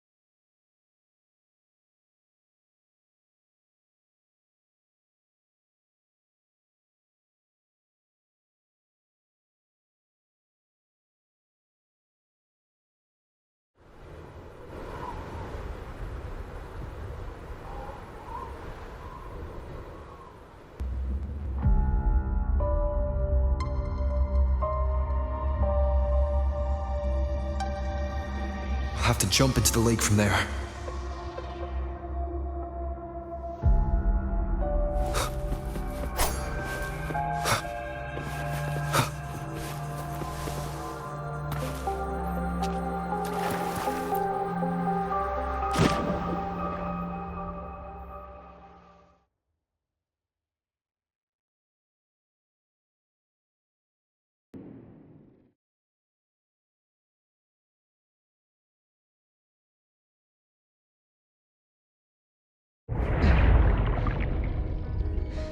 Don't go!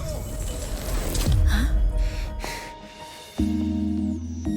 This can't be the only way. It is. The void matter can't hurt me.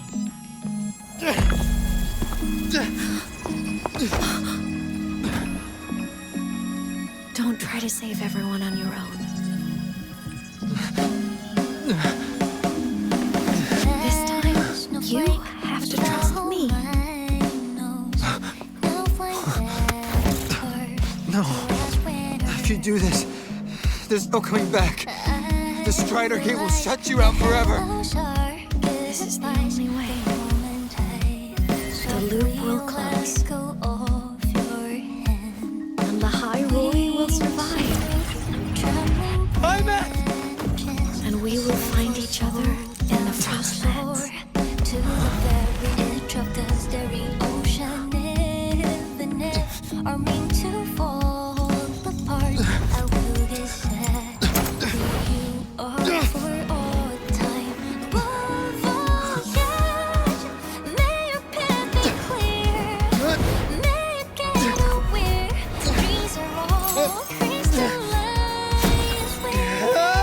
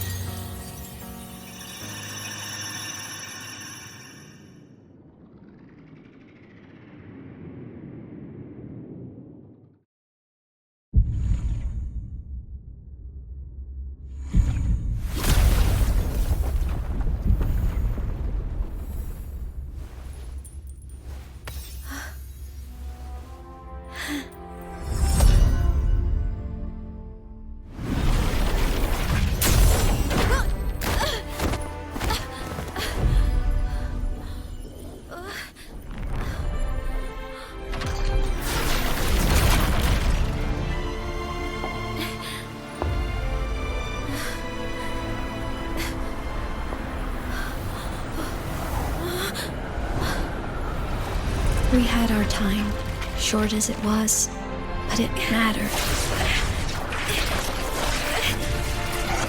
But even family can't stay together forever. The time to part always comes.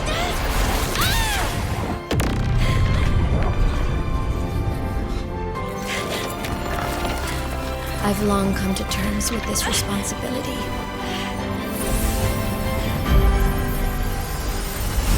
I don't regret a thing.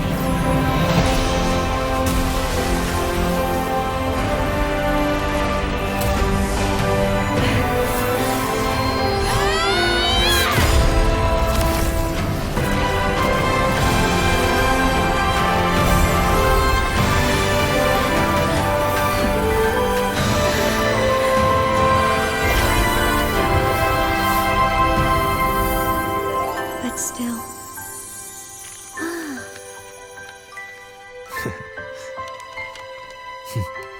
Wish I didn't have to leave.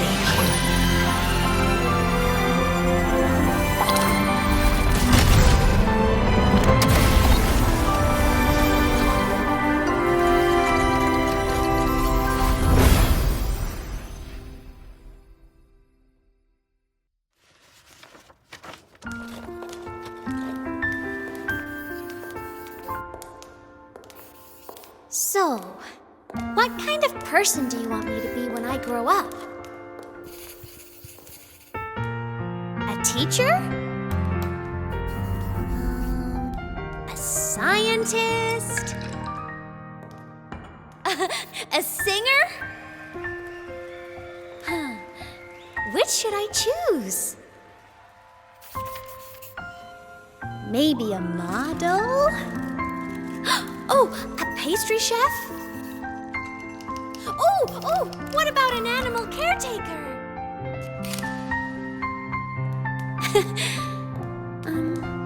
What would make you proud? Imeth? My only wish for you is that you live a happy life. I see. And you? What's your wish for me? I wish that in your long, long life, you never forget how to feel the sorrow and the joy. Oh, getting to share this final journey with you makes me so happy.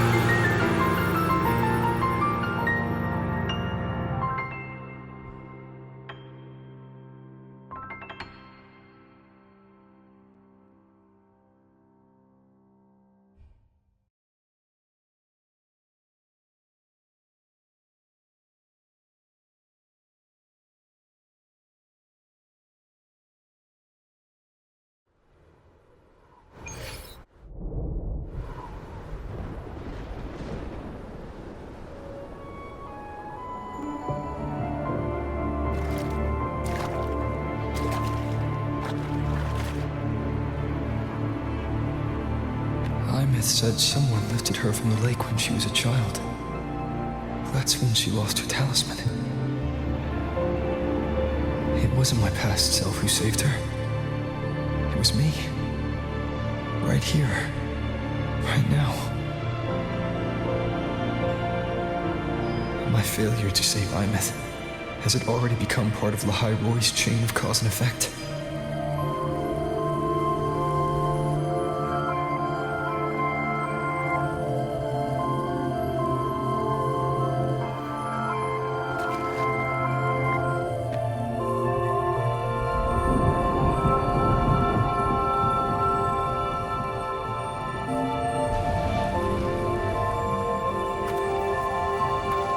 There's still a way.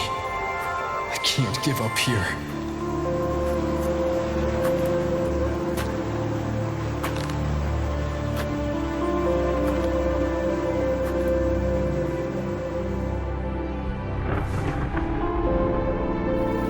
Imeth is on the other side of the Strider Gate.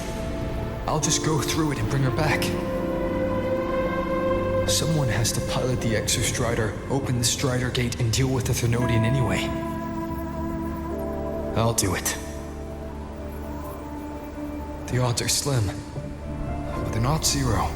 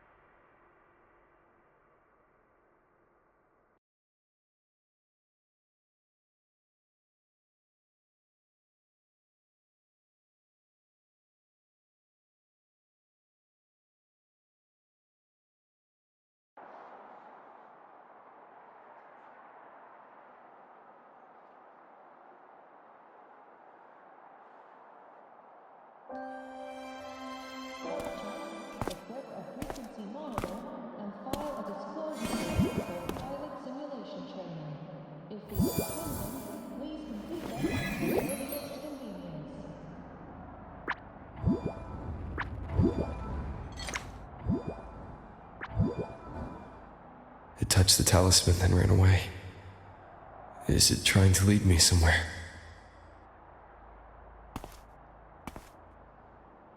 That direction. It's the Synchrolink training grounds. What's wrong? The simulation pod won't open? Seems so. It bugged out with an emergency error and just locked down. Maintenance is on the way. But it's showing it's occupied. Class just started. No one could have gotten in yet.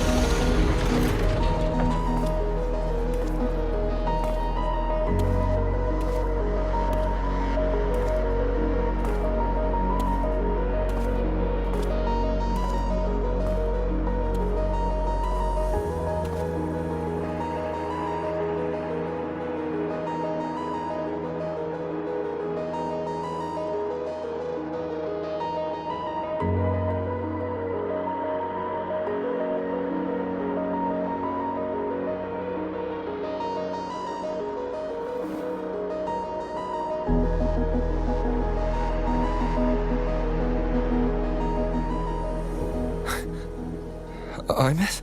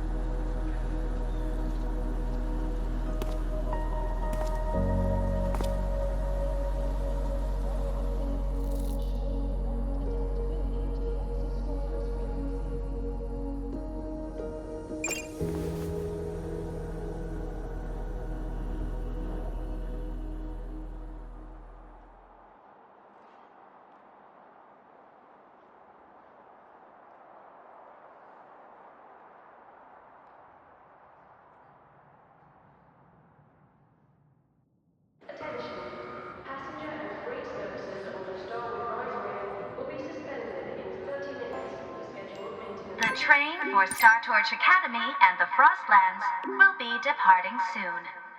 All passengers, please take your seats and fasten your seatbelts.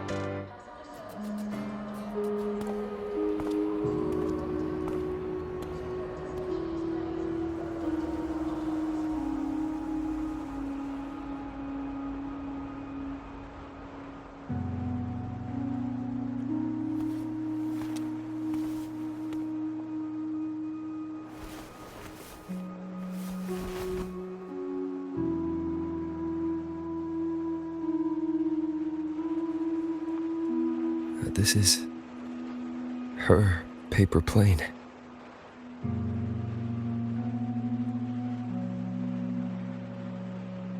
You can keep it, if you'd like.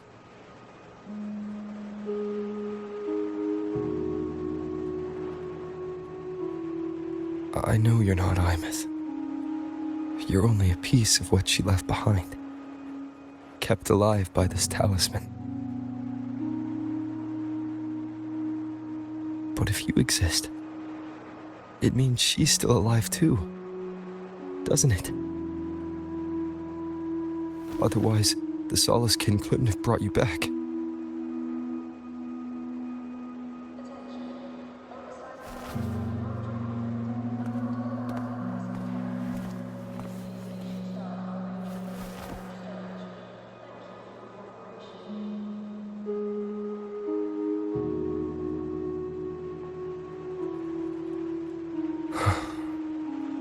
So, it wasn't for nothing. If I hadn't gone looking for Imeth, I never would have found this talisman. And you wouldn't be here at all. Luke told me you're a piece of her, a thread that might still tie her to this world. If I follow it, maybe I can find where she is.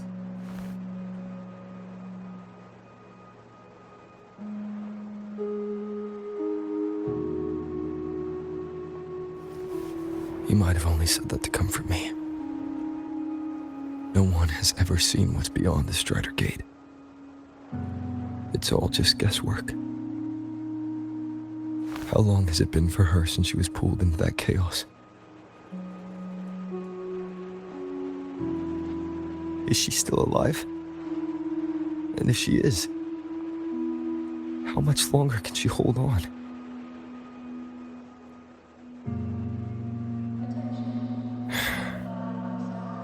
I don't know.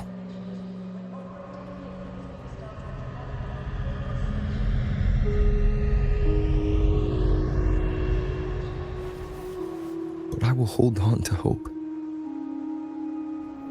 Because the world she saved is so full of it. So peaceful. And so beautiful.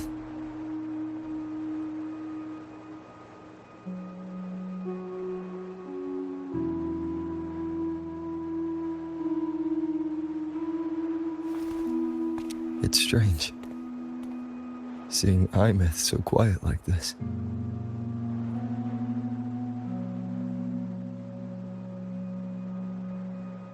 I will cross the Strider Gate and bring you home. Wait for me, Imeth.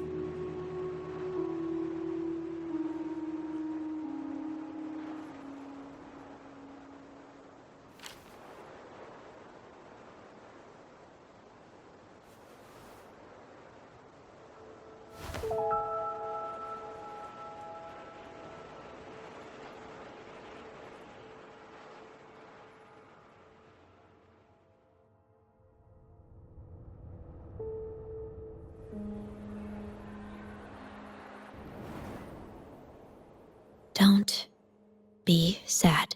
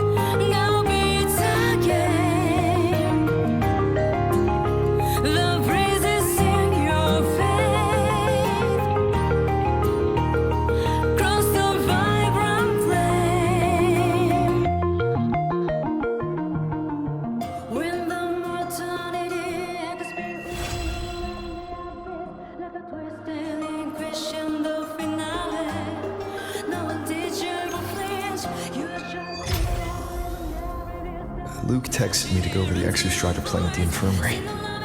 Better get going.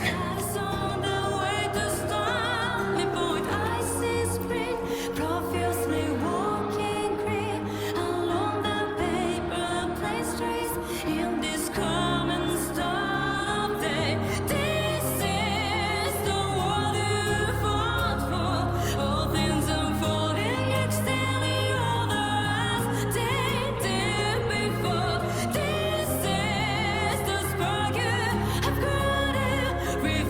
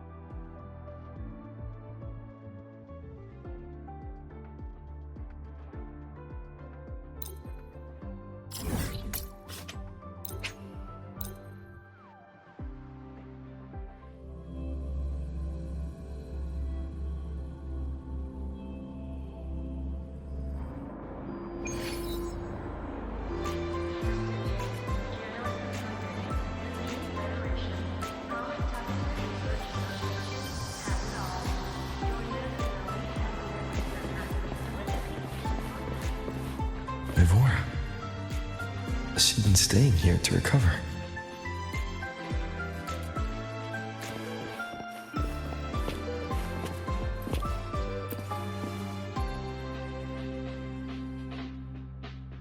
How are you recovering from your injuries, Nora? Oh, it's you. Rover. Yes. I'm feeling much better.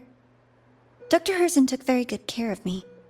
I just did what he said and rested for a few days here, and I barely feel any pain now. Are you here to visit him? Yes, we have something to discuss. Is he here? He's in the counseling room next door. My friend Segue is in there. It might take a while, huh? Thanks. Take care of yourself.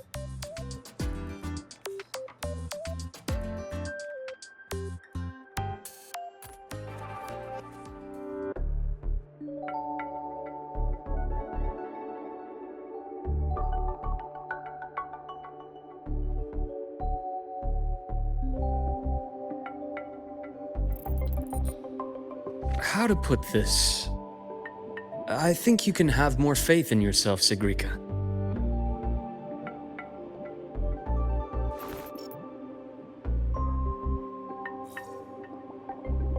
Faith in myself. You see, people can be more perceptive than you might realize, including those you care about. So try not to take everything to heart. Go a little easier on yourself.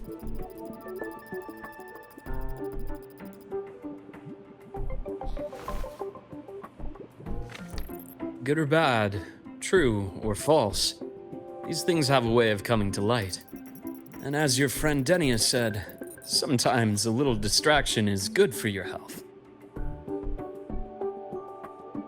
Yeah. I'll give it a try. Thank you, Dr. Herzen. You're welcome. Again, don't push yourself too hard. I take it you're the type who'd suddenly bolt up in bed at night, wide awake, worrying about an exam? And that'd probably go on for a whole week. Huh? Is it really that obvious? Only my conjecture. Would you like some candy? Sweets help keep a smile.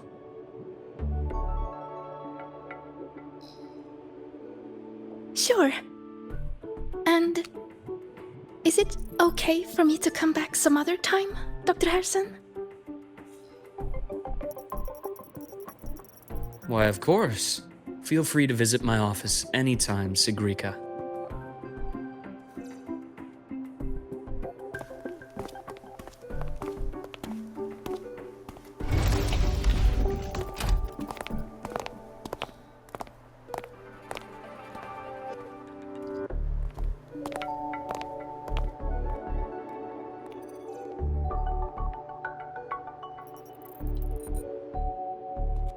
So, about that Exostrider plan you mentioned.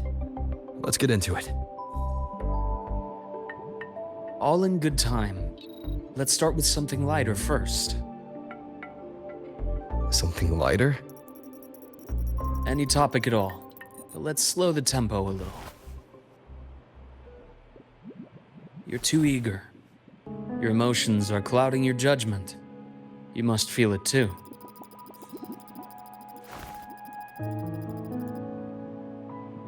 Here, a piece of candy. It'll help take the edge off and lighten the mood.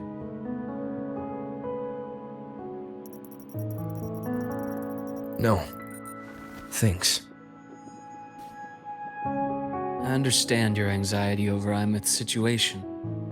You've always held her dear, but it's taken more out of you than you realize.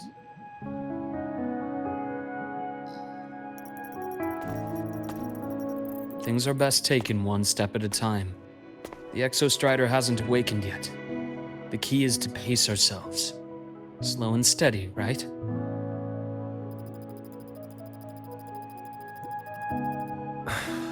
Okay. You're right. Let's table the Exostrider for now. Let's talk about you, Luke. I trust Imeth. What we experienced together proved she was telling me the truth. And there's a connection there I can't ignore. But you and me, we might be strangers in passing who became confidants, as you put it. But it feels like every conversation we've had just skims the surface.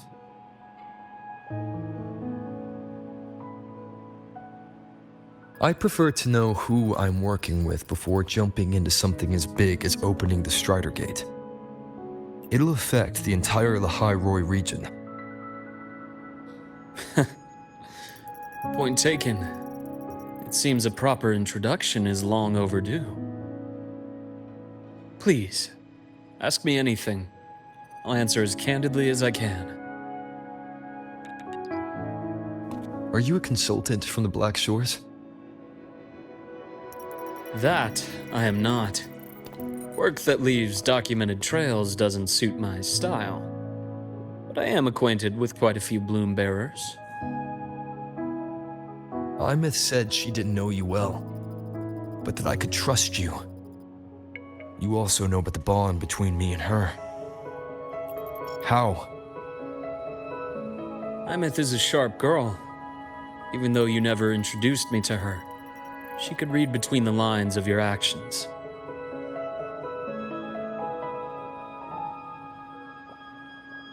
She's a lot like you. Smart, driven, good at bearing burdens. Though she's proven to be even more stubborn than you are. After you left Lahai-Roi, she came to see me a few times in the name of counseling. To learn about you.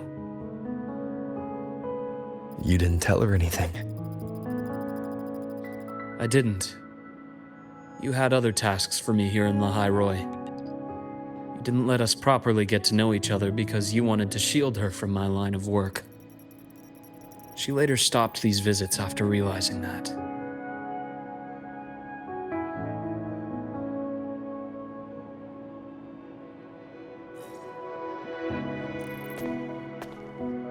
Still, I really hoped she would have opened up to me more. You both tend to keep things to yourselves, and that's never good for anyone.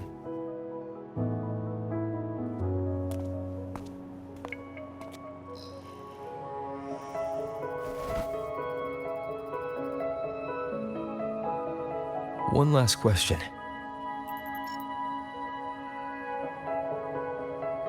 What did you mean? I had other tasks for you. That is a key topic, but not suitable for discussion here. The Space Trek Collective is backed by a number of different nations and powers. Their internal politics are of no concern to us. There are many watching eyes among the support staff. The infirmary is, after all, a public space. Why don't we take this somewhere more private? To where? I have a place in mind. Just come with me, golden boy.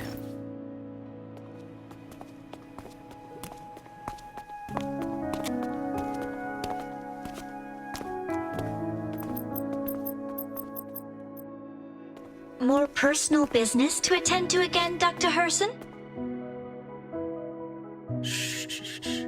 Just a quick break, Nana. Mind holding down the fort? The next shift will be here soon. Take care, Doctor.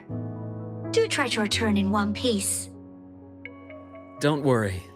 I have him with me today.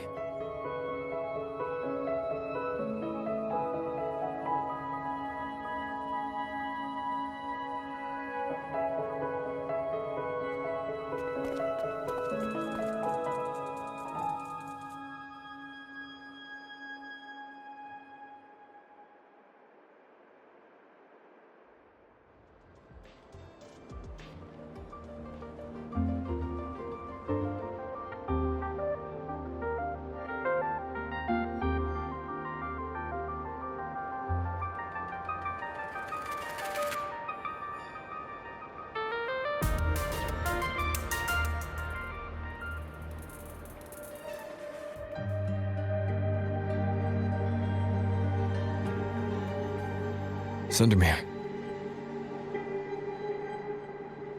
Yes, I keep a small workspace of my own here.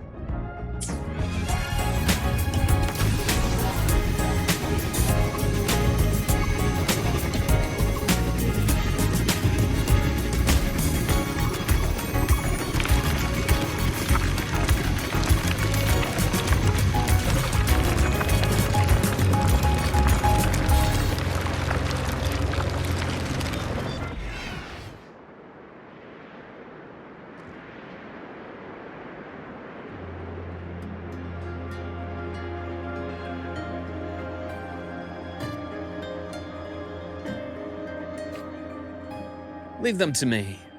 Let's not waste any more time.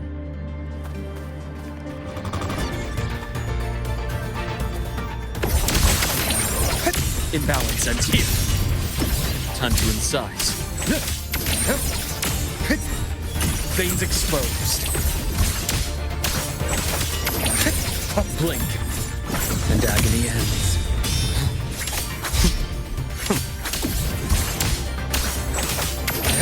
Rise anew!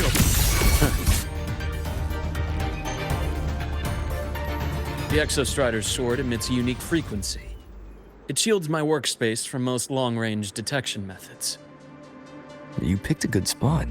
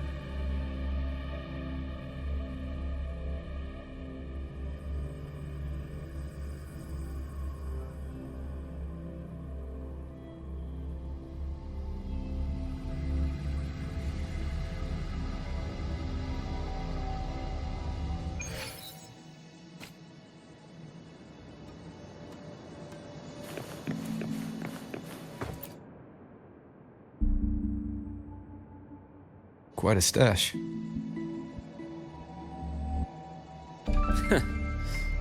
This is what a secret room is about.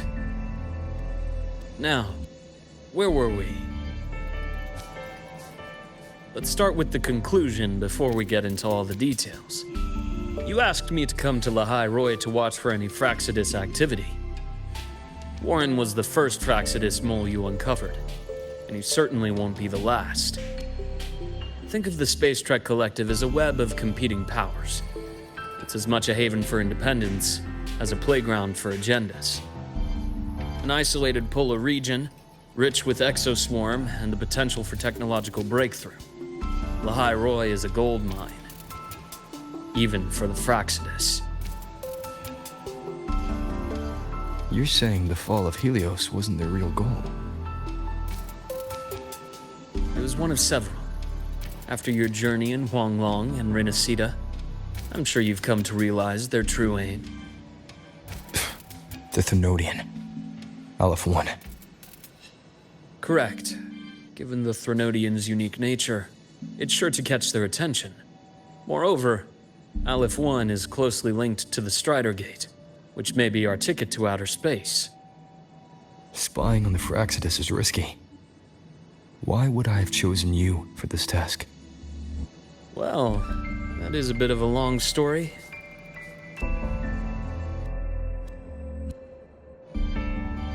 You've always preferred to see things for yourself. Please, follow me to that table.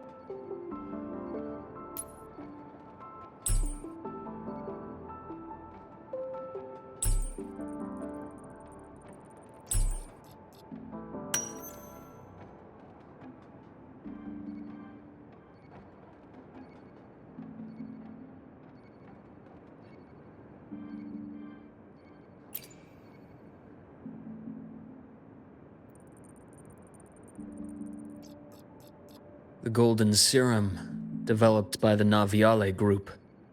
But I prefer its other name, Ichor. My father started it as a medication for rare diseases.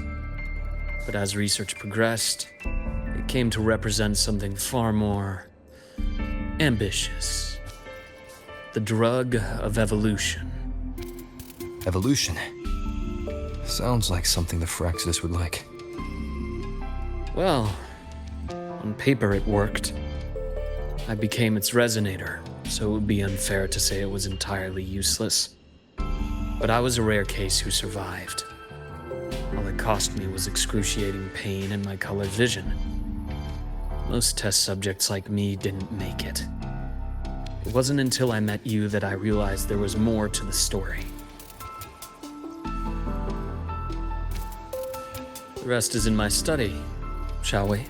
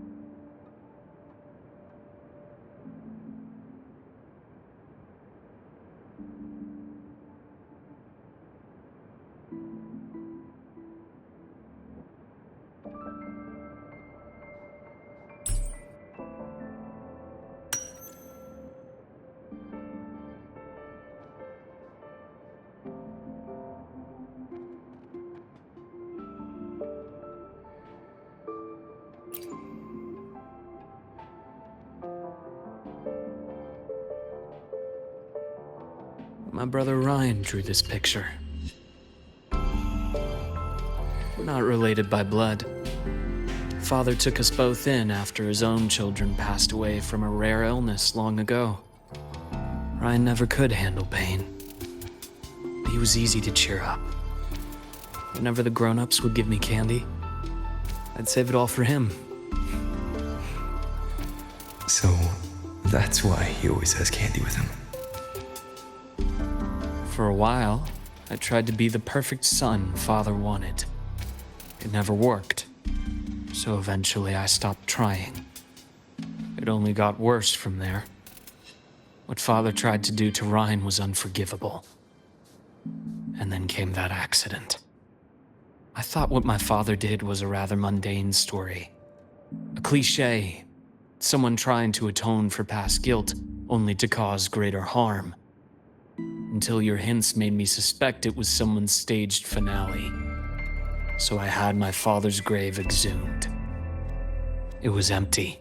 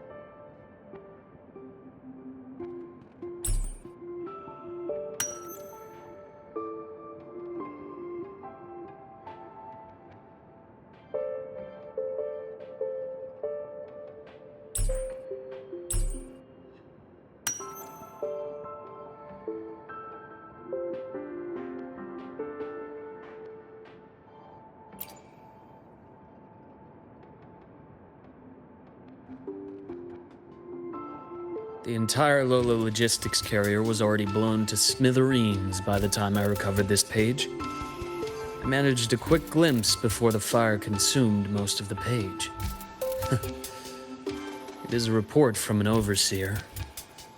A Phyrexis overseer's report on its way to the new Federation. Yes. Tucked away in a Lola logistics delivery box. The recipient is Eris, in the new Federation.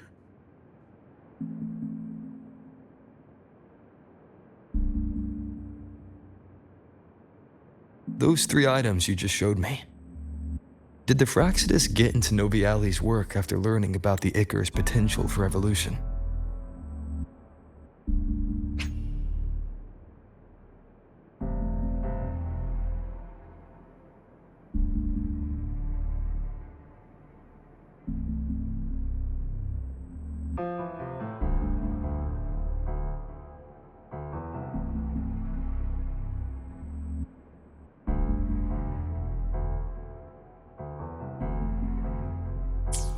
They didn't just get into our work. They went a step further. Replacement. Have you ever met the Fraxidus' Grand Architect? The thousand-faced survivor. We met near the Styx Lake deep within the Dark Tide. Wait. Does this mean your father was... Yes. My father was just another face the Grand Architect borrowed. Though looking back now, I can't recall the moment the real him was taken. I think the Grand Architect sees life and death as a game. I wouldn't be surprised if Father was even smiling in his coffin as we buried him in that downpour. So, that's your answer. Why did you choose me? Because I have a very personal reason to go after the Fraxidus. Hatred. Hatred. Even now. Now, it has become something of a habit. Continue this train of investigation and you'll see for yourself what they are. But before you do, there's something I should share. My friends in the Black Shores told me you've already had a few run-ins with certain overseers. Is that right? 3. Cristoforo, Frolova, and Scar. Plus the Grand Architect you mentioned. Ah, those names do ring a bell. Frolova is codenamed Hecate. Cristoforo? Arachnos. Intriguing, isn't it? The flair they have for their own branding. But it's a telling detail. The codename can reveal its owner's style, personal tastes, and even ambitions. Think about it. A powerful resonator who causes chaos at random leaves no trail to follow. But give them a preference, a pattern. We can start to build a profile from the pieces. I've been compiling reports on the overseers for years. Allow me to share what I've learned so far. I've reactivated your access. You'll find the door controls right over there.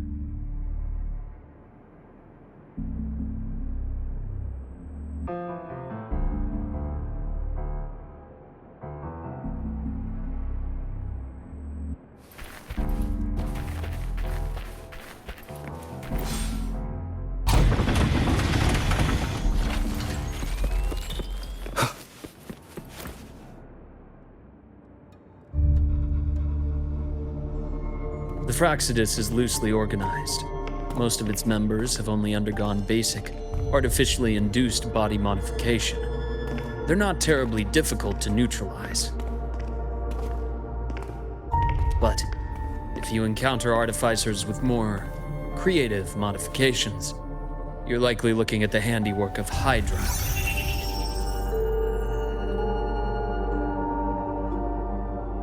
Hydra is their leading mind on human evolution and body modifications. Whoever they are, they often work in tandem with Siren. In other words, if you spot one, be on guard in case the other is lurking close by.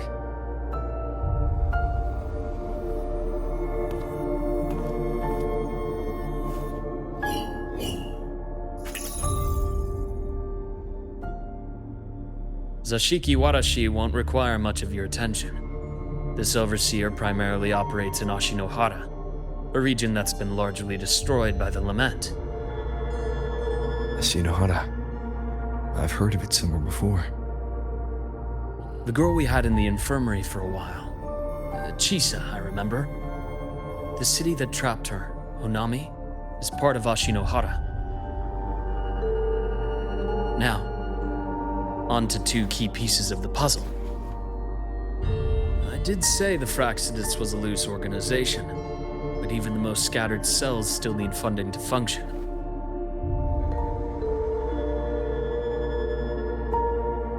Remember that report from earlier? It's only a matter of time before you go to the new Federation. And based on the intel I've gathered, that's their most critical base of operations. And where you'll find Eris. How critical? Do they operate in the open? Not exactly. But in a place where money talks, they must have members in the highest echelons of government and business. Key members. Their foothold in the new Federation has given them immense leverage. With that endless stream of wealth, the Fractsidus operates with impunity across the planet. Speaking of which, Star Torch Academy is also heavily funded by the new Federation. To be blunt, they're the Space Trek Collective's single largest donor. Eris, huh? Duly noted. I'm assuming the other key piece is the Grand Architect? The Fractsidus Grand Architect. Their true name is unknown. They only appear through borrowed identities. Real people, legendary beings, and even the phantoms of the dead from others' memories. I did brush shoulders with them once. It was a shame. I had no idea at the time, and missed my shot. This pen was the only thing I brought back from that great fire. I have yet to decipher the lettering, but it shows one thing for sure. The Grand Architect has been around for a very, very long time. It's a pity you called me to Lahai-Roi. Otherwise, I would have continued following that trail. But you always have a good reason, right? You uncovered all this by yourself. More or less. I did have some help along the way. To get your hands on one of the Grand Architect's personal items, you did more than just follow a trail. You infiltrated them. Playing along with them isn't that difficult once you get the hang of it. Like I said, they are a loose organization. Knowing the Fractsidus, stealing all that intel on the Overseers is risky, no matter how loose they are. Each infiltration will only be more dangerous than the last. Luke, how can a doctor who doesn't value his own life save anyone else's? You know, this is the second time you've said those words to me.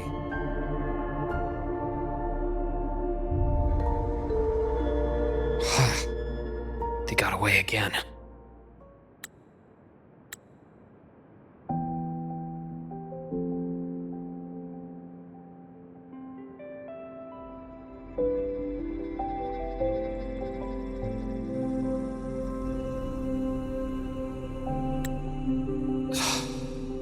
If I hadn't been so cautious, I could have taken care of them this time.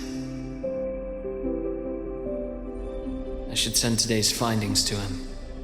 It's been 2 years. Suppose I'm due for a report.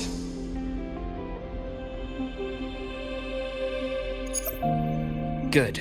You got the intel. Would have been a shame if I got myself killed for nothing. You want me to go to Lahai-Roi? Why? There's evidence of their activity in Lahai-Roi. I need you to keep an eye on things. And frankly, you need a break.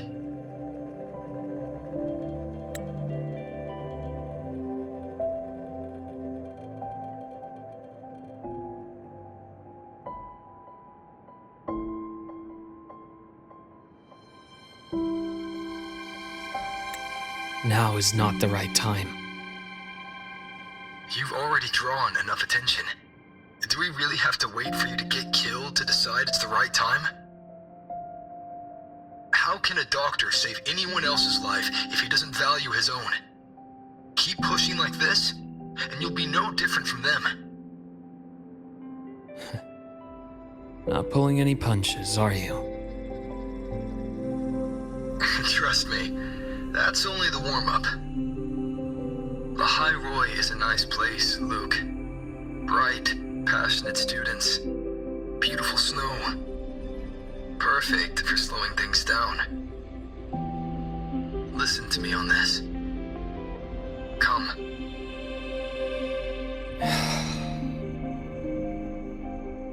Very well.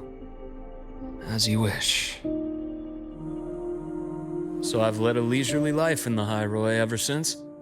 No need to worry. I know my limits.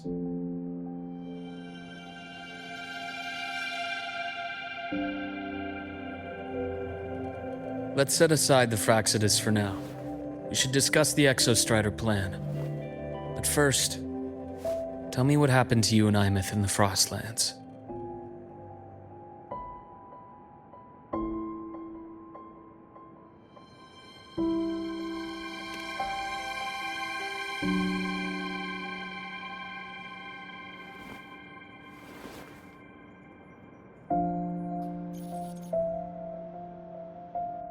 I see. Imeth, she... No wonder you're in such a state. I understand her reasons. She was fighting for her dream, for Lahai-Roi, in the only way she knew how. And I respect that, the fate she chose for herself. But I won't accept it. There's more I haven't tried. I'm not done fighting for her. Of course. I wouldn't expect you to give up so easily. Now, about the Exostrider. It started with Space Trek Collective finding a giant solid-skin root network in Bjarter Woods. They identified it as the lid sealing the Strider Gate, so to speak. It keeps the Threnodians' fractured forms sealed on both sides of the Strider Gate. Break it, and these forms will reunite. That wouldn't just spell Lahai-Roi's doomsday, but the entire world. But the Collective still yearned to open that gateway, to explore the unknown. So, they created the Synchronists. The idea was to use augmented resonance to amplify the Exostrider's power, hoping that would keep the Threnodians suppressed. But lately, the Threnodians' attacks on the seal have been increasing. I'm afraid the Fractsidus is also getting ready to make a move. With the reactor core returned, all you need now is a little patience. Wait for the Exostrider to awaken. Then we can focus on how to use it to find Imeth. You were a synchronist in the Academy once before. I'll speak with Lucilla about getting you piloting access. Then I'll wait for your news, Luke. Certainly, but our immediate priority should be the Fractsidus. I have a feeling they're planning to sabotage our plans for the Exostrider.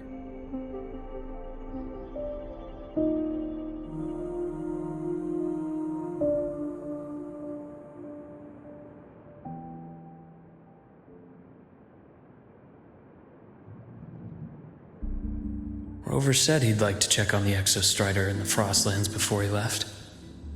Well, could be a way to take his mind off things. Now then. Dr. Herson, is something the matter? Must you always assume the worst, Lucilla?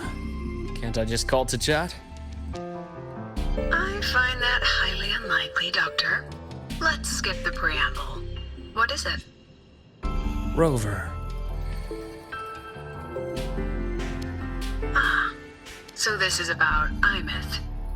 He was so tight-lipped with me about what happened in the Frostlands, yet he spoke to you. Sitting on our hands won't fix anything, and he was willing to open up.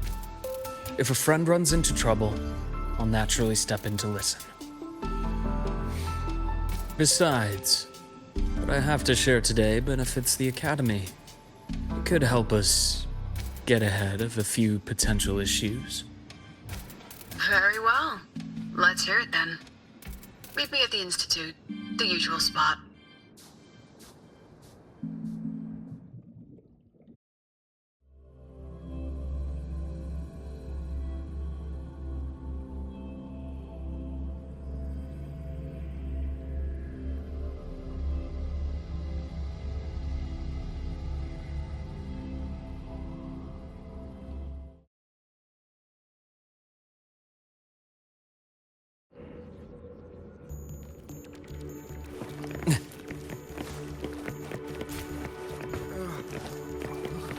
head's spinning. No. Oh, Dr. Herson. It's good to see you. Ethan, you looked fine not long ago. What happened to you? My thesis. My spot at the... Hold on. I recall you coming by the infirmary with good news earlier. Something about an institute professor recruiting you for your top marks? Is this the price you have to pay for that? Careful. You might get talked out of the job over health issues. No, I will get that position at the institute. I'll crawl there if I have to. I'll come back from the dead if I die first. Now you're just delirious. I know getting this opportunity wasn't easy. You can't exactly just ask for time off. Come by my office later. I'll write you a sick note. You can't run yourself like an exoswarm, thinking you'll recharge the moment the sun comes up. It's not how we humans work. Oh, thank you, Doctor. Good things are bound to come your way. This takes me back. I always got my best sleep passed out in your infirmary.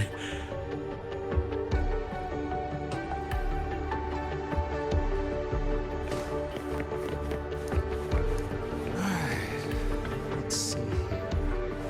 Just skipping the physical check. Ah, young Luke. What brings you to the Institute today? Just here to discuss something with someone. How have your shifts been treating you these past few months? Not bad. You know, these researchers, getting them in for a checkup is like pulling their teeth. I have to hunt them down myself. What do you say we grab a drink after my shift? The meal plans here are all nutritional efficiency. Taste like chewed up cardboard. Of course. Why don't I show you that scout drone model I just finished while we're at it? You work fast. You really do enjoy that sort of tinkering. Taking things apart and putting them back together again is quite stress-relieving. It's a nice way to unwind after a day's work. So, what do you say we sneak over to Rogan's place when we get a minute and liberate the cannon barrel from that precious bot of his? We can put it back after he's had a good meltdown. I'd rather not be an accomplice to that. It's unethical.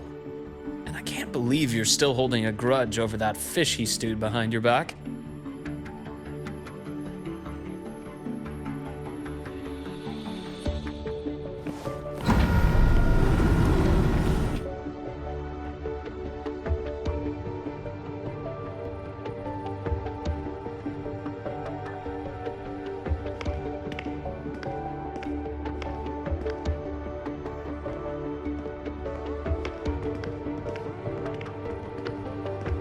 Have a seat, Doctor.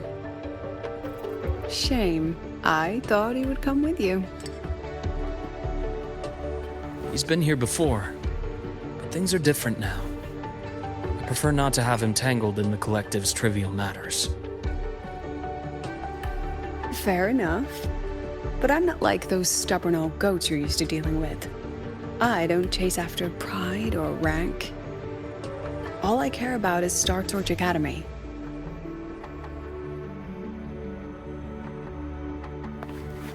Now, go on. Give me the highlights, Dr. Herson.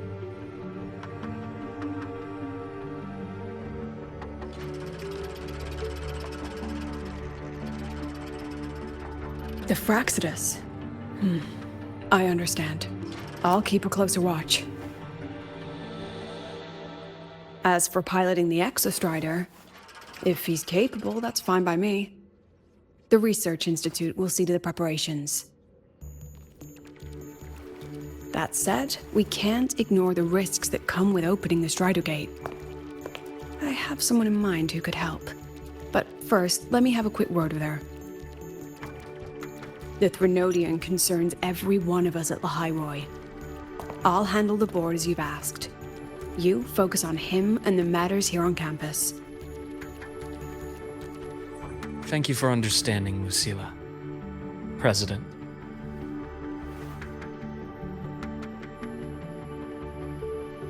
Our conversation went more smoothly than I expected. I thought you might think I had a hidden agenda. As a thank you, care for some candy? I'll pass. I'm well aware of your candy outreach program across campus. I've had my fill of sweets over the years.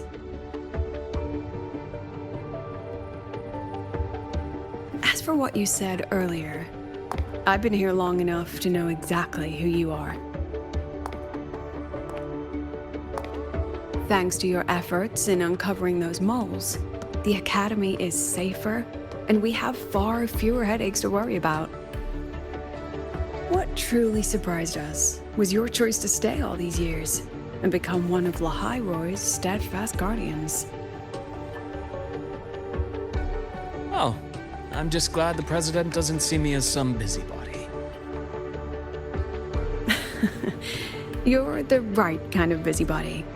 The kind we're happy to have. A friend of mine sold me on this place. Went on and on about the beautiful snow and the bright, passionate students. Convinced me to come.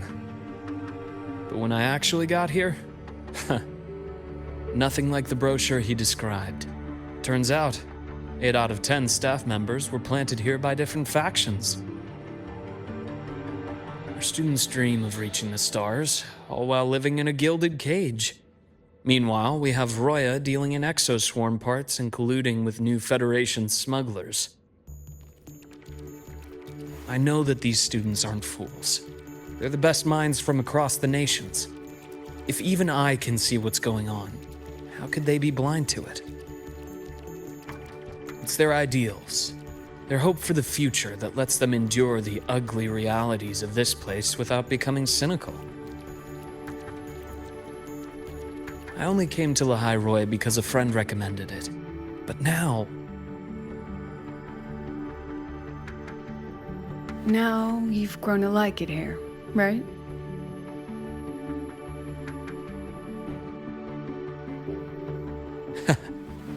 Yes, same as you, Madam President. An urgent transmission from Nana. If you'll excuse me. Dr. Hurd said there was a break-in at the infirmary. Nivora's been kidnapped by the one we previously detained, Warren. What is your status? Are you severely damaged? No need to worry. Just need time to prepare. Understood. Prioritize damage control after this call. Notify the Academy's security department. It'll take time for them to respond. I'll go after Warren. Which direction did he take her? Received message from the Academy. They're heading towards the Sky Arc space station in the Frostlands. It's the Court of Savante space station he and I discovered before. I'm on my way. Warren has escaped. He's taken a student and is heading for one of the debris fields in the Frostlands. What do you plan to do? I'm going after him. I'd like you to set up a perimeter there to cut off his escape and prevent any further risks to the Academy. You want me to secure a perimeter while you go in alone to handle Warren?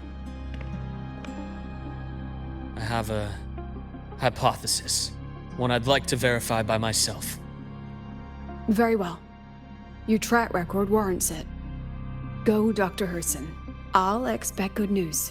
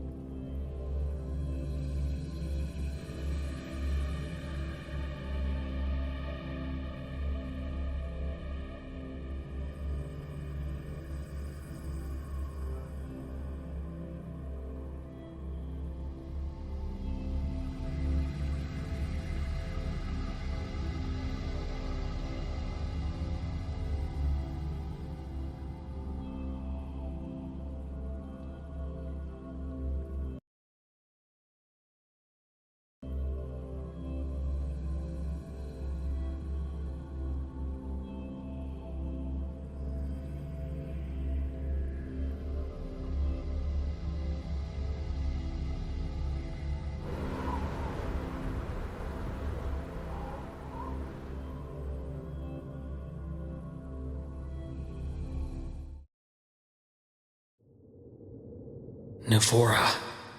Why now?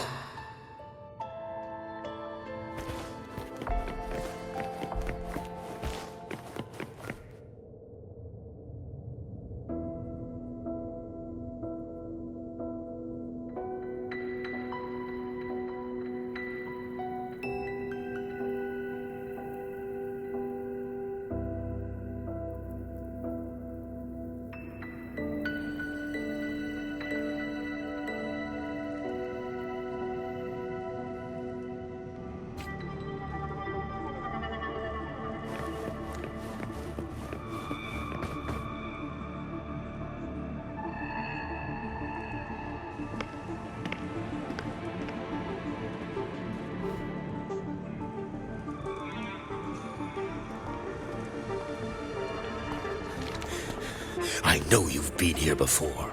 Take me to the data room. Now! Okay. I'll do anything you say. They're heading deeper into the station. Is there someplace we haven't discovered yet?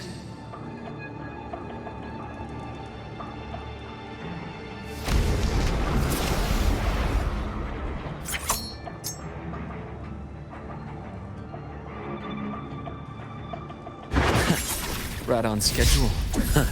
Gotcha. Ash takes form.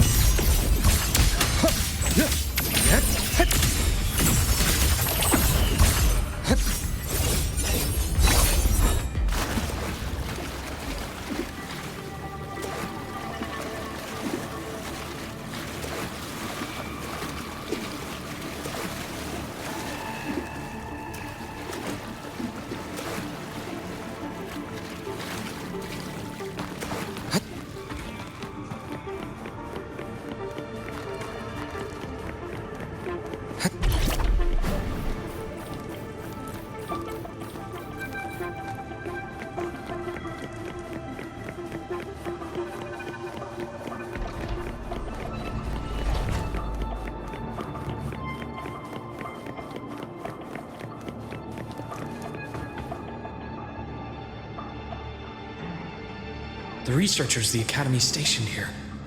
2 with gunshot wounds, but still alive. And this one? No vitals.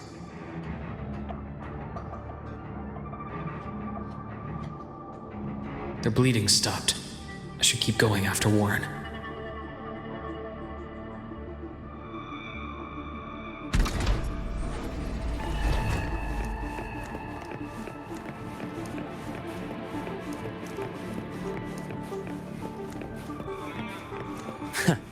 Right on schedule. Entombed in daybreak. Rise anew.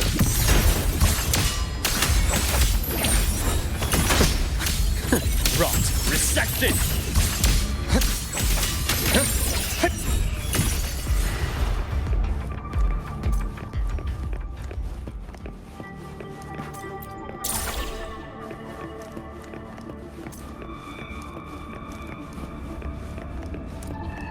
Spatial anomalies.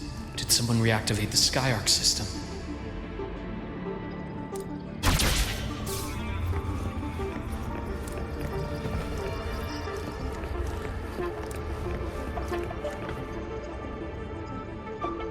I'll get out of Lahai-Roi. Out of this cursed place.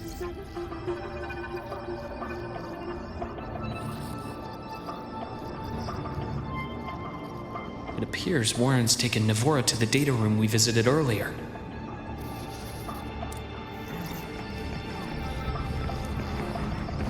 The path is blocked. It's those error modules again. I should use the adapter.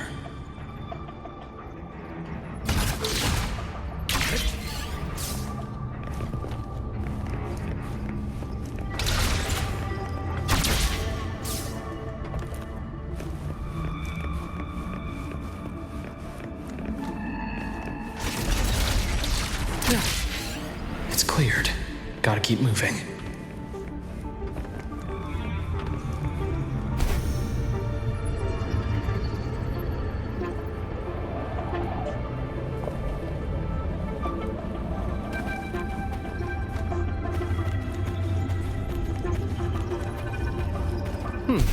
refreshing. Almost there. Now, moment of truth.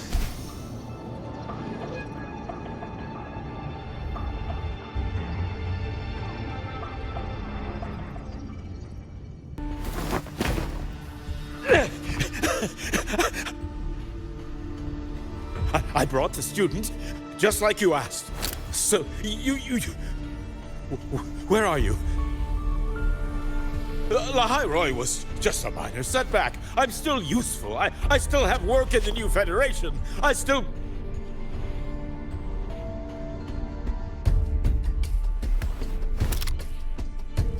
Stop hiding! Say something! You! That doctor who's always watching. You've reached a dead end, Warren. Don't you see that?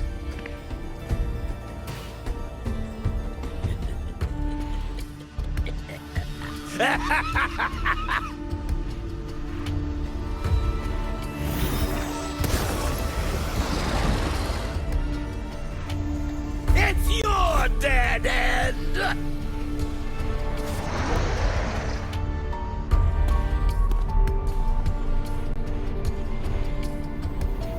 Skyark's data room. There must be a reason. Is that just impulse? Perhaps.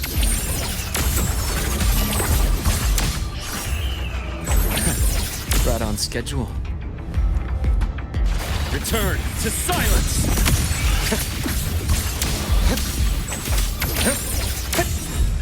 Ash takes form.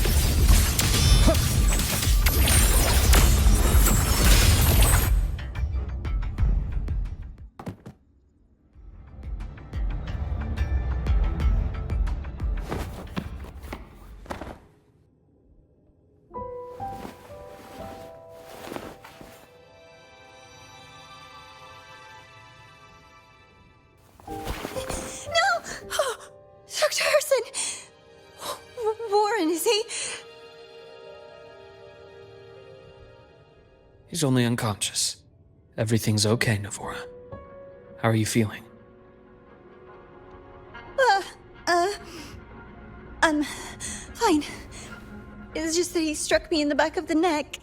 It really hurts. I'm really scared.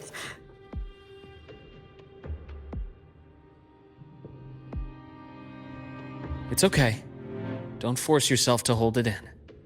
After a shock like that, it's much better if you let it out. Keeping it bottled up is stressful in itself.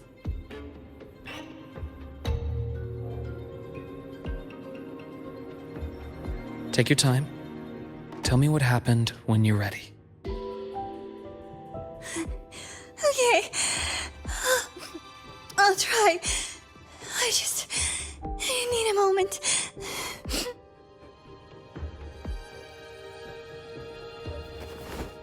Then rest here for now. I'll go check on Warren.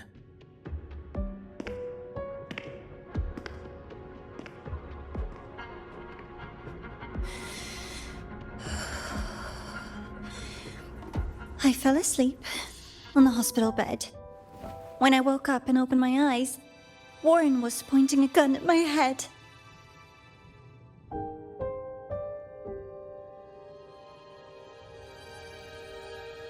He was frantic, grilled me non-stop about Skyark, and when he found out I'd been to the station before, he forced me to bring him.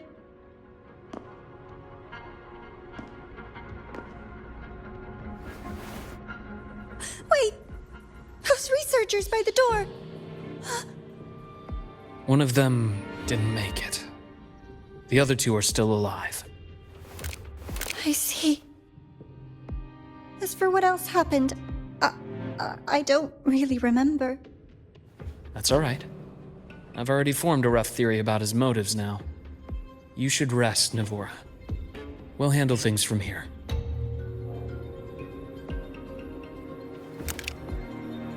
Is that so? Then, Dr. Herson, care to share your theory?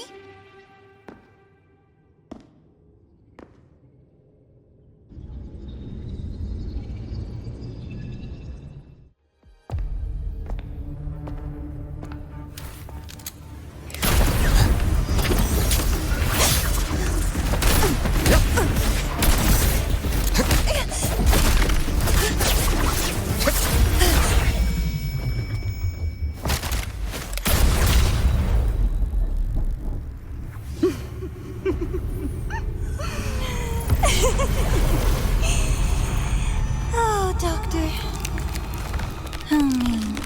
Is that any way to treat a student? I'm afraid identity theft is not in the curriculum.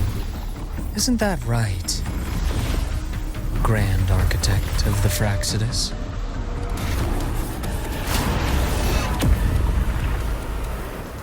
Since you insist on playing the student, I'll offer a lesson. It takes two to play a game.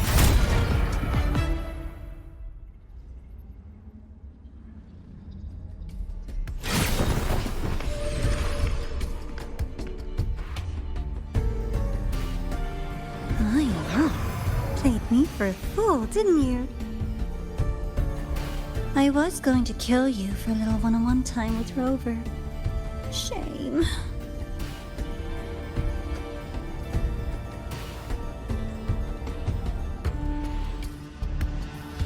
Regrettable that you evaded what was meant for you.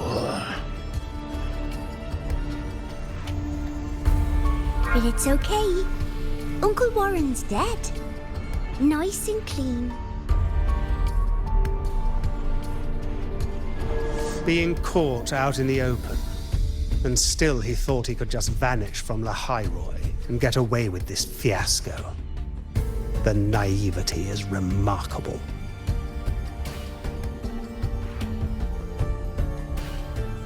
Anyway, I got back what I wanted too, so I'm a happy girl. On my way here, I kept wondering why you acted so quickly. Didn't fit your usual style of staying in character until the very end. Just as I thought. You were after this pen. Ah, yes, my precious. I couldn't find it anywhere, so it was you who took it from me. This is the first time someone's taken something from me. Oh, I almost forgot to ask. When did you begin to suspect? If you must know, my suspicions began to deepen during our last visit to the space station, when you feigned that injury. Your acting had been flawless, Grand Architect, but even you cannot mimic what you don't understand. Death itself. To an immortal like you, no matter how many times you die, it's just another lost identity. And I happen to have seen you die before. Oh? Is this why you've had your eye on me all this time? Let me think. Whoops. Can't seem to remember. My bad.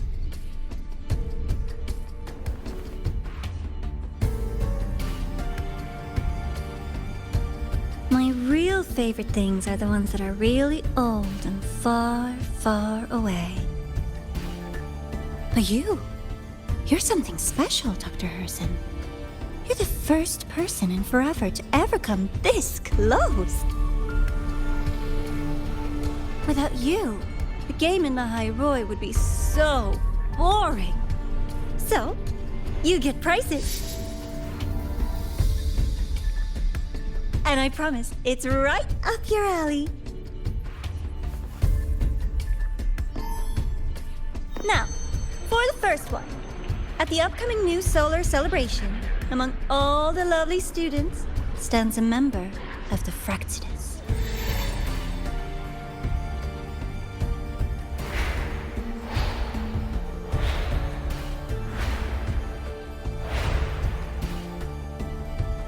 I'm so looking forward to that child's performance. Telling us this doesn't do your spy any good. But that's what makes it fun! It's a cat and mouse game. The mouse needs to know the cat is coming, or how else will it run fast enough on its little wheel?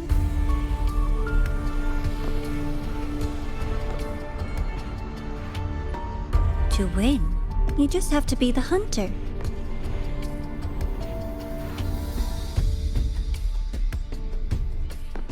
And if you do end up catching that child, that just proves they were useless anyway.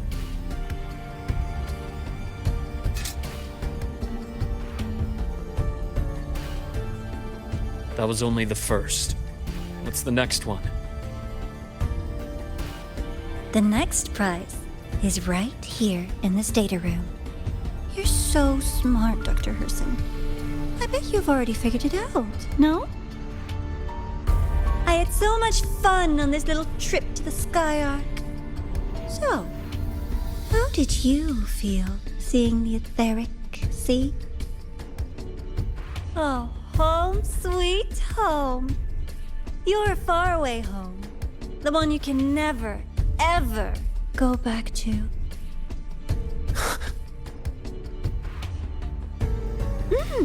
Meeting you there wasn't all for nothing. The look on your face was the sweetest treat.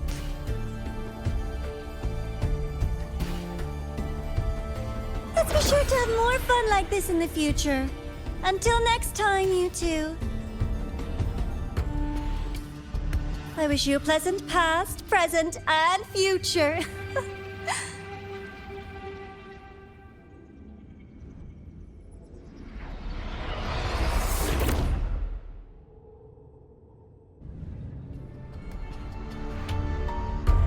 Why did you stop me? You think we couldn't have stopped her here? Yes. My goal was to gather intelligence, not apprehend the Fraxidus' grand architect. When we dug up my father's empty grave, I realized that it is no simple feat to find an immortal who leaves no trail.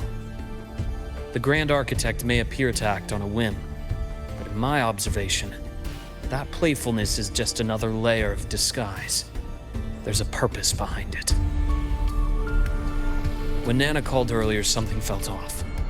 Warren is a researcher himself. Why would he need to take a student hostage to investigate a debris field?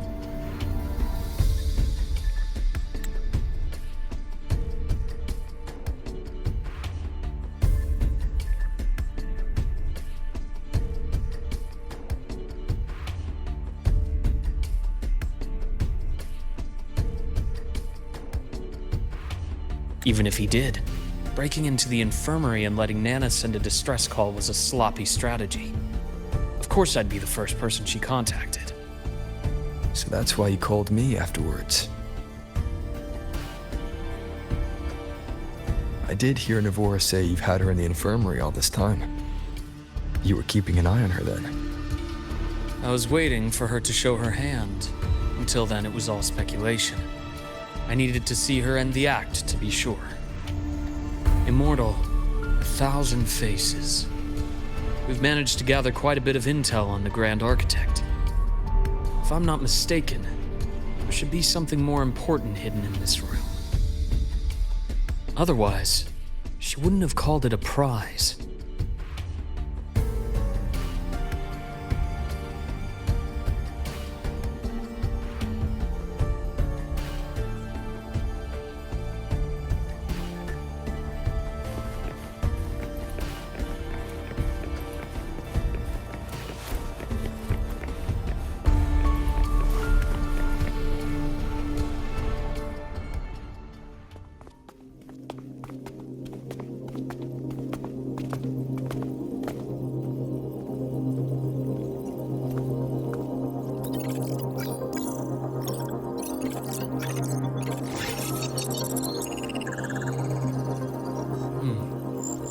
These are personnel files from the Skyark space station. This lettering. Do you recall the lead researcher on the Etheric Sea Initiative? The one we saw in the hologram during our first visit? Professor Junchi. Yes. During his lecture, he mentioned a scholar who had just joined the project, Wei Ying, but his introduction was cut short. I've found that scholar's record in the system, and her name. The letters of this name are a perfect match with those engraved on that pen.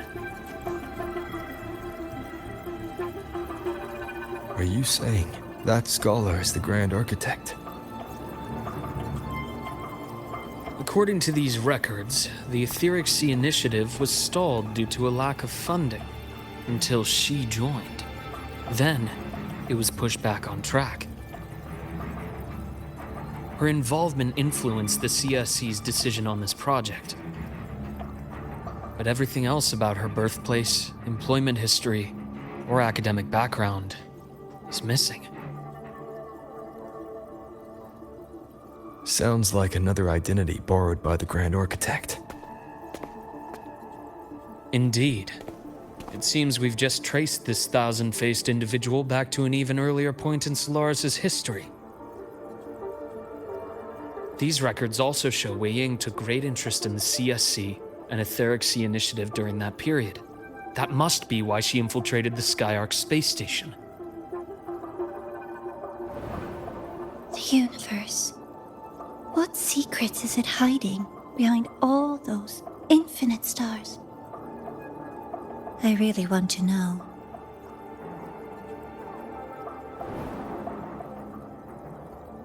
And about that footage... No need to explain. The fewer people who know about your secret, the better. It just occurred to me that this wasn't a coincidence. If her goal in the past involved you, then it's something to keep in mind on your journey ahead.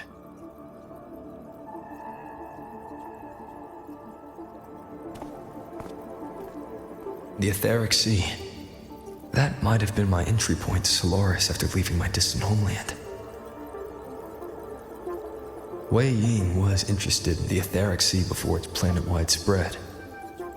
Did she want to use it as a medium to reach somewhere beyond? I will. Given her nature, it's only a matter of time before we meet again. The more she appears, the more she gives away. If she enjoys playing games, then it means she'll follow some rules at least. Otherwise, she'd die of boredom.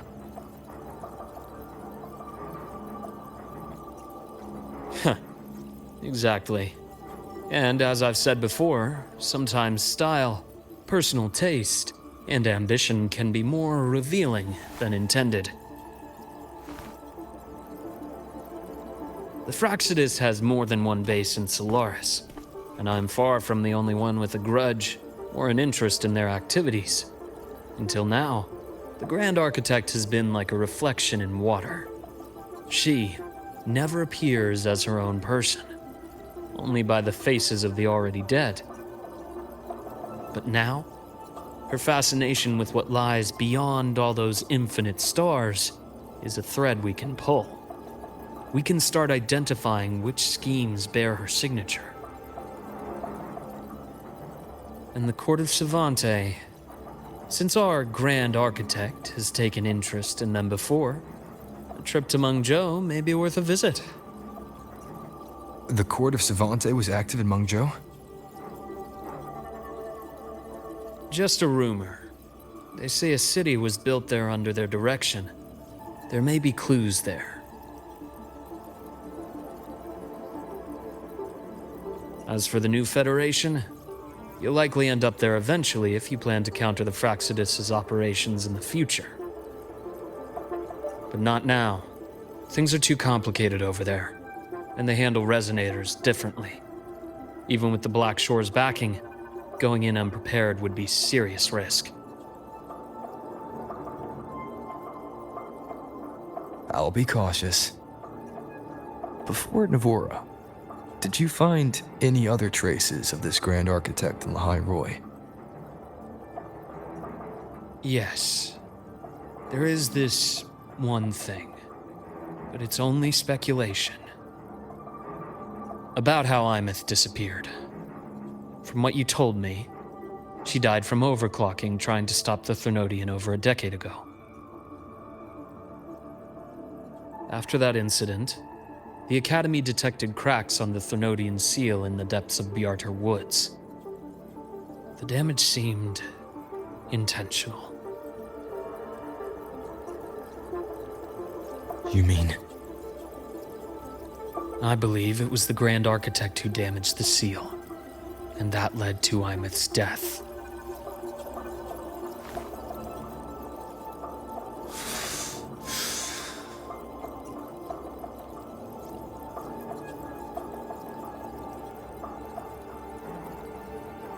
Lucila's people will handle things here now. We should leave. To where? Let's go clear our minds. You shouldn't sit with this alone.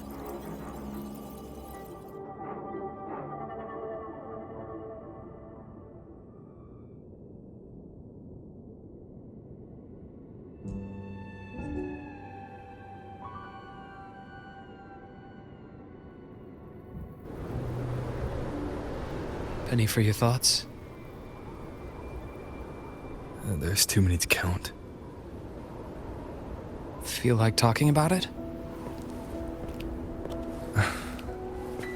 Maybe a little.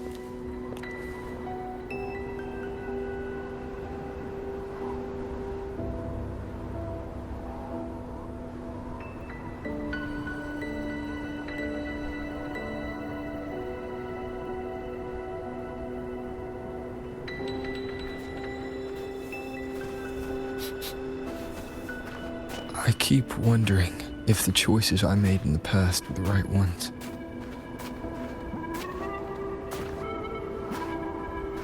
I still don't know why I chose to erase my memories. That one decision cost me my grip on everything. It made me leave so many people behind.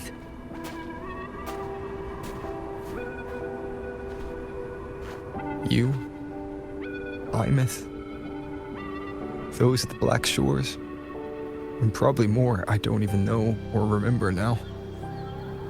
I pulled everyone into my grand plan to save the world. And when it mattered most, I wasn't even there. If we can't save Imeth, she'll just be forgotten, left to drift in the void forever. Even if that hadn't happened, your path was always destined to diverge from most of ours. You know your lifespan is immense. Barring some accident, most of us will leave this world long before you. Death and goodbyes are a final lesson no one escapes. But for you, it's a question that lingers for an exceptionally long time. You're right. Since you already know that, you should also see that everyone else has already given their answer. You're still the same person you were before. Just as resilient, still bringing hope to others. That's why, after all these years, we're still willing to stand with you. And it's not because you're a supposed savior. It's because you've always been you.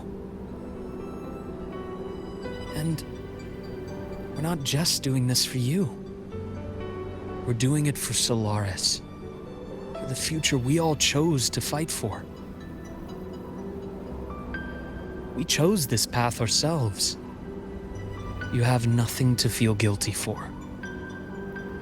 One can only move forward by making peace with what's lost. You taught me that a long time ago. In the end, I failed to find my father's murderer.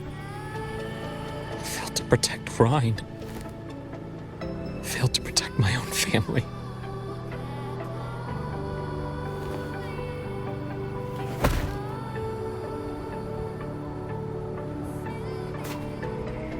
But your brother is still alive.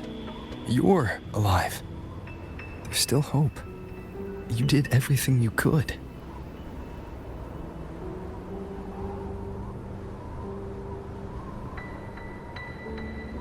Who knows when I'll wake up next time.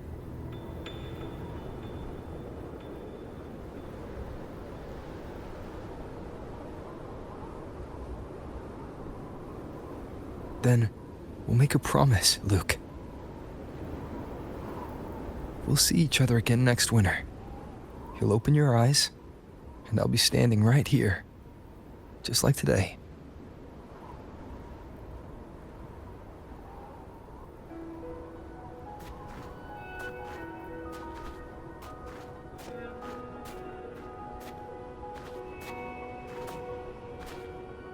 Come now. Enough with that face. Some candy?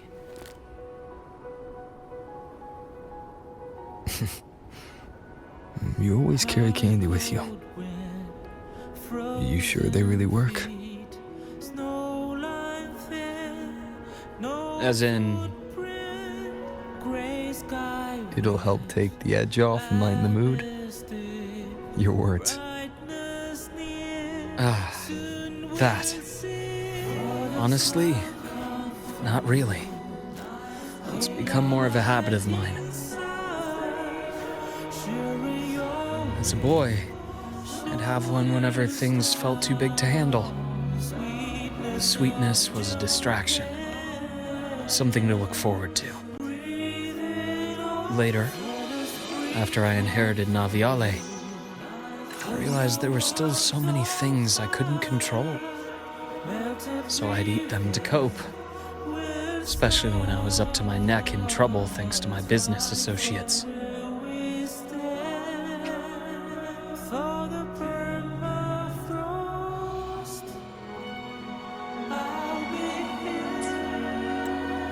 Even after I left the company and set out to follow the Fraxidus' trail on my own, I'd be chewing on one while I watched those who helped me die right in front of me. Still powerless, it seems.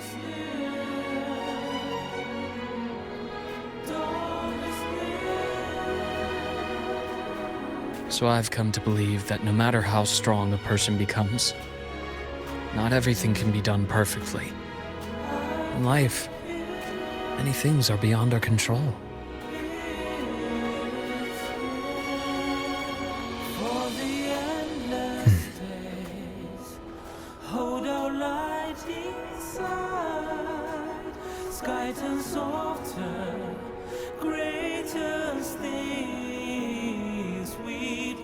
But I still enjoy candy. It reminds me that meeting people is still a gift, even if I know I might lose them one day. If you let grief and anger burn you out, you become obsessed with results. You forget the joy you felt along the way. A little sweetness helps keep the numbness at bay.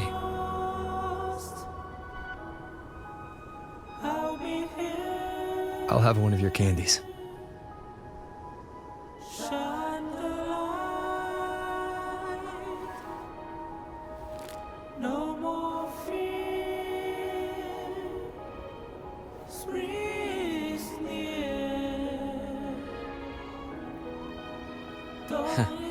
How does it taste?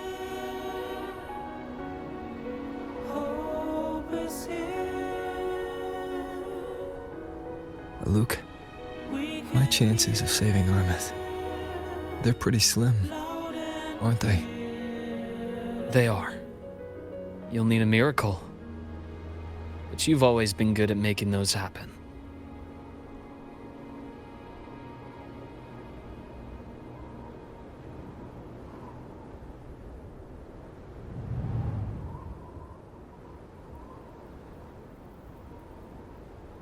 Thanks for the candy. You're very welcome.